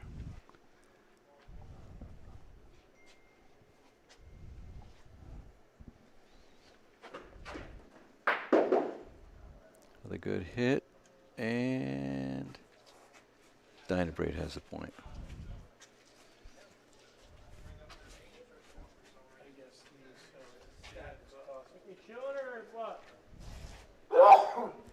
So this is Aaron Augusto stepping up.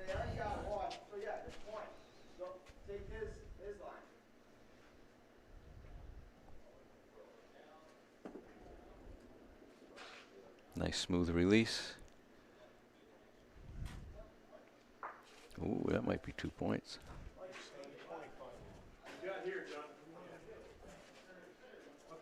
Sitting 2, coming in for 3 if he can.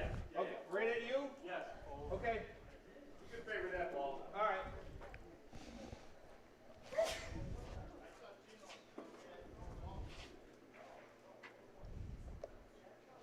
Sit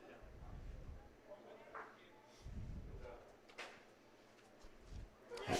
That should be 3 for Dynabrade.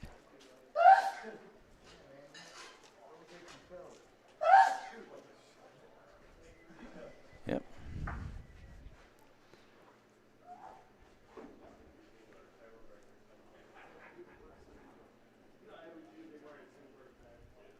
Four to 2.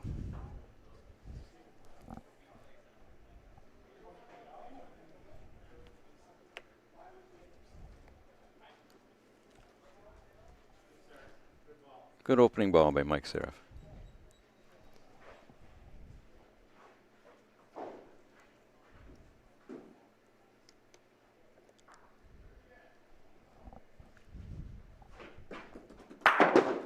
Another good hit.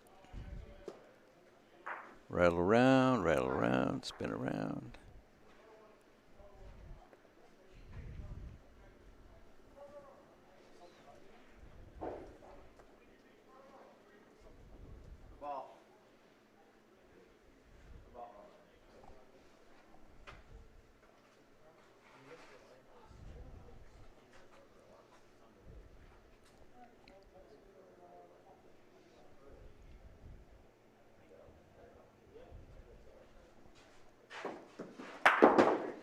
Nice shot by JJ.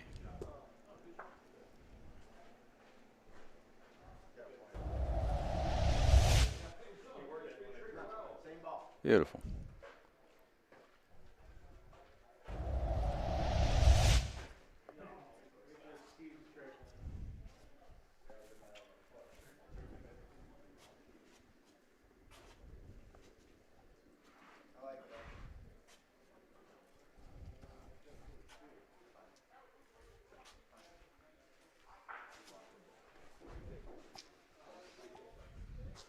2-1. Dynabrate's got 2 balls back, talking about what to do.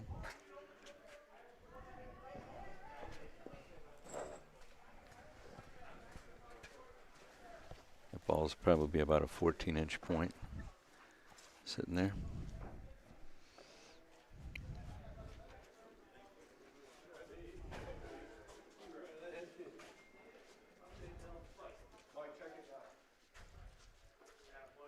If it stops, yep, it's good.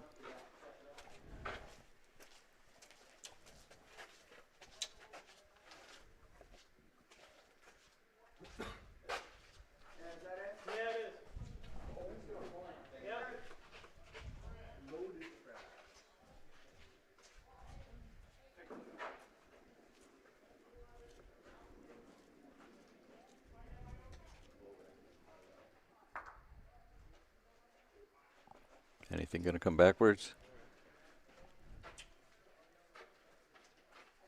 Okay, what you said, still hold. We're still good? Yeah.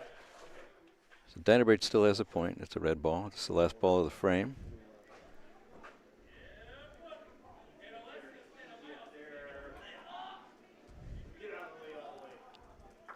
Uh-oh. Uh-oh.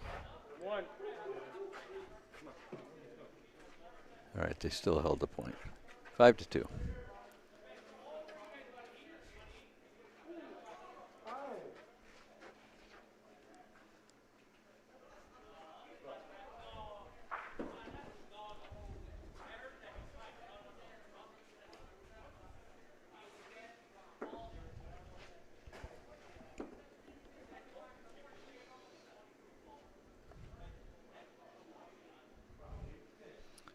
Mike go throwing a Paulino deep.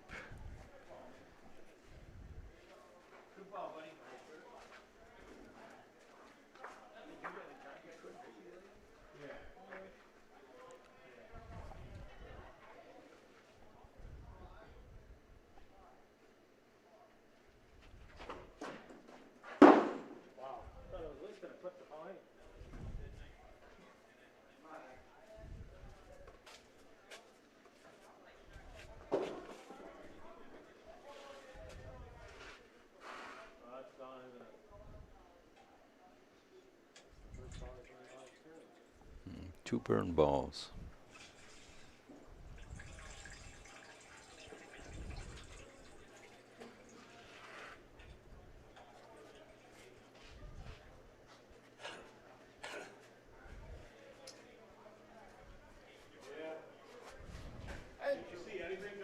That stayed in. Yep, that stayed in. They made the point.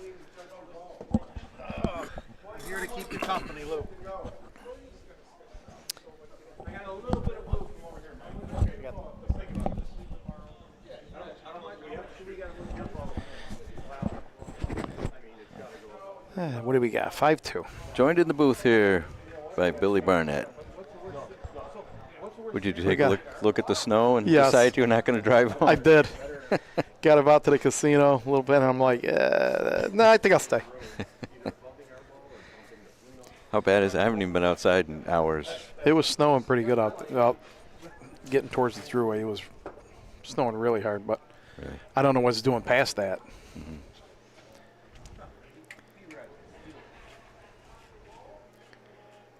And is that going to come in? It is. Is it going to come back?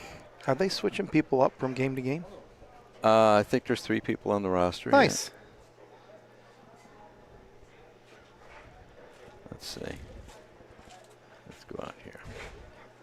That's hard to do.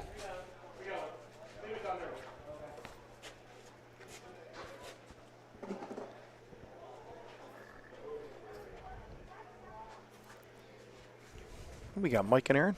Yeah. Yeah.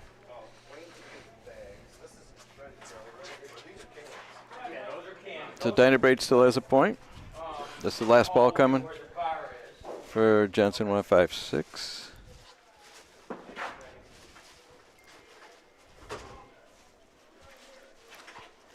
Gotta get some legs.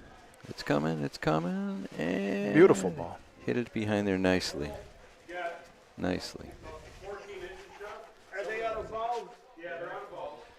Want to just shoot ours into theirs? And might as well. Yeah, 2 balls back. JJ's asking if he should shoot their own ball. Move something. I mean, you got Ball or Pauline. Pauline's not a bad call either. No. That did it. Or you could do that. Well, let's see what happens with that blue ball rolling around. Looks like red has one. Yeah. I like dead backboards.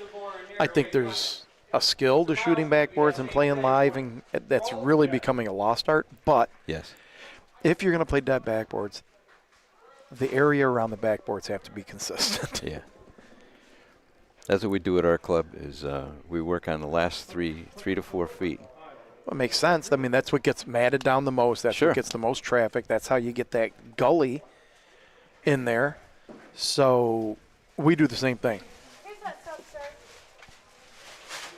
So we got a 6-2 game. You're welcome. I just don't want to get in their video. And he's got 2 plates of food. Gotta eat. I don't think he knew that. Of course, when you look like me, you can say this kind of stuff. I don't know what you're talking about, but I get mistaken for Jack LaLanne all the time. isn't he like 90? If he was still alive, he would be.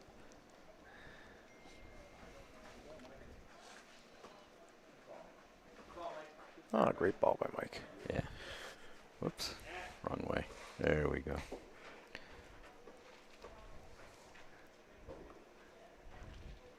So what have you figured out with standings? Anything? Almost everything.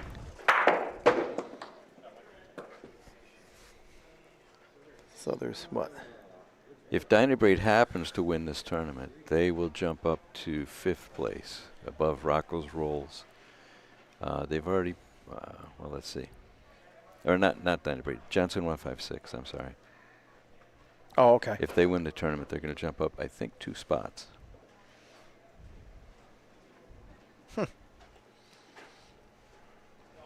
Which just changes basically your first round partner or your first round opponent. Right.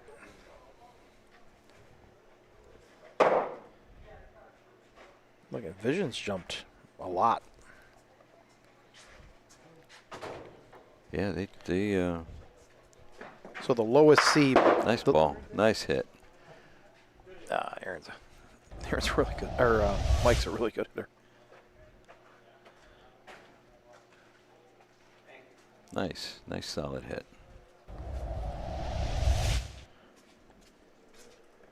And JJ just rolled. A little early on the board. That's probably the worst ball I've seen them throw yet. They're pointing well. Yeah, they are.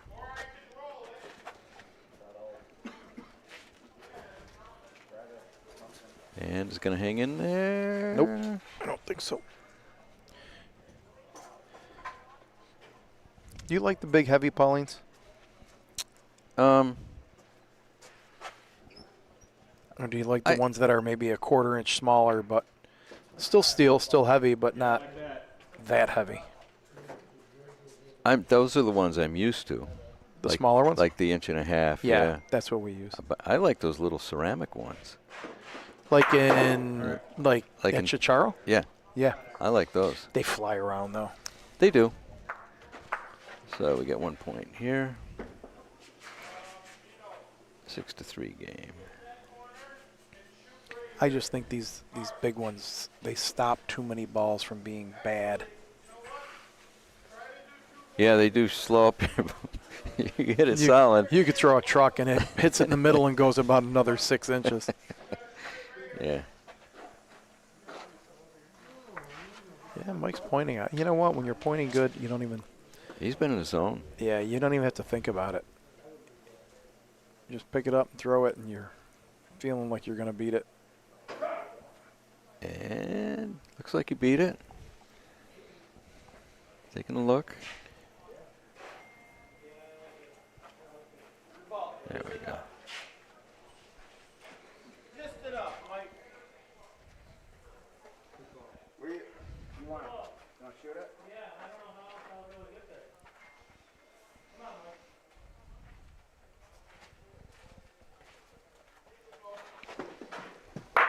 Oh, nice hit. Good solid hit again. Let's watch that one too.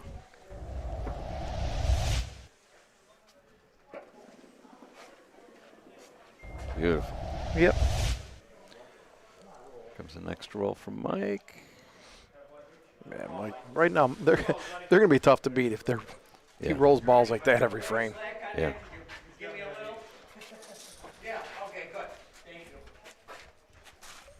What are they doing? Water in the courts?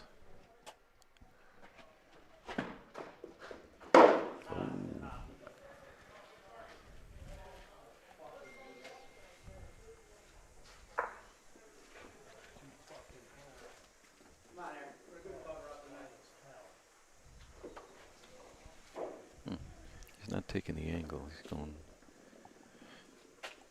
just a little towards the sideboard. Of course, these guys play here, so Well, they know that's the thing. I've always said, Molisani is like the biggest home court advantage, I think, in Bocce.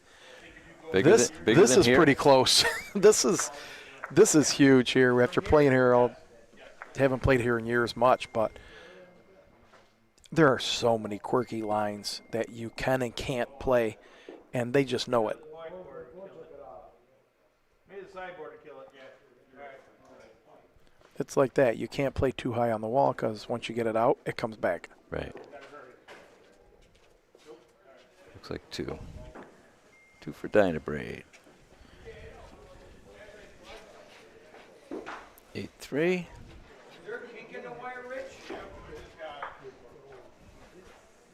Now, who's left? 4 teams. These 2. There's a Galliano team, but I don't know who it is. And That's got to be Russ and Joe. Is it? I think so. Makes sense. Yeah, we knocked the other Galliano team out. Oh, did you? Yeah, Jimmy and Pooch. And Pooch? Yeah. That was probably as good a game as I've played with guys in a long time. Both teams were making shot after shot after shot. I mean, it was everybody. It was great. So better than the game that you played against us? Yeah, it was the exact opposite. Oh, God. That court. Yeah. I mean, it's not just the court, but wow. The court sucked, and we sucked.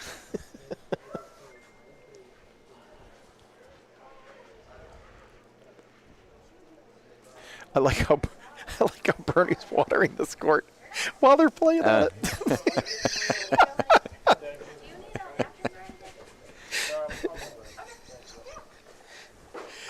You want some water?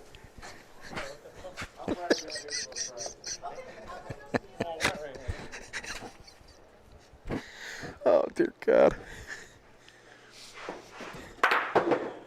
Hit his own ball. Paulino's over there. All right. Oh, Lord help me. Looks like they must have 2, right? They must have 2 in here. 2 points. Oh, yeah.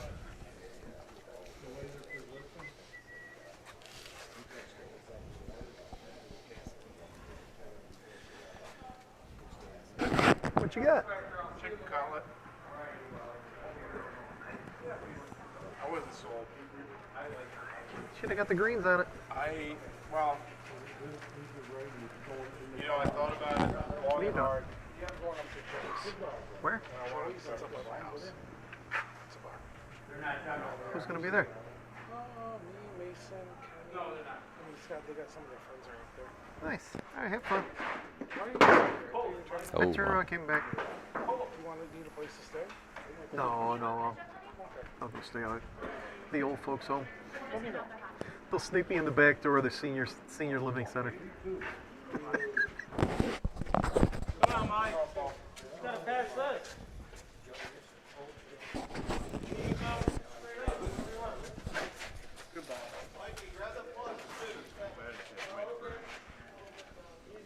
How's it looking? How's It's it looking on the red. Where's the red going to go? Oh, I think it's still one. I think it's just still one blue. This one? I mean 3. Yeah, shoot that ball. Getting that red one out.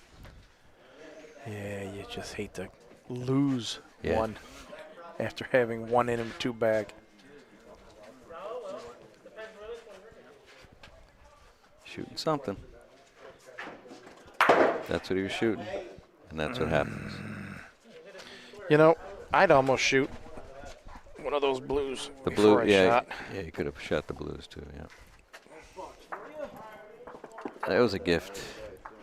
9-3.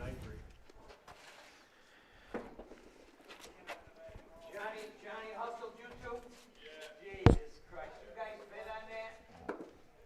Come on.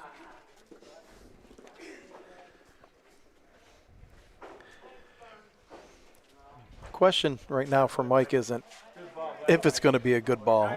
It's how good is it going to be? Yeah, he's just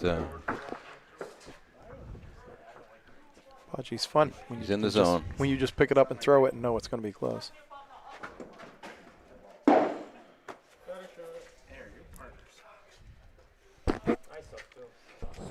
that's what a Bocce was like when I was young. You just throw the ball and it goes where you want it to. But that was a long time ago. Go figure.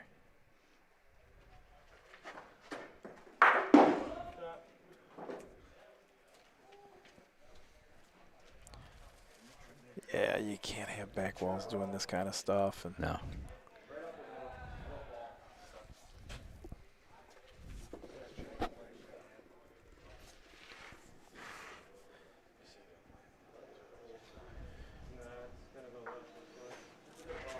that's still a really good ball. I mean, at this point, you're not really looking to get the point.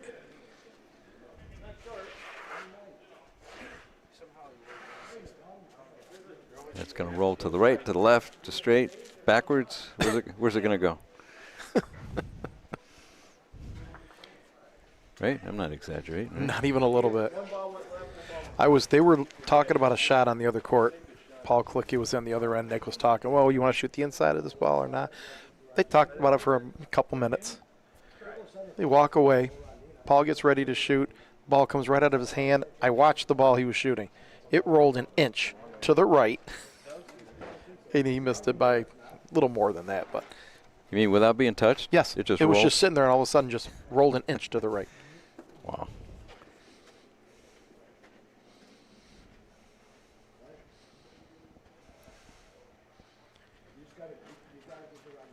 Ooh, that might have burned. Yeah. I'm guessing, but I watched one of their balls go left, one went right.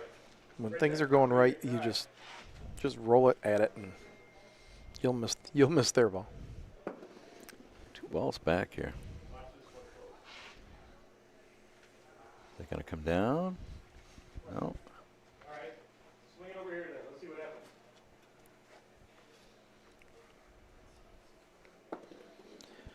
You know, you keep throwing away points. Eventually, it's going to bite you in the ass. Oh, yeah.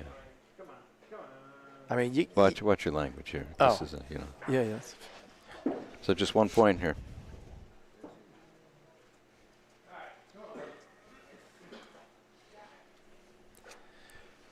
That's, well, what, in the last 2 frames, that's 3, 4.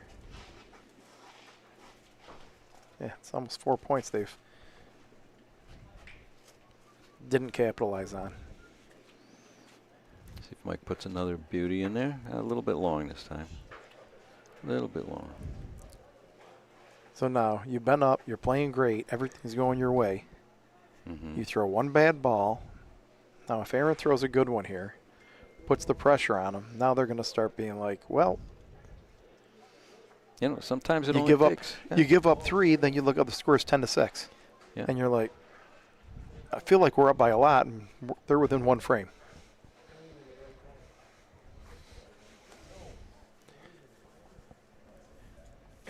I mean, they score those 4 points. 3 out of those 4 points, game's over. Yeah, you Now can they're see looking- that coming out of his hand. He Now threw- they're looking to give up 3. Yeah.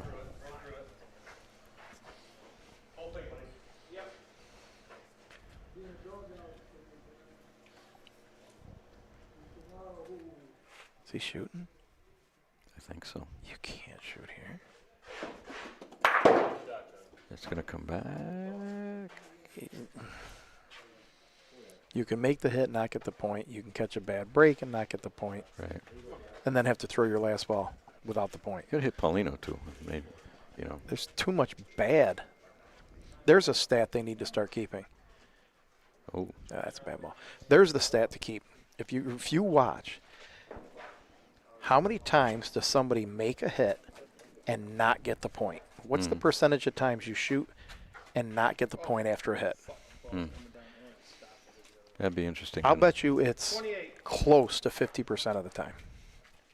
At least I'd say 40 to 50% of the time. Especially on short courts with lively, lively boards. So if you think about it, if you got a guy shooting 80%, he's going to hit 8 out of 10. Out of those, you're going to get the point 5 times, 4 times out of that.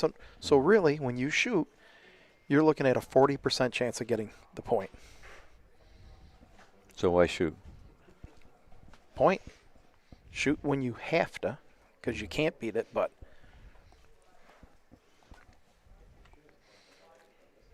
it's not. That kind of what you were just describing comes into play certainly if the Paulino's deep. If it's shallower, comes off the back, come off the back wall and get the point, or if it's shorter, like just over half court or 2/3 court, whatever, that's going to play into it less. You got ricochets, take your own ball out. You got ricochets, move Pauline. Oh yeah. I'm talking making the shot you intended to make, and still not getting the point. And it's a large percentage of the time, more than people think.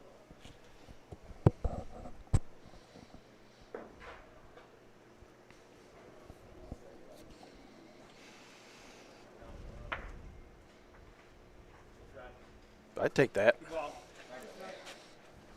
11-3. Oh, that was last ball? I thought I had one back. Come on,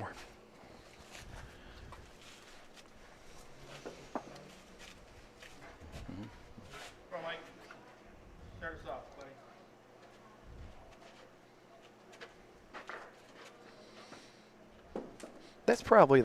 That's probably a better gauge of a great hitter, is getting the point when you hit, not just making a hit. So all the skims don't count as a hit. Good start. Come on, Mike. Another good ball by Mike Seraph. He took one frame off. Yeah. Now he's back. He took a frame off. They got one. Good hit. Didn't get the point. You want to start keeping track? I'm going to go back and watch some games. We did it one night at Waterside only because that's so active. Oh, yeah. It's even more so there.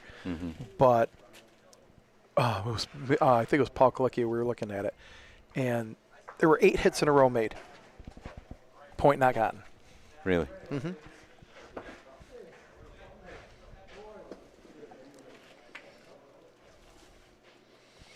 That's for somebody like a Jose or a Anthony Capagreco, who sticks a lot of balls. And stuff.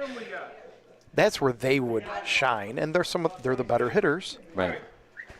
So it plays into their ability. But guys who hit don't stick around a lot. Angelo.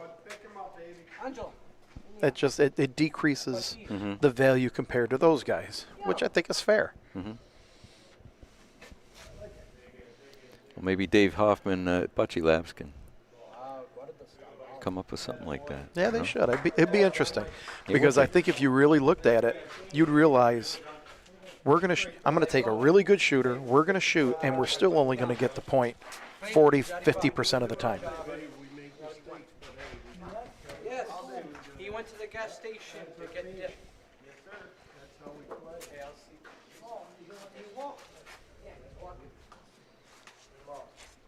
Gonna make it? No. Didn't Nope. look it. No. Down to the last ball. What's tomorrow? What are we playing to tomorrow? I think we're playing to 12 points, but we're playing the best 3 games. 2 out of 3. Yeah. And that's 4-person. Right? 4-person, I think. Well, this could be game here. Yeah, normal four-person. We're not doing. It's Pardon? not no walk. It's just a normal straight four-person. Is it no walk or walk? I don't know. Walk, right? Yeah. So it's normal. Okay. All right. Yeah, I hear you.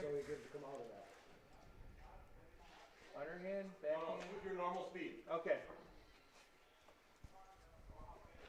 Is he shooting the ball in the corner? I missed it. Nope. You got one. Really? Shoot the ball in the corner, huh?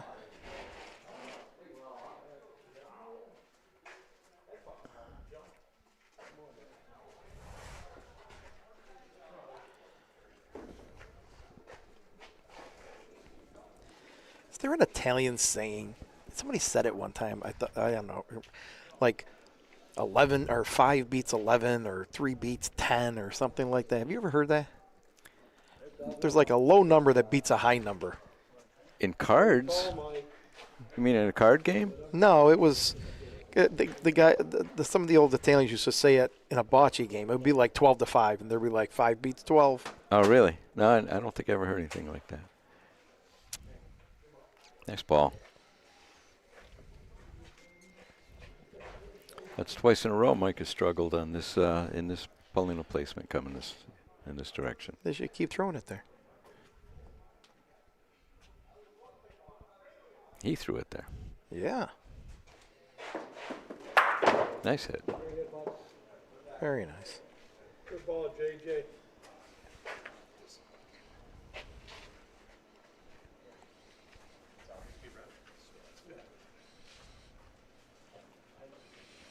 I was talking to Mike. He was saying that the ability to play bocce in Lockport's gotten difficult or hard to find locations, and he doesn't think he's going to play a whole lot.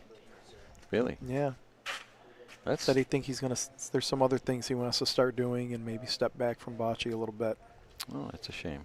He's done such a great job. Yeah, he has. He really has. Good hit. And it's as if the Paulino didn't move. Right? Yeah. Jensen 156 struggling to stay in this game. They've got the advantage this frame. We got one ball left for Dinah Braid. What what were we down? 12-5? I think me and Michael were down 12-5 a couple weeks ago and pulled it off at Waterside. Nice.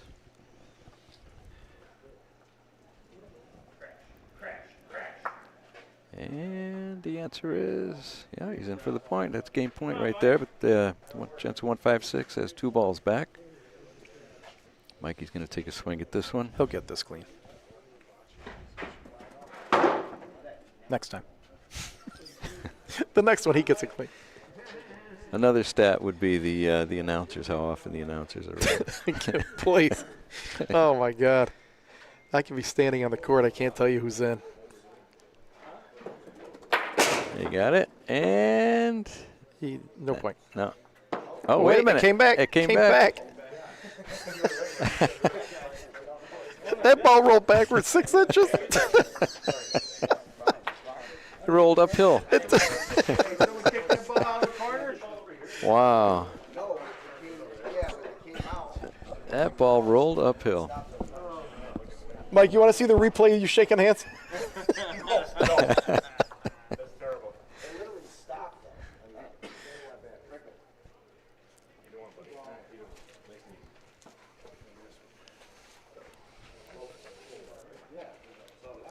Right? It came down the hill.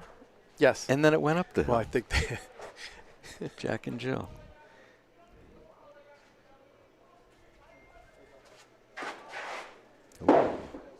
Uh-oh.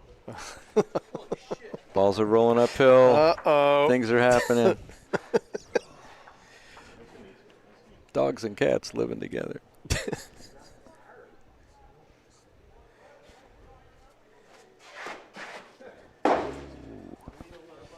Oh, God.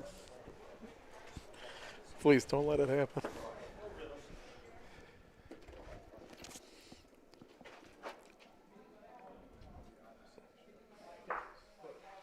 Nice ball by Mike.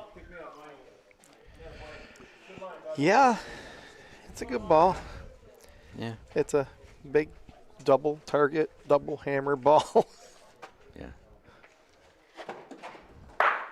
Uh-huh. You see where this is That's- going? yeah, I do. This one get a little short arm.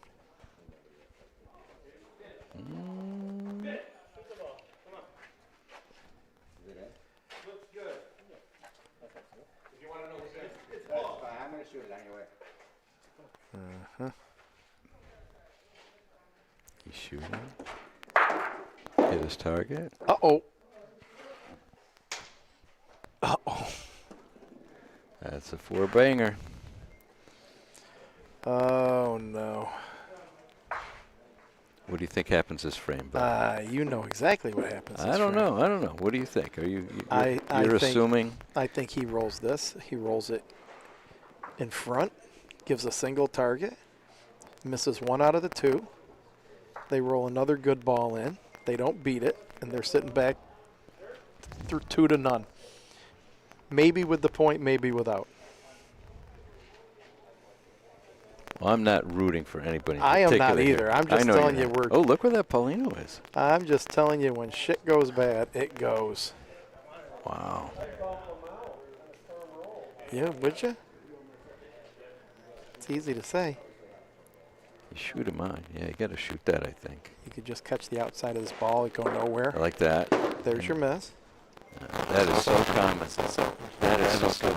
Really, you gotta shoot this like a double target. Yeah. You don't try to shoot the front of the blue. Shoot your ball Pauline and give yourself a double target.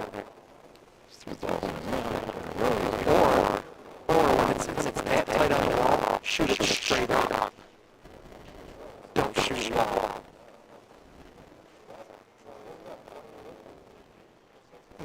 Dead straight. Don't get into the corner. No, I like about half. When you get in the other corner, take away the double target. Get in the middle of the corner, and you still have a double. Now he'll hit this one when they have the point afterwards. There's your problem. Wow. So he put it in front. They missed the hit. He makes the second hit. Now they got to roll.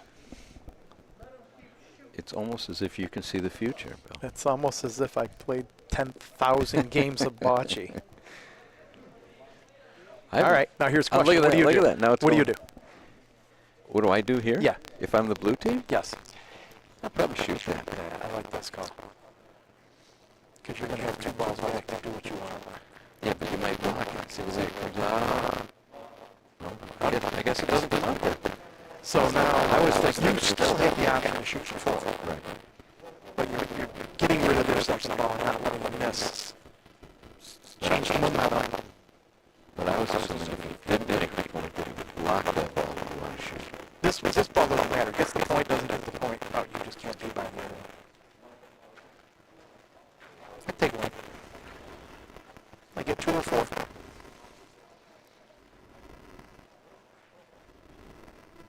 I'm going to take the 3.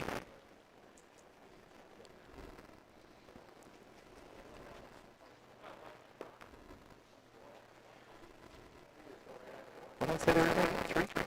Yeah. You are amazing. In front, missed a hit. I got the second one. Come in for 3 with 2 balls back. Wow. 12-11. Holy cow, they were shaking hands a minute ago. Okay, so now Now what happened? now it's totally up in the air.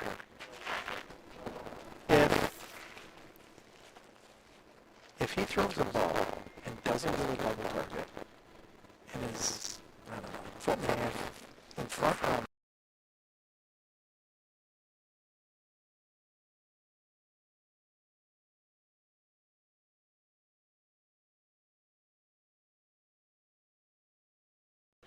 Good first ball. so that's perfect. He left. There's enough room to it. That's perfect. JJ's missed 3 in a row.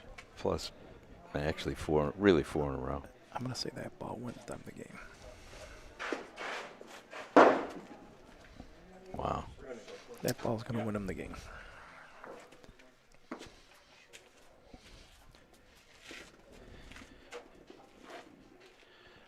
Mike's got to do something to turn the tide. He might have.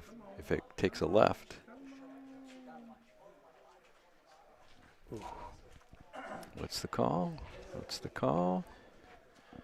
Call is Mike needs to make 2 hits to win the game.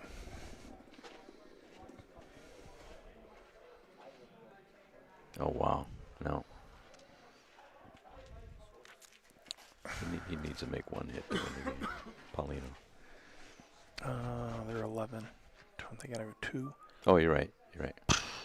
I think he's got to beat it and make them shoot something. And you need a miss or you need a ricochet to take your own out. That ball looks pretty good. It's got to come down. It's coming. Shoot the Pauline, win the game. I like that call. I love that call. Or, I mean, there's no harm in shooting the double there.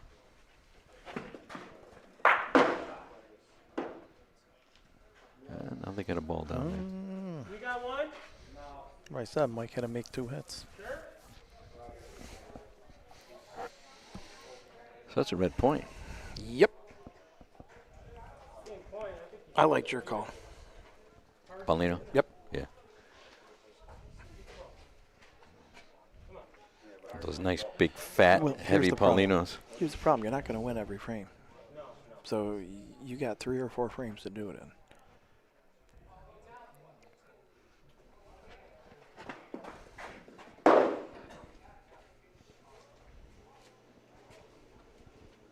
I don't think anybody wants to win this game, though.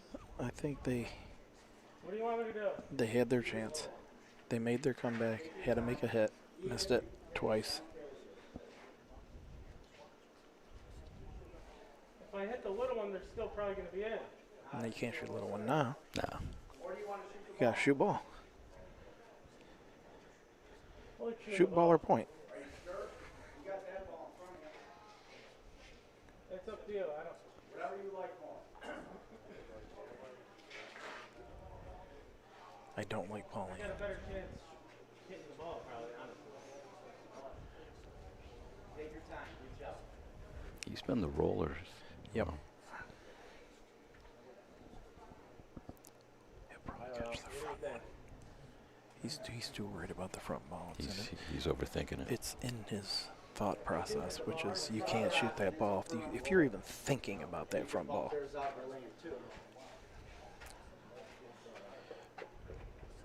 All you're thinking about is hitting that ball to the right.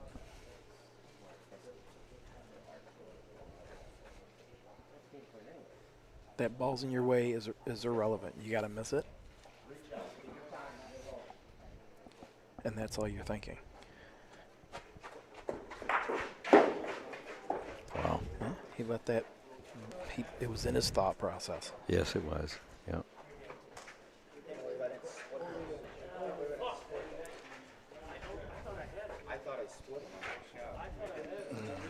That was good. That ended up pretty good. That was a good comeback. That was a great comeback. I'm going to start calling what's going to happen beforehand. We don't even need them to play. Well, you should. We'll just do that, and then they go set the balls, show us what it would look like. Next frame. Yeah. So, I think that puts them. They're in the finals of the losers bracket now. Dynabraid is. And now they're going to play Russ and Joe. That would be. I think. It's got to be Russ and Joe because they have a loss and they're still in it. Yeah. Okay. That makes sense. And there's Joe. Okay. Well, I'm sure it's going to be a few minutes before the game starts here, and All right. do the thing. Michael's looking. He's looking bored. He wants his headset back. Yeah. What? TV just got better with you on it.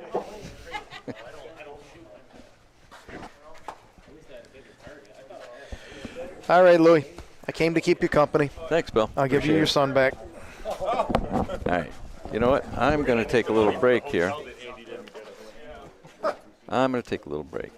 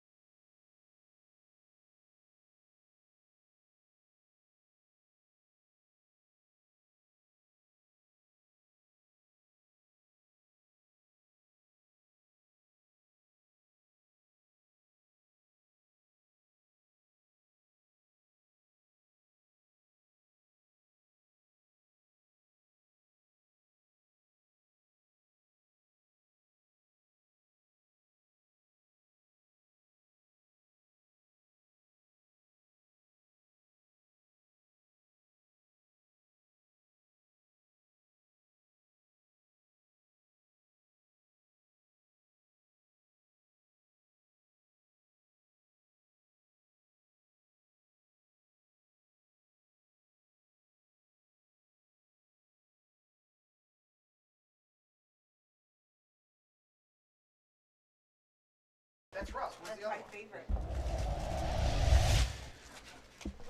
one? Losers bracket final. If ugly was a crime, they'd put him away for life. No, we didn't stop.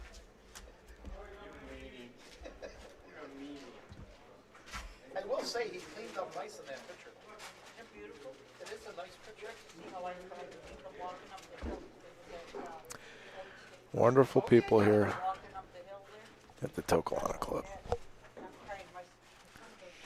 All right, so with that result, let's see, I can input something else here.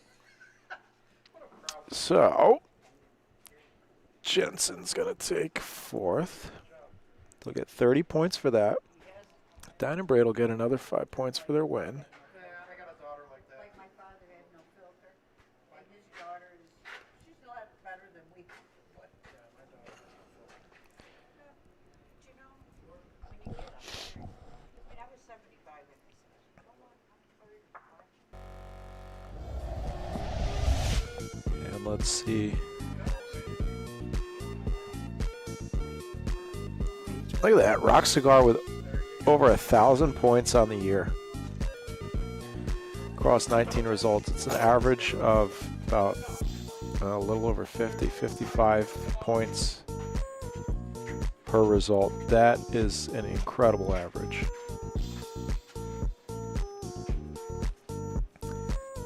Let's sort our column. There you go. Jensen 156 into 6th place. That is where they will finish the 2025 regular season.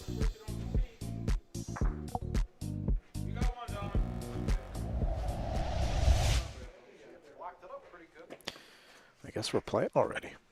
Just one practice frame. Dynabraid versus Galliano number 2. 3 balls back in the first frame for Dynabraid. And he's going to splash the pot. And now they're fighting back uphill again. He was playing the guys that were playing over here earlier. It is. It's the same team. They have 3 people. Well, the subbing in and out has worked so far for Dynabraid. They've been alternating all day with 3 players on this doubles team.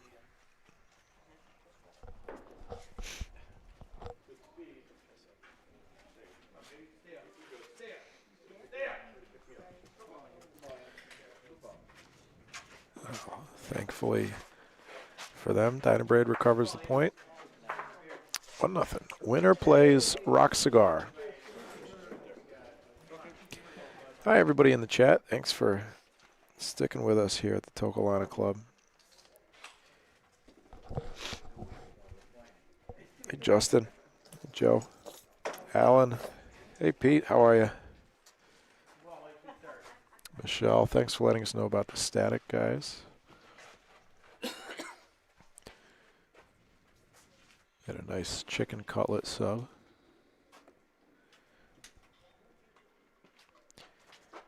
What is this? Is that an alien?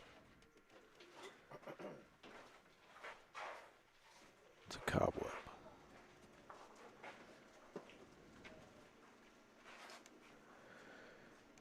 All right. Andy Sweeney.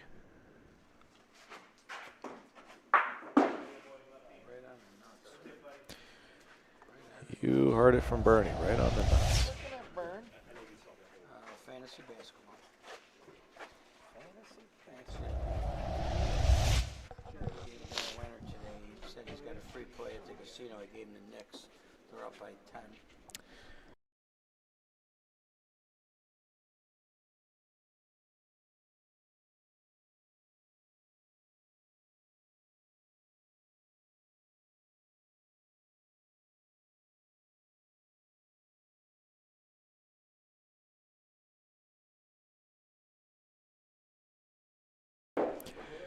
Missed the panel, 2 great shots. Clean twice. For Galliano Club number 2, we got Russ Johnson and Joe Peterson. Ball advantage here for Galliano. And Joe's going to look for a break, and he's not going to get it. 3 points sitting there for Dynabraid, and that is potentially disastrous. Mike Seraph is going to maybe have a chance to shoot for a huge frame. This is a big ball. Joe's got to put in a good ball here.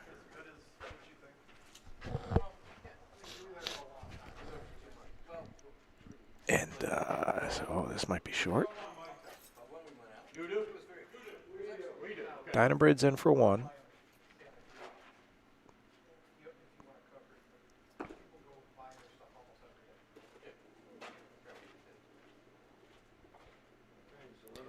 Like Seraph rolling for two. If it stops, it's good. It's going to... Oh, you can never tell on these courts. At least I can't.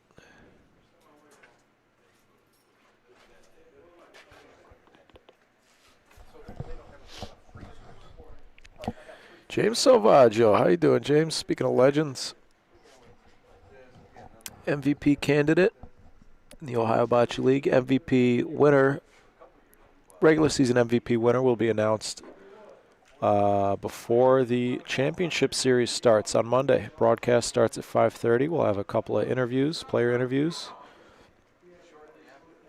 and a couple of our regular segments with our wonderful commentators there in Ohio. Mike Luceni, Dylan Palsy, Giuliano Romeo, Lee Chrisman, and of course, Mr. Commissioner and lead commentator, Danny Catullo.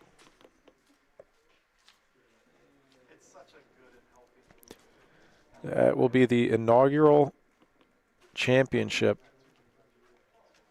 for North America's first ever semi-pro bocce league. So, if you weren't already planning on it, please tune in Monday at 5:30 Eastern for the OBL Championship Series. If you're not subscribed to the BBN, please subscribe.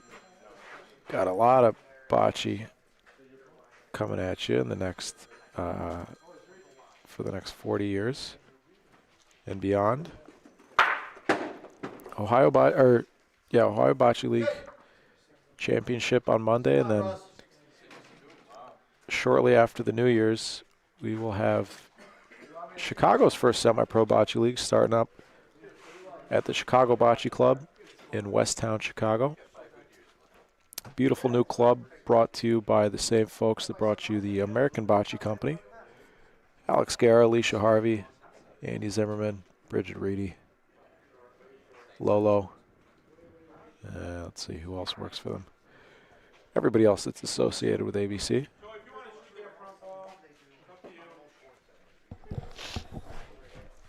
If you are already subscribed, if you are not aware, Joe Peterson shoots his own ball here. Oh, wow, he's going to get a great break there.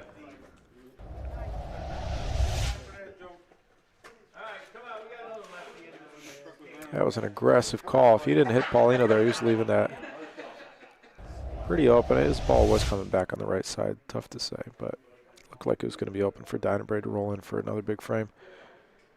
If you are already subscribed, you can look under the video right in the same place where you subscribed. You'll see a little bell. It's going to look like this. On the right there, that little bell icon. Andy Sweeney is not going to get the same luck. If you hit that notification bell, it turns on notifications, and you can adjust the settings, decide what you want to get notified for. But it allows you to receive notifications every time that we go live so that you don't forget about any of our broadcasts, so that you can always check in and be notified of what we're doing here at the Bocce Broadcast Network, bringing all types of bocce to you from all over the country. Andy Sweeney trying to make it 2 frame savers in the first 3 frames. That one's just a little short and outside.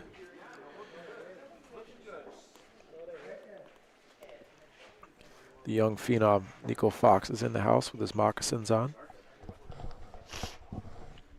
Looking to put a statement, put a decisive stamp on the end of this regular season. Rock Cigar running away with the regular season title.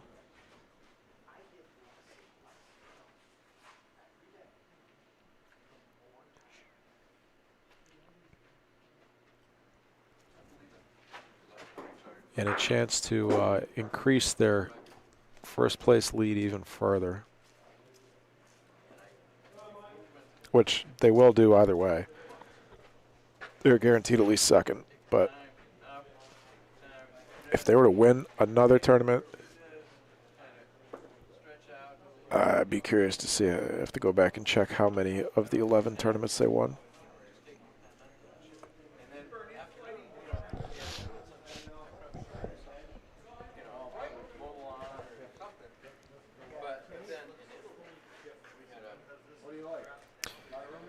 Joey Rogan, we do have a date for Chicago opening day. That the CBL schedule will be made public soon.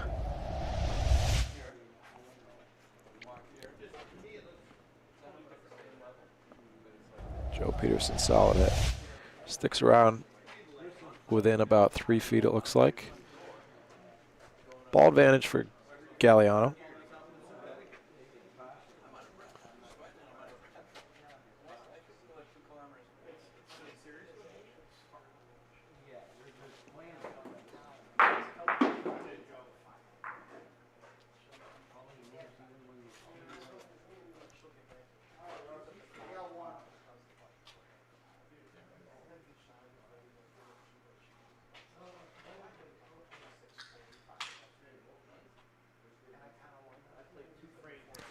Real tough spot to get to.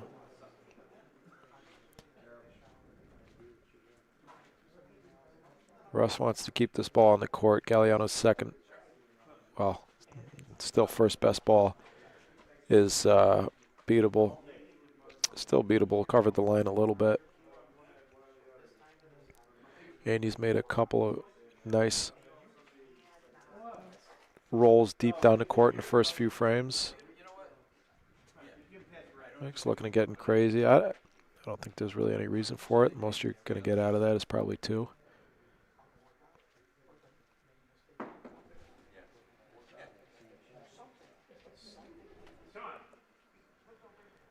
Andy Sweeney short. Not this time.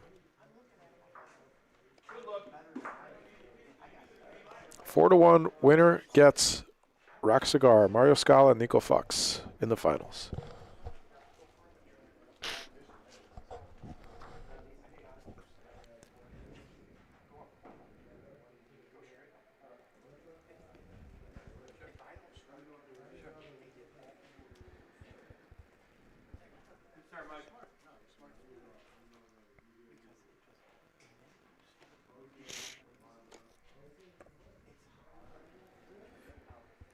That's great to hear. Thanks, Joey. We appreciate all the support that we've gotten so far for everybody, the whole community watching, supporting our efforts to Andy Sweeney here. Shot. He puts a clockwise spin on his shot, being a lefty. And that one was, a shot seemed like especially slow that time. And it just hooked, because it was so slow, it hooked more to the right. And he didn't get the, I think he threw it a little harder that time. Didn't get the hook that time. Supporting our efforts to create a professional version of bocce in this country. There will always be this underground, somewhat underground community of bocce tournaments and Italian clubs, and that will continue to be one of my favorite environments to play bocce in, but if we want to take the sport to the next level, we have to do it in a way that's marketable and digestible by the general public. And that's what we aim to do with our semi-pro leagues in Chicago and in Ohio. One ball. Oh, two balls rather. Two balls off the court for Dynabraid. Mike Serif wants it to be made clear that those are the panels balls that are off the court. Mike, you want a mid-game interview here? You want a mid-game interview here? I think Mike Serif just came and sat in the booth. Maybe get a different angle of what's going on. Tie game. I believe. I think that was 3.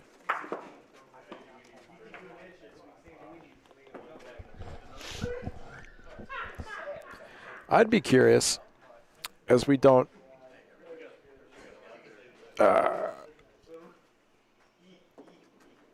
the tournament broadcasts have gone from our main focus to mostly secondary focus now, especially as far as driving audience growth. I would be curious if there's anybody that's watching this who became aware, who started watching bocce through the OBL and is now watching their first tournament maybe and seeing the difference in what bocce courts can look like, how the rules can be different. I'd be curious if there's anybody out there that's watching. The targets, but I prefer our ball for sure. So if there is, please let me know in the chat. And I'd like to hear what you think of how this compares to our semi-pro product, which is very much in its infancy stage itself.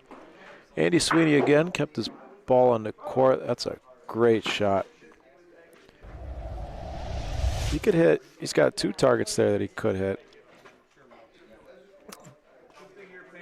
His own ball would have been good. Left side of that ball was great. Still leaves their own ball over there to be played on. I think it's 4-3. Yeah, 4-3 is Yeah, right. yeah.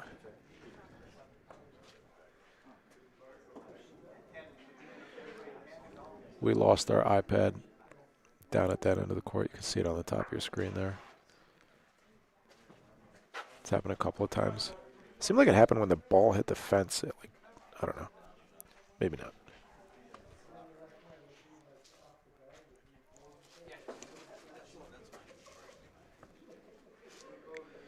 Joe Peterson.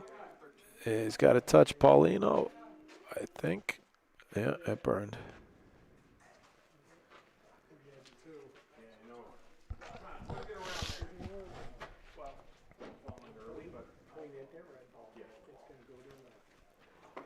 Two balls for Dynabraid. Galliano scoring 2 to get themselves back in the game last frame. This ball's going to burn.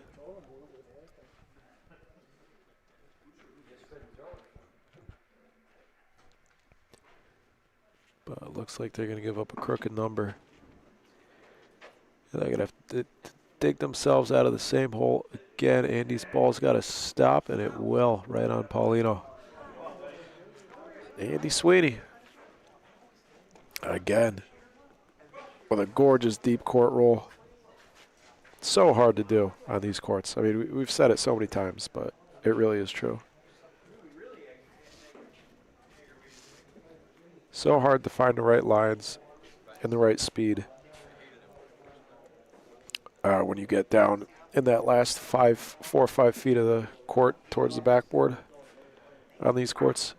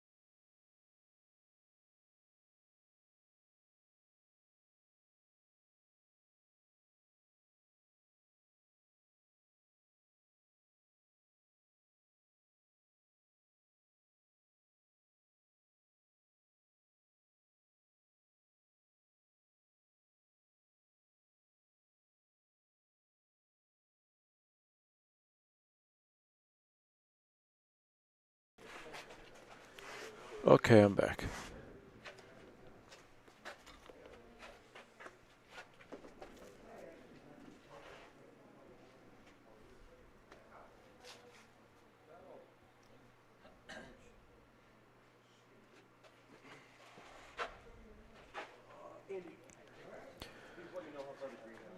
We've seen this as by far the most popular spot for Paulino going this direction.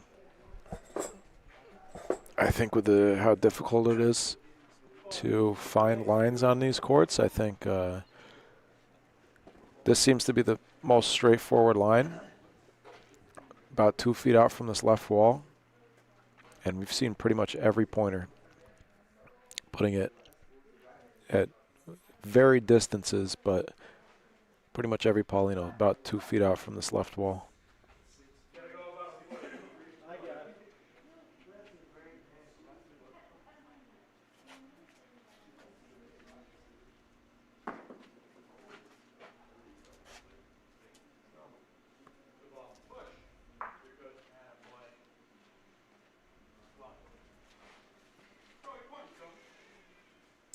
Well, an easier shot for a lefty than a righty.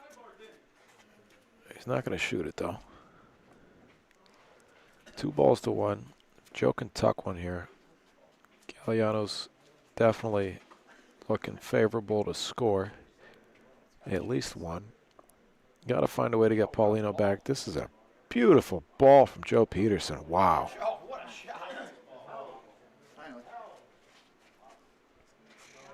I mean, it's almost unbeatable for Andy, for anybody, but Andy's the one with the ball.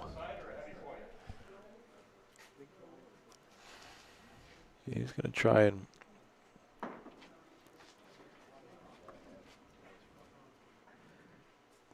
create some trouble.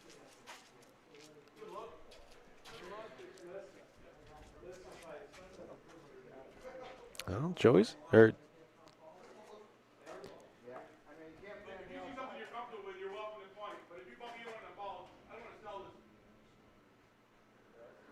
Joe's got the same line if he wants. They're going to take the point, though. Get the Paulino back. That would have been a real easy ball to sell.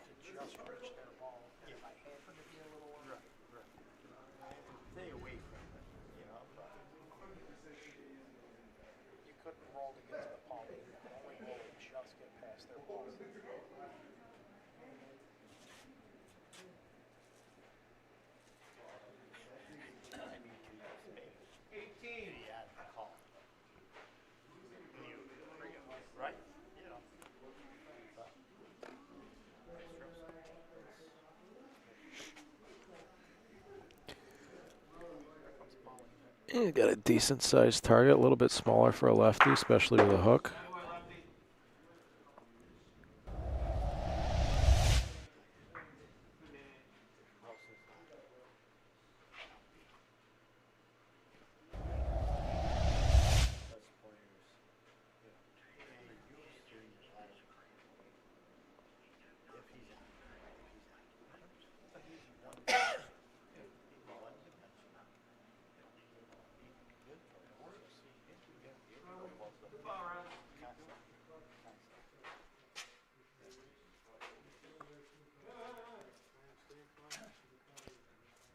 Ball advantage still for Dynabraid. Paulino's in play quite a bit here. These are pretty big, heavy steel Paulinos.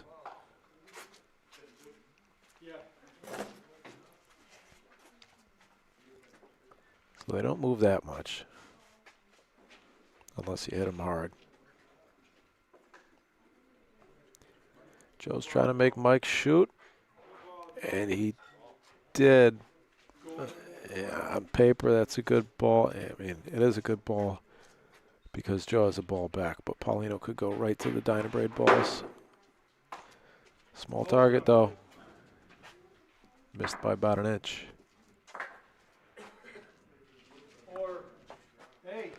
You shoot it again with an 8-4 lead. Worst you're going to do is give up one more point. You could potentially get a few out of this, though. I might have shot this ball, but only because I couldn't do that. Well, now Joe's going to shoot, and now Dynabraid could still get a big frame.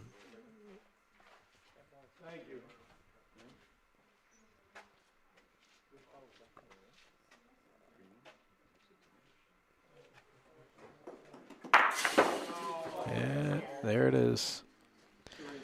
There it is. 3 points for Dynabraid.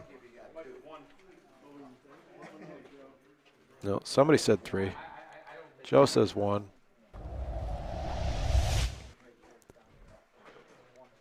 What a ball from Mike Seraph. Joe almost hit that clean. I mean, just that extra skip and hitting just enough on the right side of the ball for it not to go through that gap. Just 1, though. No harm done. 9-4. Great ball, Mike Seraph. Beautiful ball.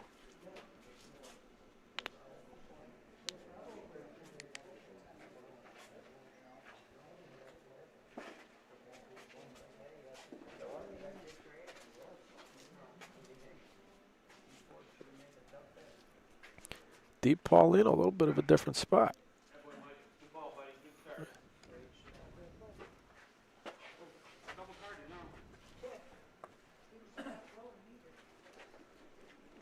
Pretty good sized target for Joe. I'd like to have the left side of the ball here. And he missed to the left.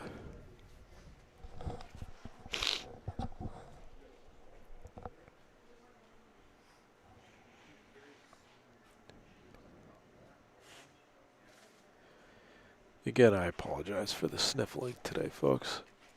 Trying to move the mic out of the way as much as possible, but I know it's still picking it up.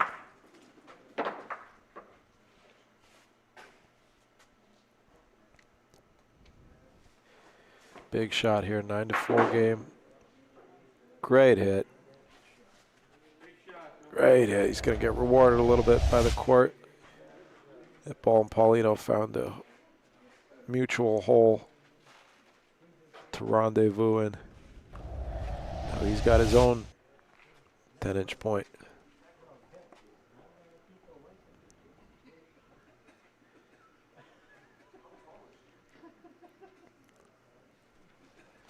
As far as angles go, that's a tougher shot right there for a lefty than it is for a righty. Righty's going to have a little bit more of the right side of that ball than a lefty will. Although with Andy's hook, if he hits it solid, his ball will hook towards the board and probably stay in for point. That works even better. That is going to be a really tough ball to beat on the backboard. I mean, that's like a borderline impossible ball to beat on the backboard, I think, but I don't know these lines at all here.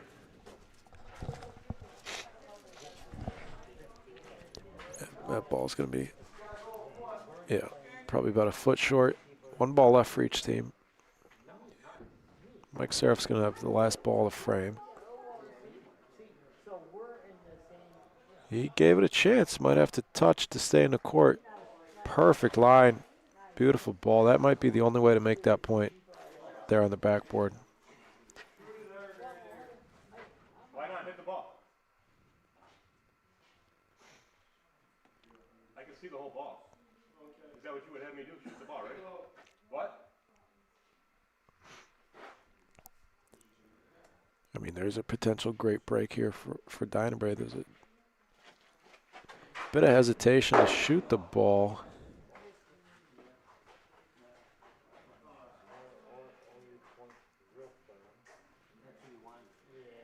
Paulino to the left could have been 2 or 3.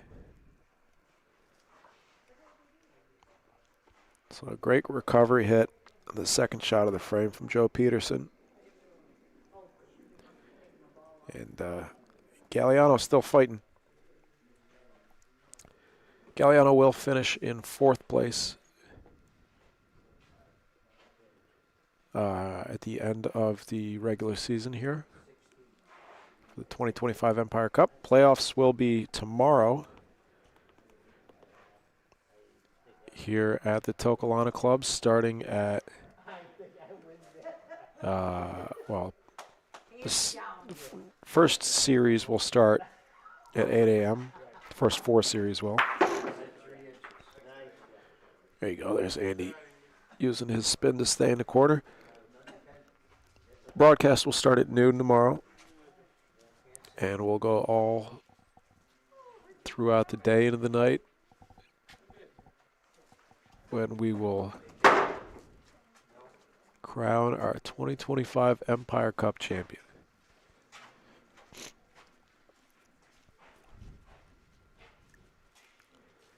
Last year's champions, Echo Bocce, finishing in 3rd this year in the regular season, which I believe is the same place that we finished last year in the regular season. We might have been 2nd. Toccolana number 7 won the regular season last year. I remember that.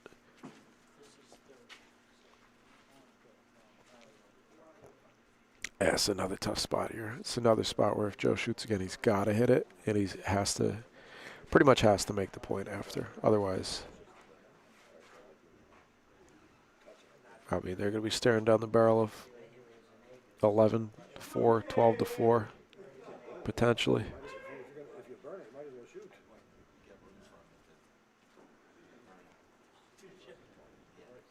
I think Russ is going to roll real aggressive and try and steal this. This isn't going to stay up, though, I don't think.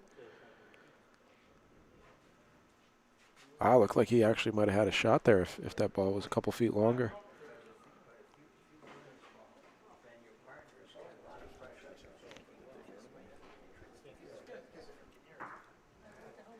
Well, Joe catches the left side of it.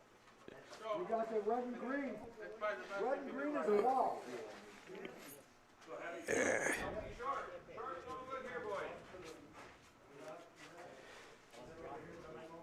You're not moving the green or the Polino.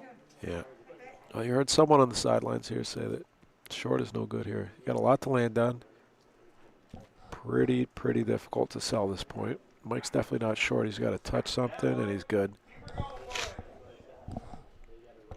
Big backboard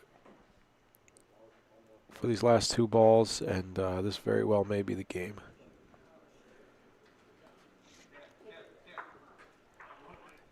Just enough, opened it up. Pretty much impossible for Andy not to make a point here as long as he has the correct line. There it is.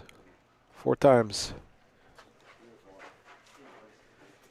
Dynabraid, 13-5. We've had some quick games. The last one wasn't so quick, but besides that, we've had some quick games. Dynabraid, 13-5, and they are into the finals.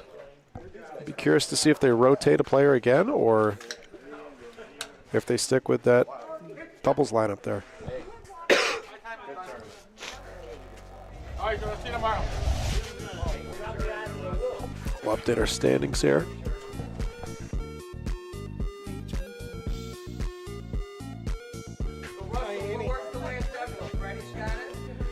Galliano Club's going to get 50 points for 3rd place. Dynabraid will get 5 more points for that win. And we will resort, which is not going to do anything. See you tomorrow? Yeah. I don't know. I don't know if you're leaving. Yeah. Laser tag? Huh? Laser tag?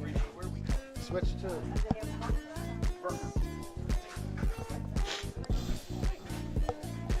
So there will be no more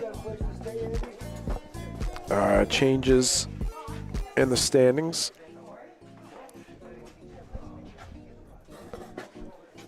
Galliano Club can make a surge here, but it won't be enough to catch 3rd place Echo Bocce. And Rock Cigar comfortably in first at the end of season 1.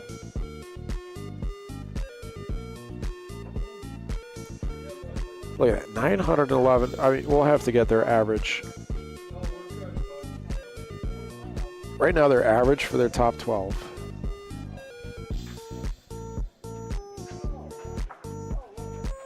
is 76 points for their top 12 results. That's crazy. You get 75 points for second place in a tournament. 5 points for showing up, 5 points per win.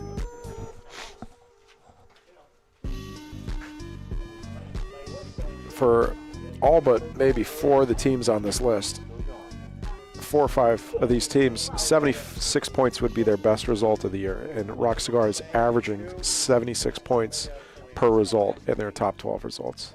That's just pure domination over the course of a year. In large part, thanks in large part to this kid stepping on the court right here, Nico Fox.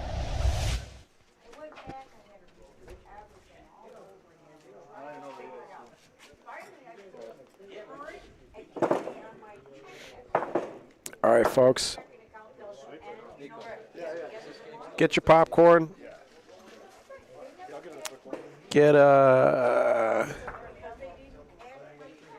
Let's see, what would I go for right now?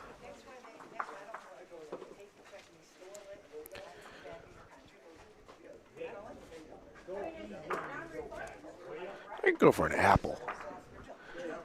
It's a weird craving, but I kind of want an apple.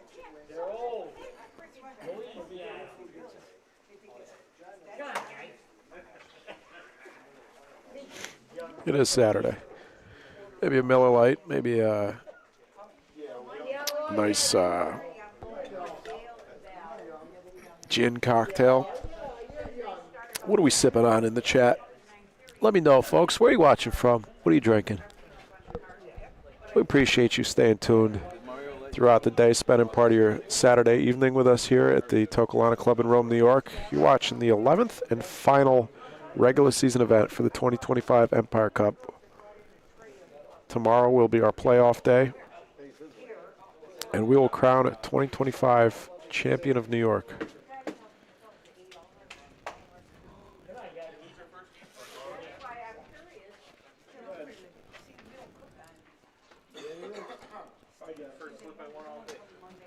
If you haven't done so yet, please do me a favor and click the thumbs up button on today's broadcast.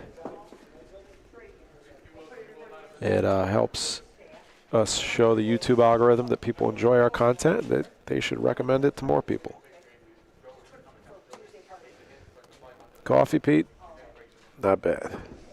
I would have some too myself if we don't have to get up. Actually, we don't have to get up early.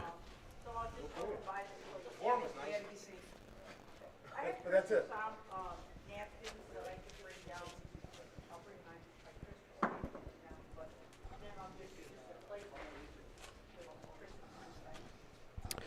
Yes, Pete, please bring me one. Sambuca. Sambuca sounds great. Espresso, Sambuca.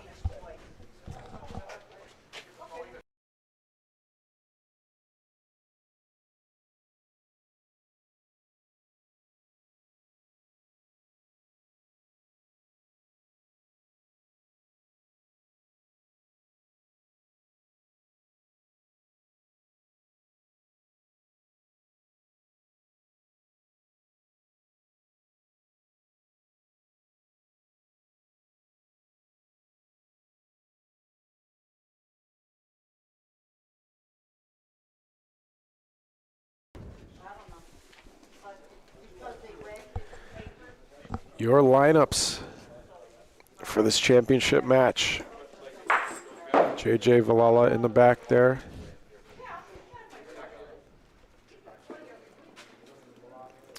Out of Lockport, New York, playing with Mr. Panel, Andy Sweeney, with the hat on and the pants that say the panel on them. Also out of Lockport, New York, representing the Dynabrade team, Thank you to Dynabrade, one of our main sponsors for the 2025 Empire Cup. Thank you also to Cetera Investors, Manth Manufacturing, and Gap Global Abrasive Products for sponsoring the 2025 Empire Cup. Like I said earlier, I did lose my ad reads. Well, I didn't lose them. Southwest Airlines lost them. So we'll get them back for tomorrow. First ball of the finals.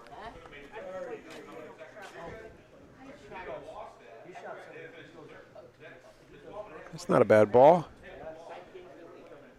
Very beatable for Mario. The line is wide open. It's going to be a question of speed. And there's your answer. If speed was a question, there's your answer. Your Rock Cigar team, first place finishers in the 2025 Empire Cup regular season, looking to ride that wave all the way to a playoff win tomorrow. Standing up there, Nico Fox, 17 years old, playing out of Rome, New York. Represented the USA at Junior Nationals in France this past October.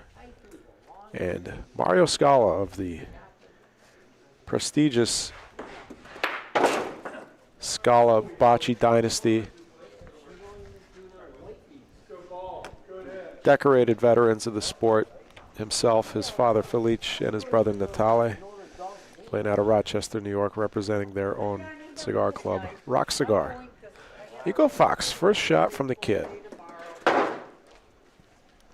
And speaking of Felice, she was, I saw when I was streaming on Billy's phone earlier that Felice was watching. I just found out he was in Italy. So he was watching from Italy.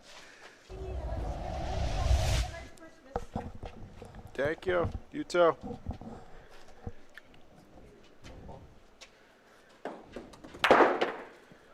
Didn't miss it that time.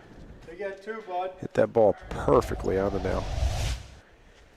Yeah, these guys, Mario and Nico, are not showing signs of having sat around for the last several hours. No, not at all. Did she just say, have a good summer, Merry Christmas? Did I hear that correctly? I only heard the have a Merry Christmas part. I heard have a good summer, Merry Christmas. That covers it all. I gotta add that one to my lexicon. 1 point sitting for Rock Cigar. Mario Scala trying to take a 2-0 lead in this title game. Rock Cigar has to win once, being the undefeated team. Dynabrade will have to win twice if they want to take down what I believe would be their first title of the 2025 Empire Cup regular season. I think so, too. Mike Seraph, if you're listening, please correct me if I'm wrong.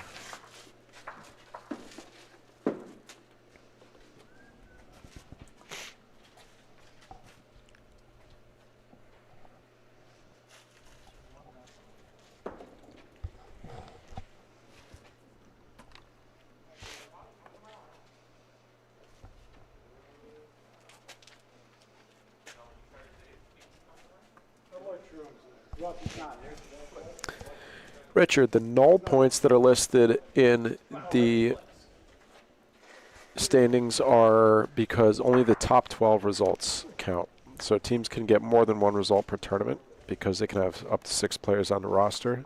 And, for example, this is a doubles tournament, so theoretically you could get 3 results for this tournament as long as all 6 players that were playing for your team were on your roster. Rosters were set in stone back in July. So the top 12, there's 11 tournaments, regular season tournaments. The top 12 total results count towards the playoff standings, and then anything beyond that becomes null points.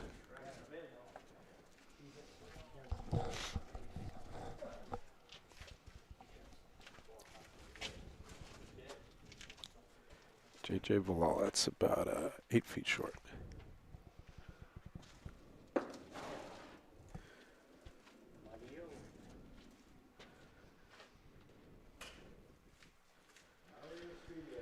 Mario gets as much distance as possible between his fingertips on that offhand when he releases the ball.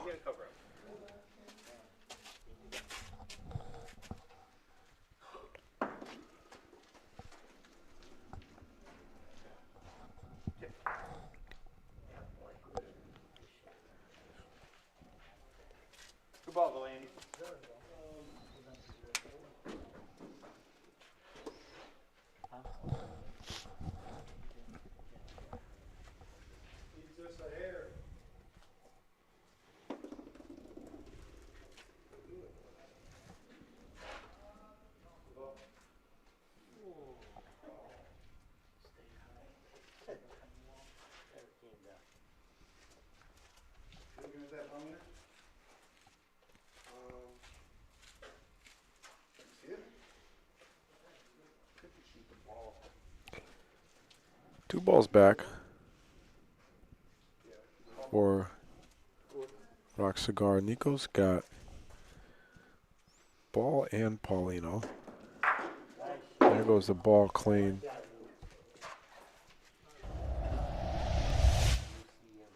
That's a beautifully smooth, under control shot.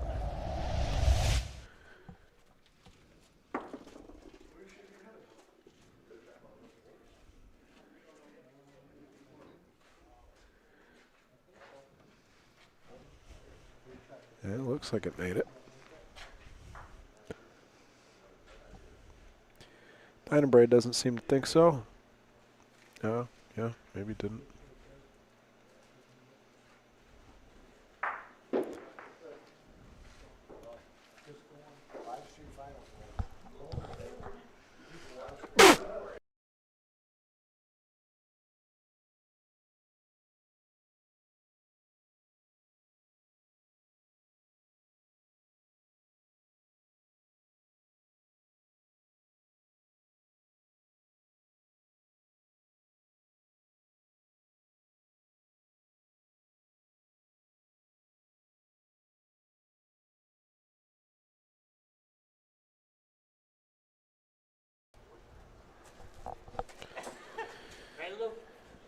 I tried to mute it before I sneezed, but it didn't work. Sorry, folks. Yeah. How about that Paulino, Dad? We've seen that there's a line to get here. Let's see if we can get it all on camera one. There's a line to get here from where Mario's standing. If he points pretty much straight at it, it's going to pull in. This ball might be a little short. But, yeah, look at it pull into the wall there. Yeah, it pulled in right there, huh? Yeah, we had one on the when Billy and I were on the broadcast. There was one right against the sideboard. I'd shoot this ball. Yeah, I can hear Andy saying it down there. This should be 3 easy shots. In theory, really the only way to beat that ball is to use that same line. And they're just, it's going to end up close to the board or with a double target on Paulino. Every time. Nico's going way earlier, though. You're trying to move. Oh, he's trying to move the ball ball up. Yeah, now he's got a block. Wow. Yeah. It's still just 1 point, I think. It's going to be a little bit tougher shot for Andy than it is for JJ. Doesn't want Paulino to move. And it's not going to. I wonder if Nico takes that same line. Yeah, looks like he is. And he's got 2. That's a great ball. Yep. That changes everything. Looks like they're sitting 2 now. Andy's got a tough shot. Andy's probably got to roll the same line that Nico just did. Let it come into the wall. And hopefully it sticks on the wall. No, he's shooting. He's shooting that front ball, I think.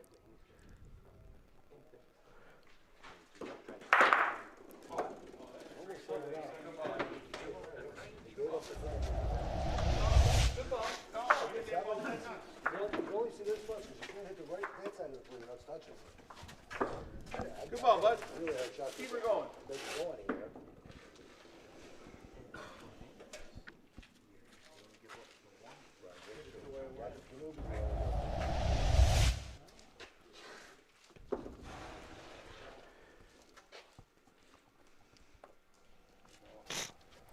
I mean, what a great ball from Nico.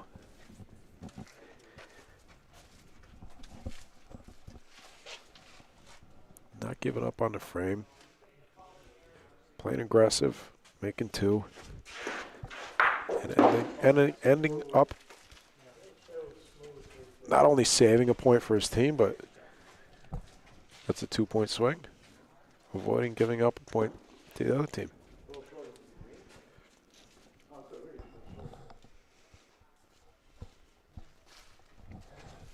And I think he saw that the whole way. I think he saw that with his ball before. He was just maybe playing it a little safer.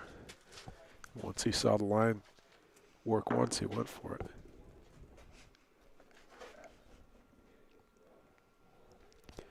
Thank you, Pete. I'm doing my best here. Andy's a little frustrated with that ball.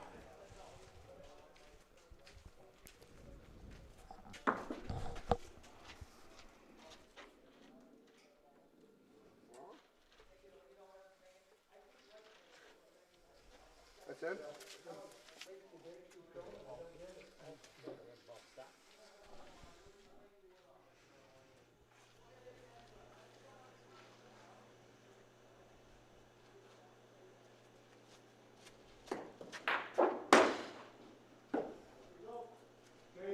Oh, nice shot.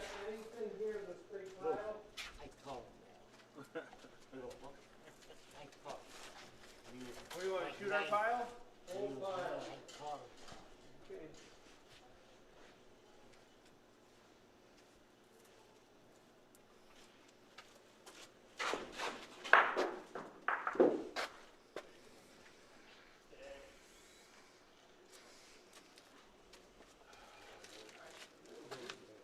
Who's got it, Ben?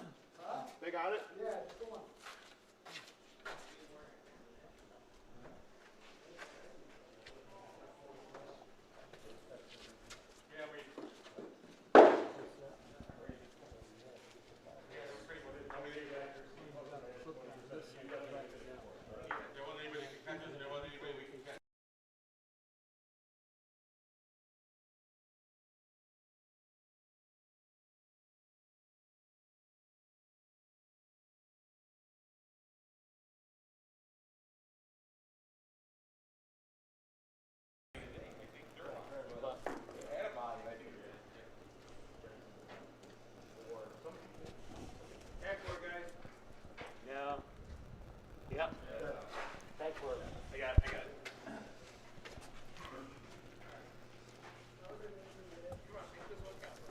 Mike, is it your intention to make a whole round finish before you start the next round, or as soon as guys are done, you're gonna have play?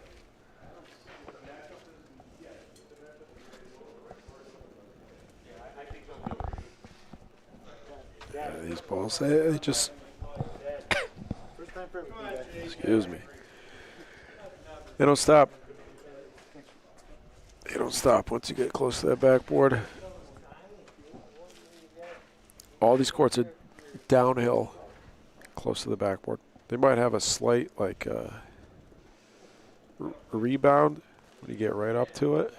Some of them have a little ramp, depending on how they were swept. There's a big hill there. There's no excuse. That's terrible. That's really terrible.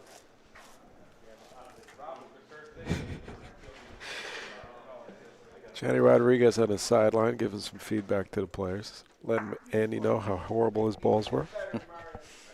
Also taking credit for Nico's shots. Said, I taught him that. I taught him that. Somebody had to teach him. 2-ball advantage for Rock Cigar. Could be a big frame. It's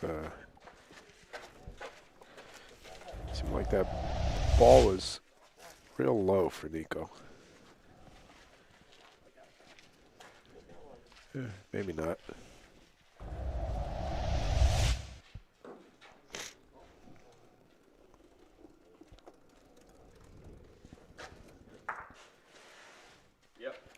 Perfect line. 1 point. JJ's really got no option here other than to point up, try and get around.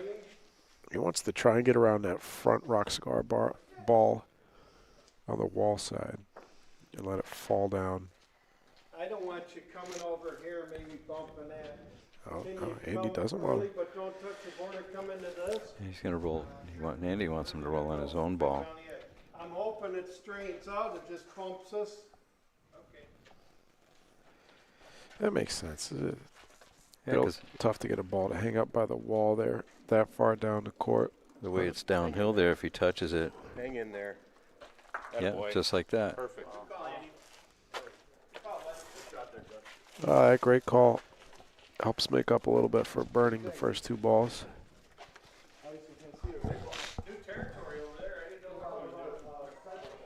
Still early in the game. Still just 4-1. No need to do anything crazy there for Dyna Braden.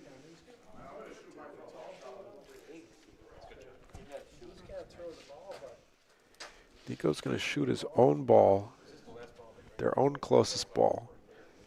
And if this goes right, this could be a 4-point frame. Opened it up. I think it's still Dynabraid.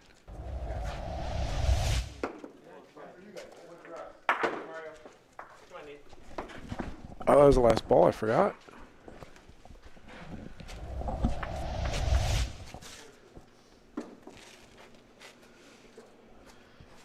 I forgot they had a ball off the court.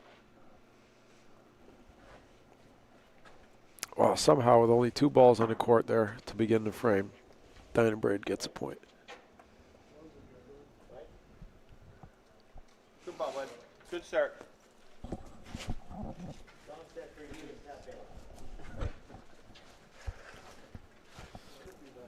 I'm a little surprised that they're going to point on this ball.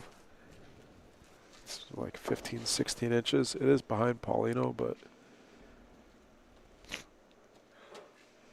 that's going to be gone.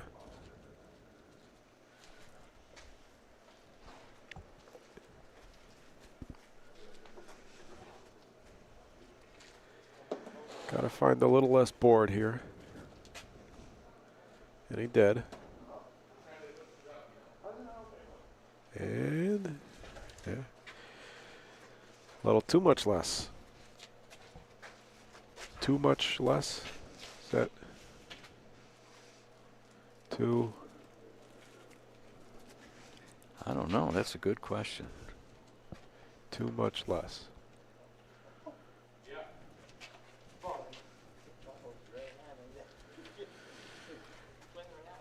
Too little, of course, but too much less. I don't think there's anything wrong with that. I think the grammar police would let that one slide. All right. Wow. That's Paulino hit. You heard Nico there. Yeah. Nico thinks he missed by a foot. I would be inclined to agree. There's no way he's shooting Paulino there because his own ball's right behind it. Could have been real bad. He didn't miss by a foot, but he did miss by a half a foot.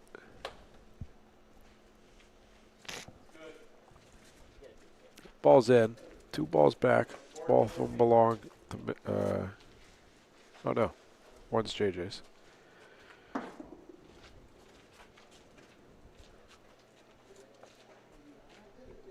Oh boy. Yeah, Andy's complaining the ball went straight the whole way. There's no balls that go straight the whole way here on these courts. Our ball or their ball? For 3. Okay. Andy wants JJ to take a double target. For most people, this is not a double target, but for JJ with the hook, it is.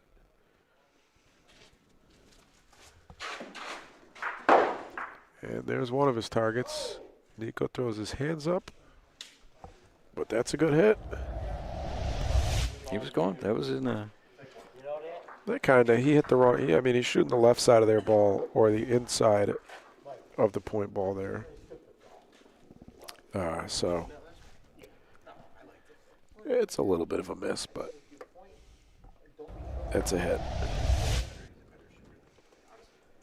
It's a little bit of a miss, but it's still a hit. Got to hit something there to get lucky.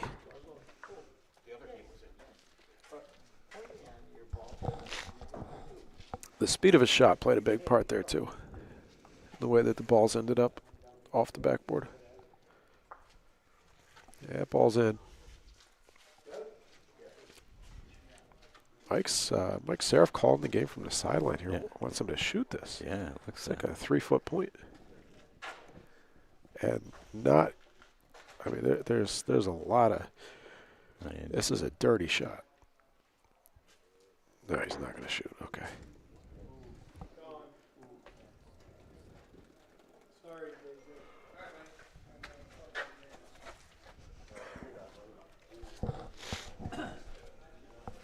This is a real interesting strategy for Dynabraid. The way that they're rotating their players. Andy was the shooter last game. He's pointing this game. He didn't play the game before that. I wonder if this goes to game 2. Do we see Mike Seraph and JJ?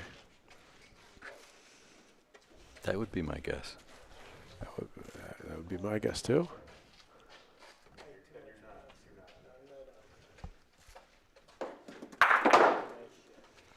Nico Fox sticks the ball. A little help from Paulino there. At 1.5 to 2-inch solid steel ball bearing.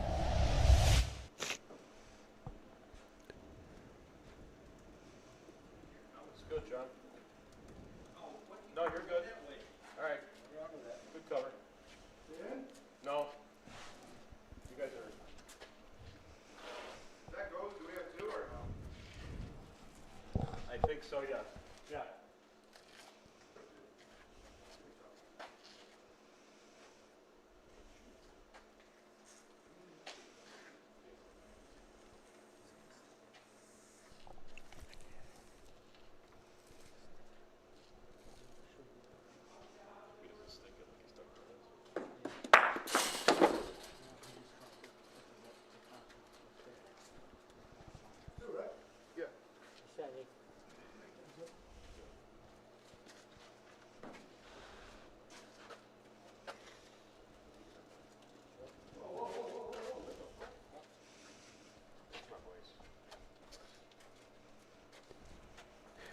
Great shot by Nico. I think we're seeing 2 different types of shots from Nico here.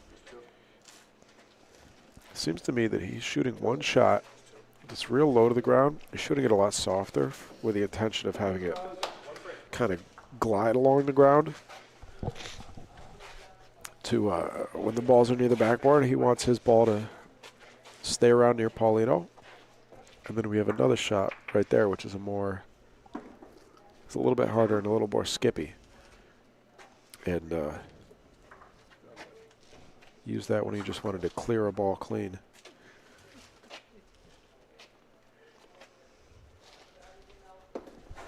If that's the case, that's impressive. That's pretty hard to do. Be able to switch back and forth between 2 different, essentially 2 different styles of shooting. This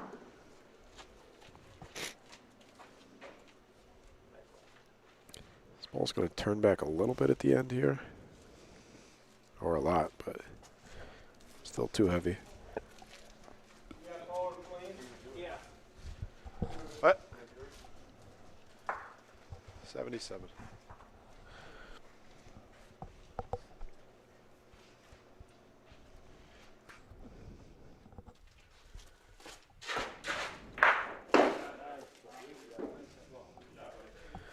There's another good break for JJ. Great shot. Even better break. Made their own point a little bit better. Made their own point a lot better, actually. Mario's going to point this. The ball will fall down towards Paulino, I think, but this one's going to be short.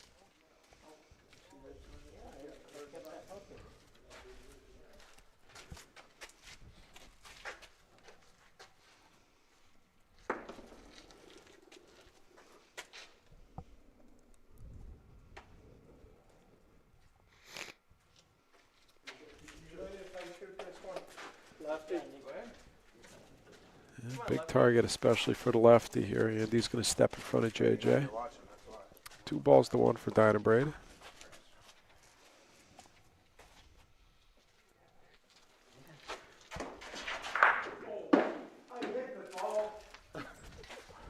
Who's he talking to? He said, I hit the ball, as if that's any consolation. Wrong side of the ball there, just clips it. And all of a sudden, Dynabraid's in trouble. Nico's got the last ball to frame. He might not even have to shoot. Well, he's not going to shoot now.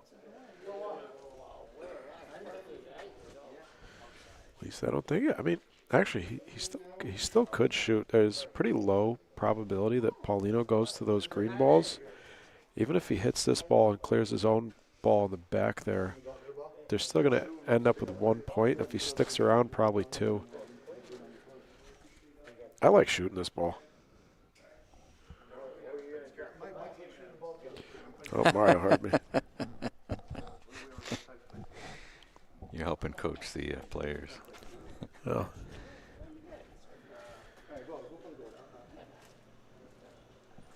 It's a new skill in the sport of bocce, is being able to hear the commentator and deciding whether or not to ignore what they're saying. Looking for the left side of the ball. Got it perfectly. 2 points. 8-3. I'll take my commission on those 2 points.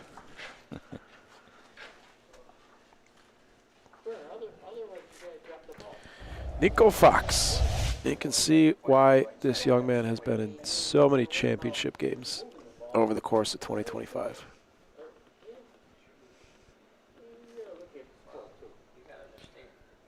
And Mario. Mario as well. Rock Cigar coming off a win in the last Empire Cup tournament at the Galliano Club. How many tournaments have they won this year? The Empire Cup tournaments. I don't know. I want 6 maybe? 6 or 7? that many. I would guess fewer than that. There's 11 tournaments. Who else has won? Pete and Marco have won. We won 3. 3? Is that it? Echo Butch won 3. I don't know. Toccolana must have won a couple. All right, maybe 5. Ooh, that's a little short.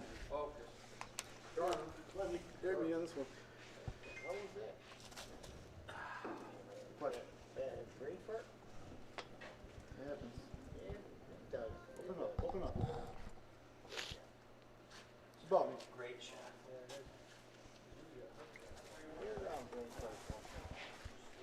No, I should have just gone for the side there. I just tried to fucking play it straight. I mean, I shouldn't do that. That's how utilizing the board me.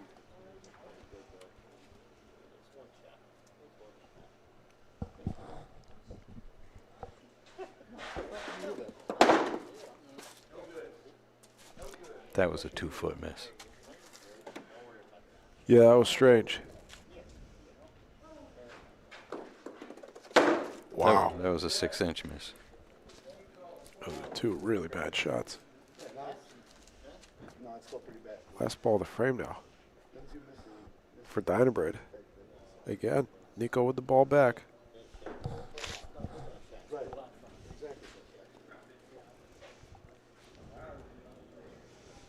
Might get a little back door. You know, No. Nico's a terrific player, but Mario is really solid.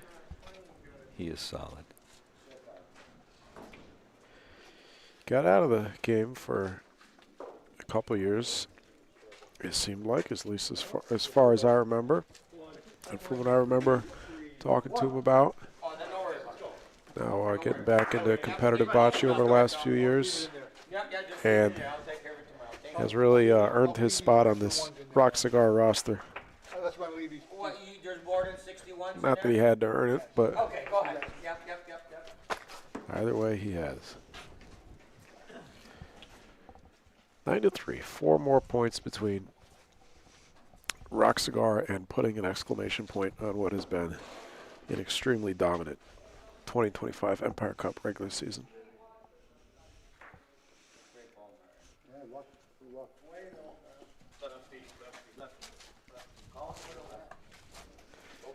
Calling for the lefty on this shot. This one I don't understand. JJ's got just as big a target as Andy does here. And JJ's actually got a better shot at sticking around because JJ's ball is going to go to the right there, or to the left rather. On the board side. So Rock Cigar maintains point. Looks like they're switching. And another lineup change for Dynabread. What's up, Justin? How you doing?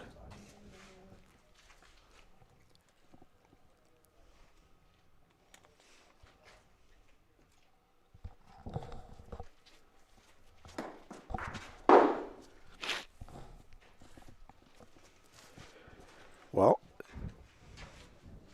He's human.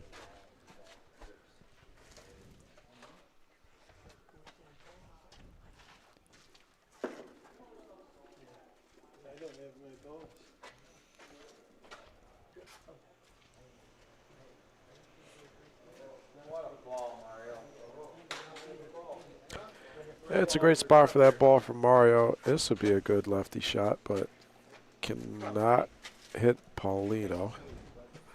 Can't hit the left side of Paulino, at least.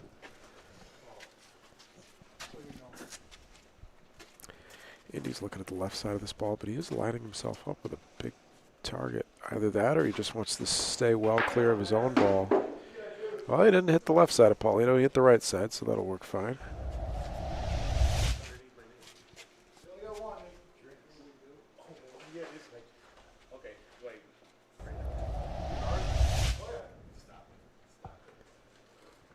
Last ball of the frame for Roxgar. Nico's going to shoot their own ball on the left side, and that's not going to work.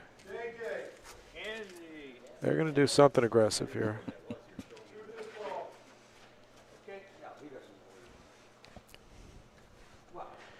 JJ's got their own front ball lined up here. He should have Paulino in the back too in case he misses to the left. Well, he missed on the right side of it, but with his hook, he did not really have a double target there. They weren't all mine. No.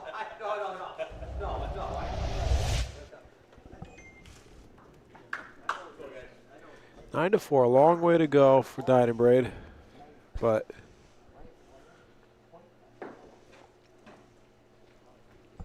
still a ways to go for Roxgar as well.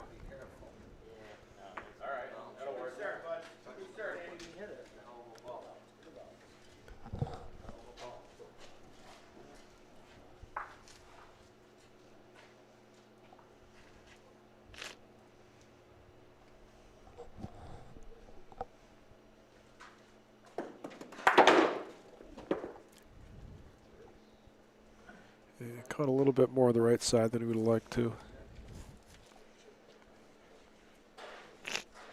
So maybe my theory on him shooting with two different speeds isn't exactly correct. Either that or for some reason he decided not to shoot softer on that ball.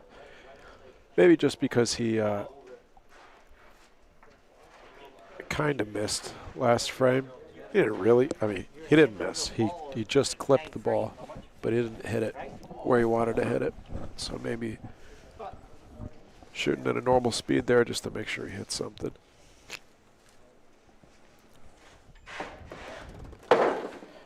Maybe I'm overanalyzing it. This is part of the reason why Roxgar is playing this far down the court. Both of the shooters for Dynabraid play a hook on their shot, and it's can be pretty hard to predict on any court this far down the court, much less these courts where you will find some amount of inconsistency with the way that your ball is going to react when it hits the court. Ball advantage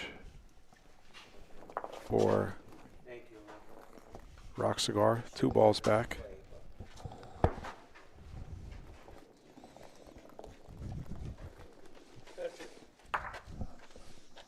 Nice ball by Andy.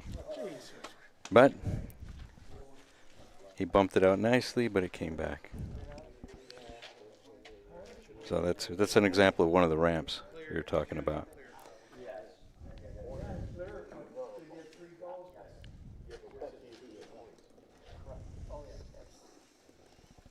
Which way is it going to go? What a ball, Mario. Nice ball by Mario. 2 points. It's a me. Mario speedwagon well. Nico's coming in a little bit of speed, but he's got something to bump against. All right, you took away a point. We got 2. Double digits. Oh, looking over. Deuces all day, my friend. Mario insists it's 2. Is it, JJ? Andy remains hopeful, It's 2, yeah. 2 all day. and he concedes. 2 more points between Rock Cigar and another victory in the 2025 Empire Cup regular season. Tomorrow we'll be back at noon for the playoffs. Playoffs start at 8 a.m. and we go all through the day tomorrow. Every round is going to be best of 3.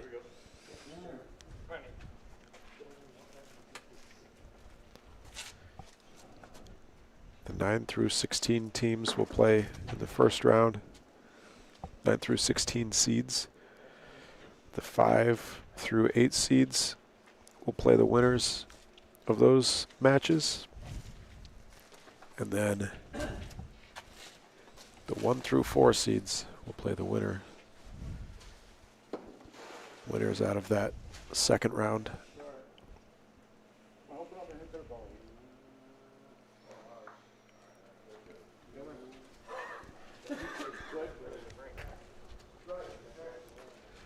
Pretty big backboard for Andy here.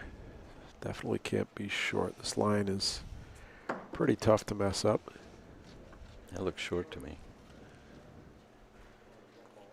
Yeah, you could close your eyes and make that point.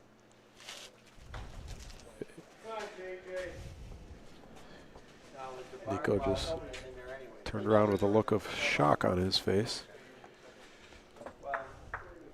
Andy probably 8 out of 10 times could close his eyes and make that point. It's just maybe a lapse in focus there. This is the part of the court where you just everything goes that way. Good recovery from JJ. Nico's got a full ball. He's got to shoot all the way across court. His balls are behind.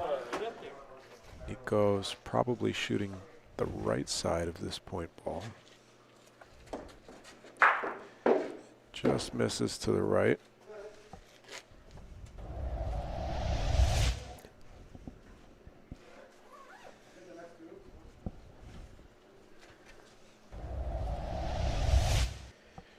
One ball left for Dynabraid.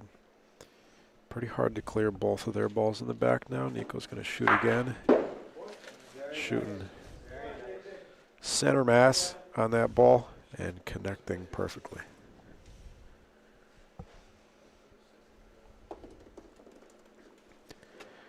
JJ did not make it short. He's got to get a little kiss on this ball, and that's going to work out nicely. A little bit of teamwork there between those two balls. And we are going to play at least one more frame.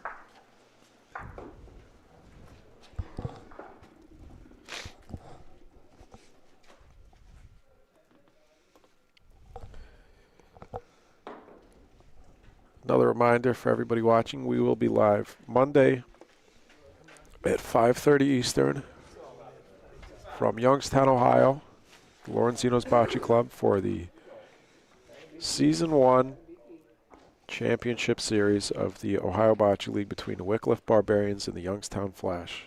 The #1 overall seed versus the #6 out of 6 possible overall seeds. First versus last at the end, entering the playoffs. It'll be a best-of-5 series. Like I said, that starts Monday at 5:30. That's a shot there that would have made sense for a lefty, and you would have had a little bit more Paulino there. First ball's over 2 feet. It's a decent ball in these courts. Didn't block the line, though. Mario's, oh, wow, look at that ball turn. That looked perfect. I thought it was going to be right on Paulino. Yeah, look at this. This ball just turned right here. That's what we're talking about. Hey, we're not just sitting here complaining. These, because we lost, these courts are tough. Mario's ball is not bad if Nico can clean this one. 2-1 for Dynabraid. This point's not a gimme. Should take the same line as Mario.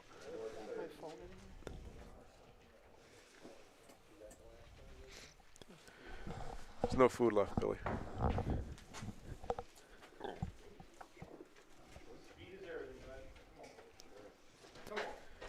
Want me to call it?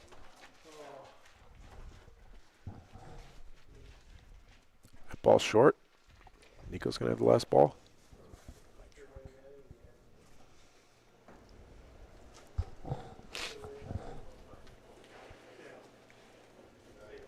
His ball is gone.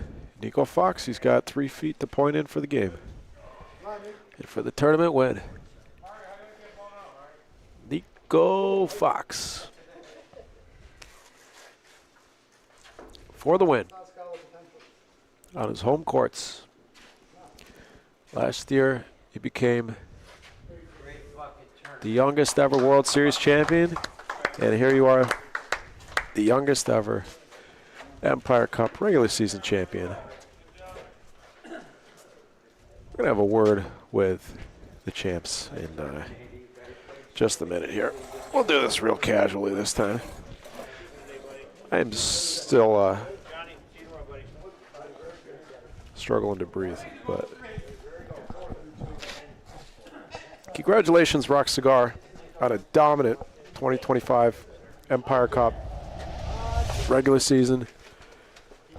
They averaged, with that win, that gives them another 105 points. So that's 135. Nico, don't go far.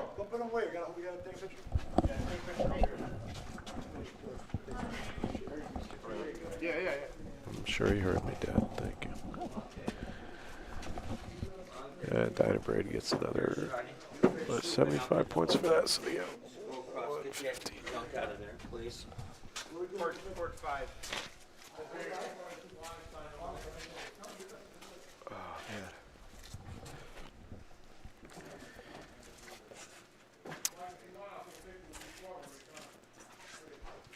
So 1,100. Sorry, guys. Well, whatever. Their top 12 results are 1,016 points. And their top 12. That's insane. 1,016 divided by 12. They averaged, in their top 12, they averaged 85 points per result. For reference, see you tomorrow, Billy.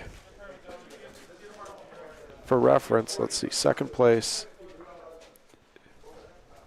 averaged 65 points. So they averaged 30% more points than the second place team. Johnny, I don't remember anything. He was a young kid, 12, 13-year-old kid. He was the best coming around, and he's still good. Johnny Rodriguez. Now we got Nick, right? Well, you don't remember because you're young. Your father remembers. Remember? I got a feeling Michael remembers. When you were a young kid, nobody wanted to play you. And believe me, I didn't want to play you because you were so good. I was better back then, And Johnny. you're still good. But we got another young kid on there right now. Speaking of which, yep. Hey, Luke. Here he is. Here he is. hey, Nico. Where's our camera? This camera confuses me because it's mirrored. Thanks, Johnny. Where's Mario? Mario. How do you feel, Nico? Good, real good. This is a good win for the Empire Cup. Good. You didn't play our Empire Cup last year, right? No, I did not. No, you had. I was just embracing you. Thanks, man. Neither of you played Empire Cup last year, right? There wasn't an Empire Cup last year. Oh, there was? There was. There you go. I apologize. No, I did not play last year. Is there any extra motivation beyond just the normal coming out here and playing these tournaments for you when you come to these Empire Cup tournaments?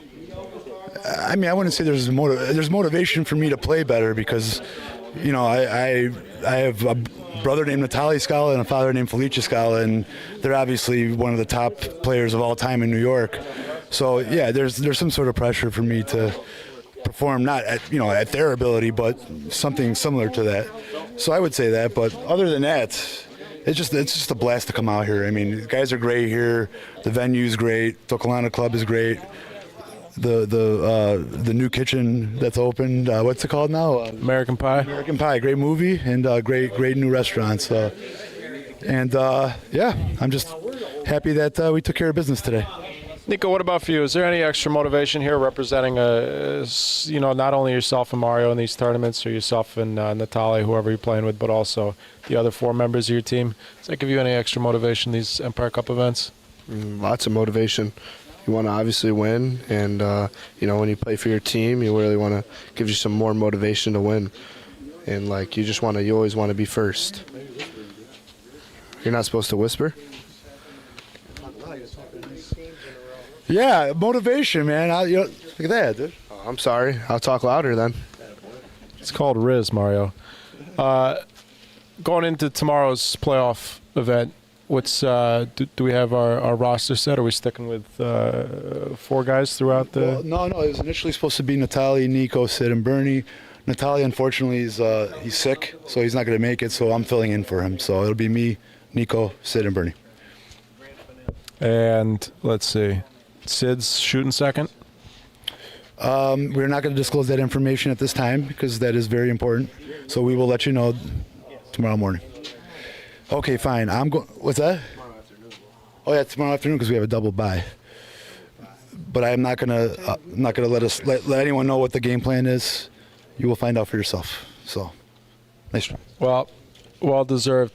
Congratulations, gentlemen, on your regular season win. Appreciate it. 2025 Empire Cup, and I'd say good luck, but I don't mean it for tomorrow. No, tomorrow we're once again enemies. And thank you for coming here and doing your thing, man. It's always freaking awesome. As Kobe said, job's not finished. All right. Congrats, gentlemen. Thank you. Of course you can, Andy. Get in here. Keep the Dine Bread logo coming. Mr. Panel. I thought we might get a word from you before it was all over. What do you have to say, Mr. Panel? First of all, thank you for Toccolana Club for hosting this wonderful event, and for Mike Serif that put this all together for the whole year for the Empire Cup. He's my teammate with JJ and Johnny. We lost our first game early this morning, and we came back 7 games, won 7 games in a row.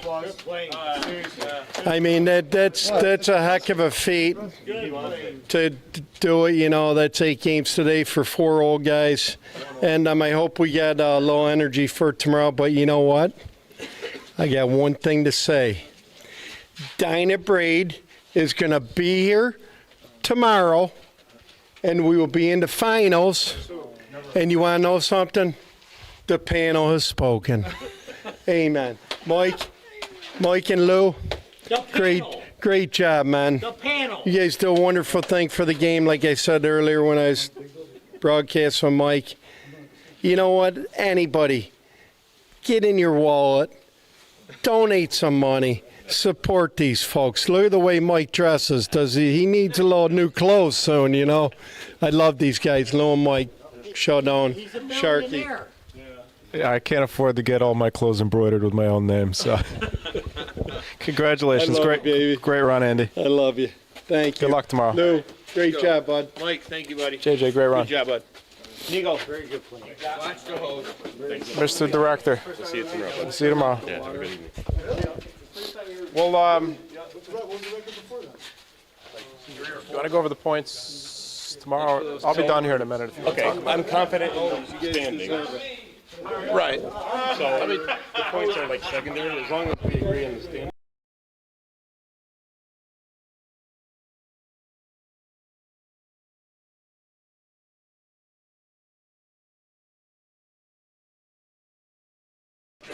Okay.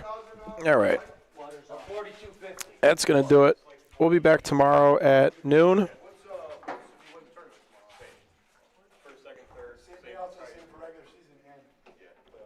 Somebody says no audio. Somebody says yes audio. Oh, if there's no audio, there's definitely audio. I can see it on my screen here. Yeah, we'll be back tomorrow at noon. Thanks for watching the 11th and final regular season event of the 2025 Empire Cup. Tomorrow is the playoffs. 17 teams started the year. By the time we start the broadcast tomorrow, we'll be down to probably 12. So, from everybody here at the Toccolana Club in Rome, New York, this has been, like I said, the 11th and final regular season event of the 2025 Empire Cup. Yeah, please like and subscribe, and we will see you tomorrow at noon Eastern. I'm Mike Sheldon. Thanks to my father Lou, Bill Barnett, Joe Malache, anybody else who helped out here. Excuse me. Congratulations to our champs, Mario Scala and Nico Fox of Rock Cigar. Congrats to our runners-up, Dinah Braid, Mike Seraph, JJ Valella, Andy Sweeney. And, yeah. Tomorrow should be fun. We will crown another Empire Cup champion in this second year of the event. That's going to do it. Thanks for tuning in, and we will see you tomorrow at noon. Until then, take it easy.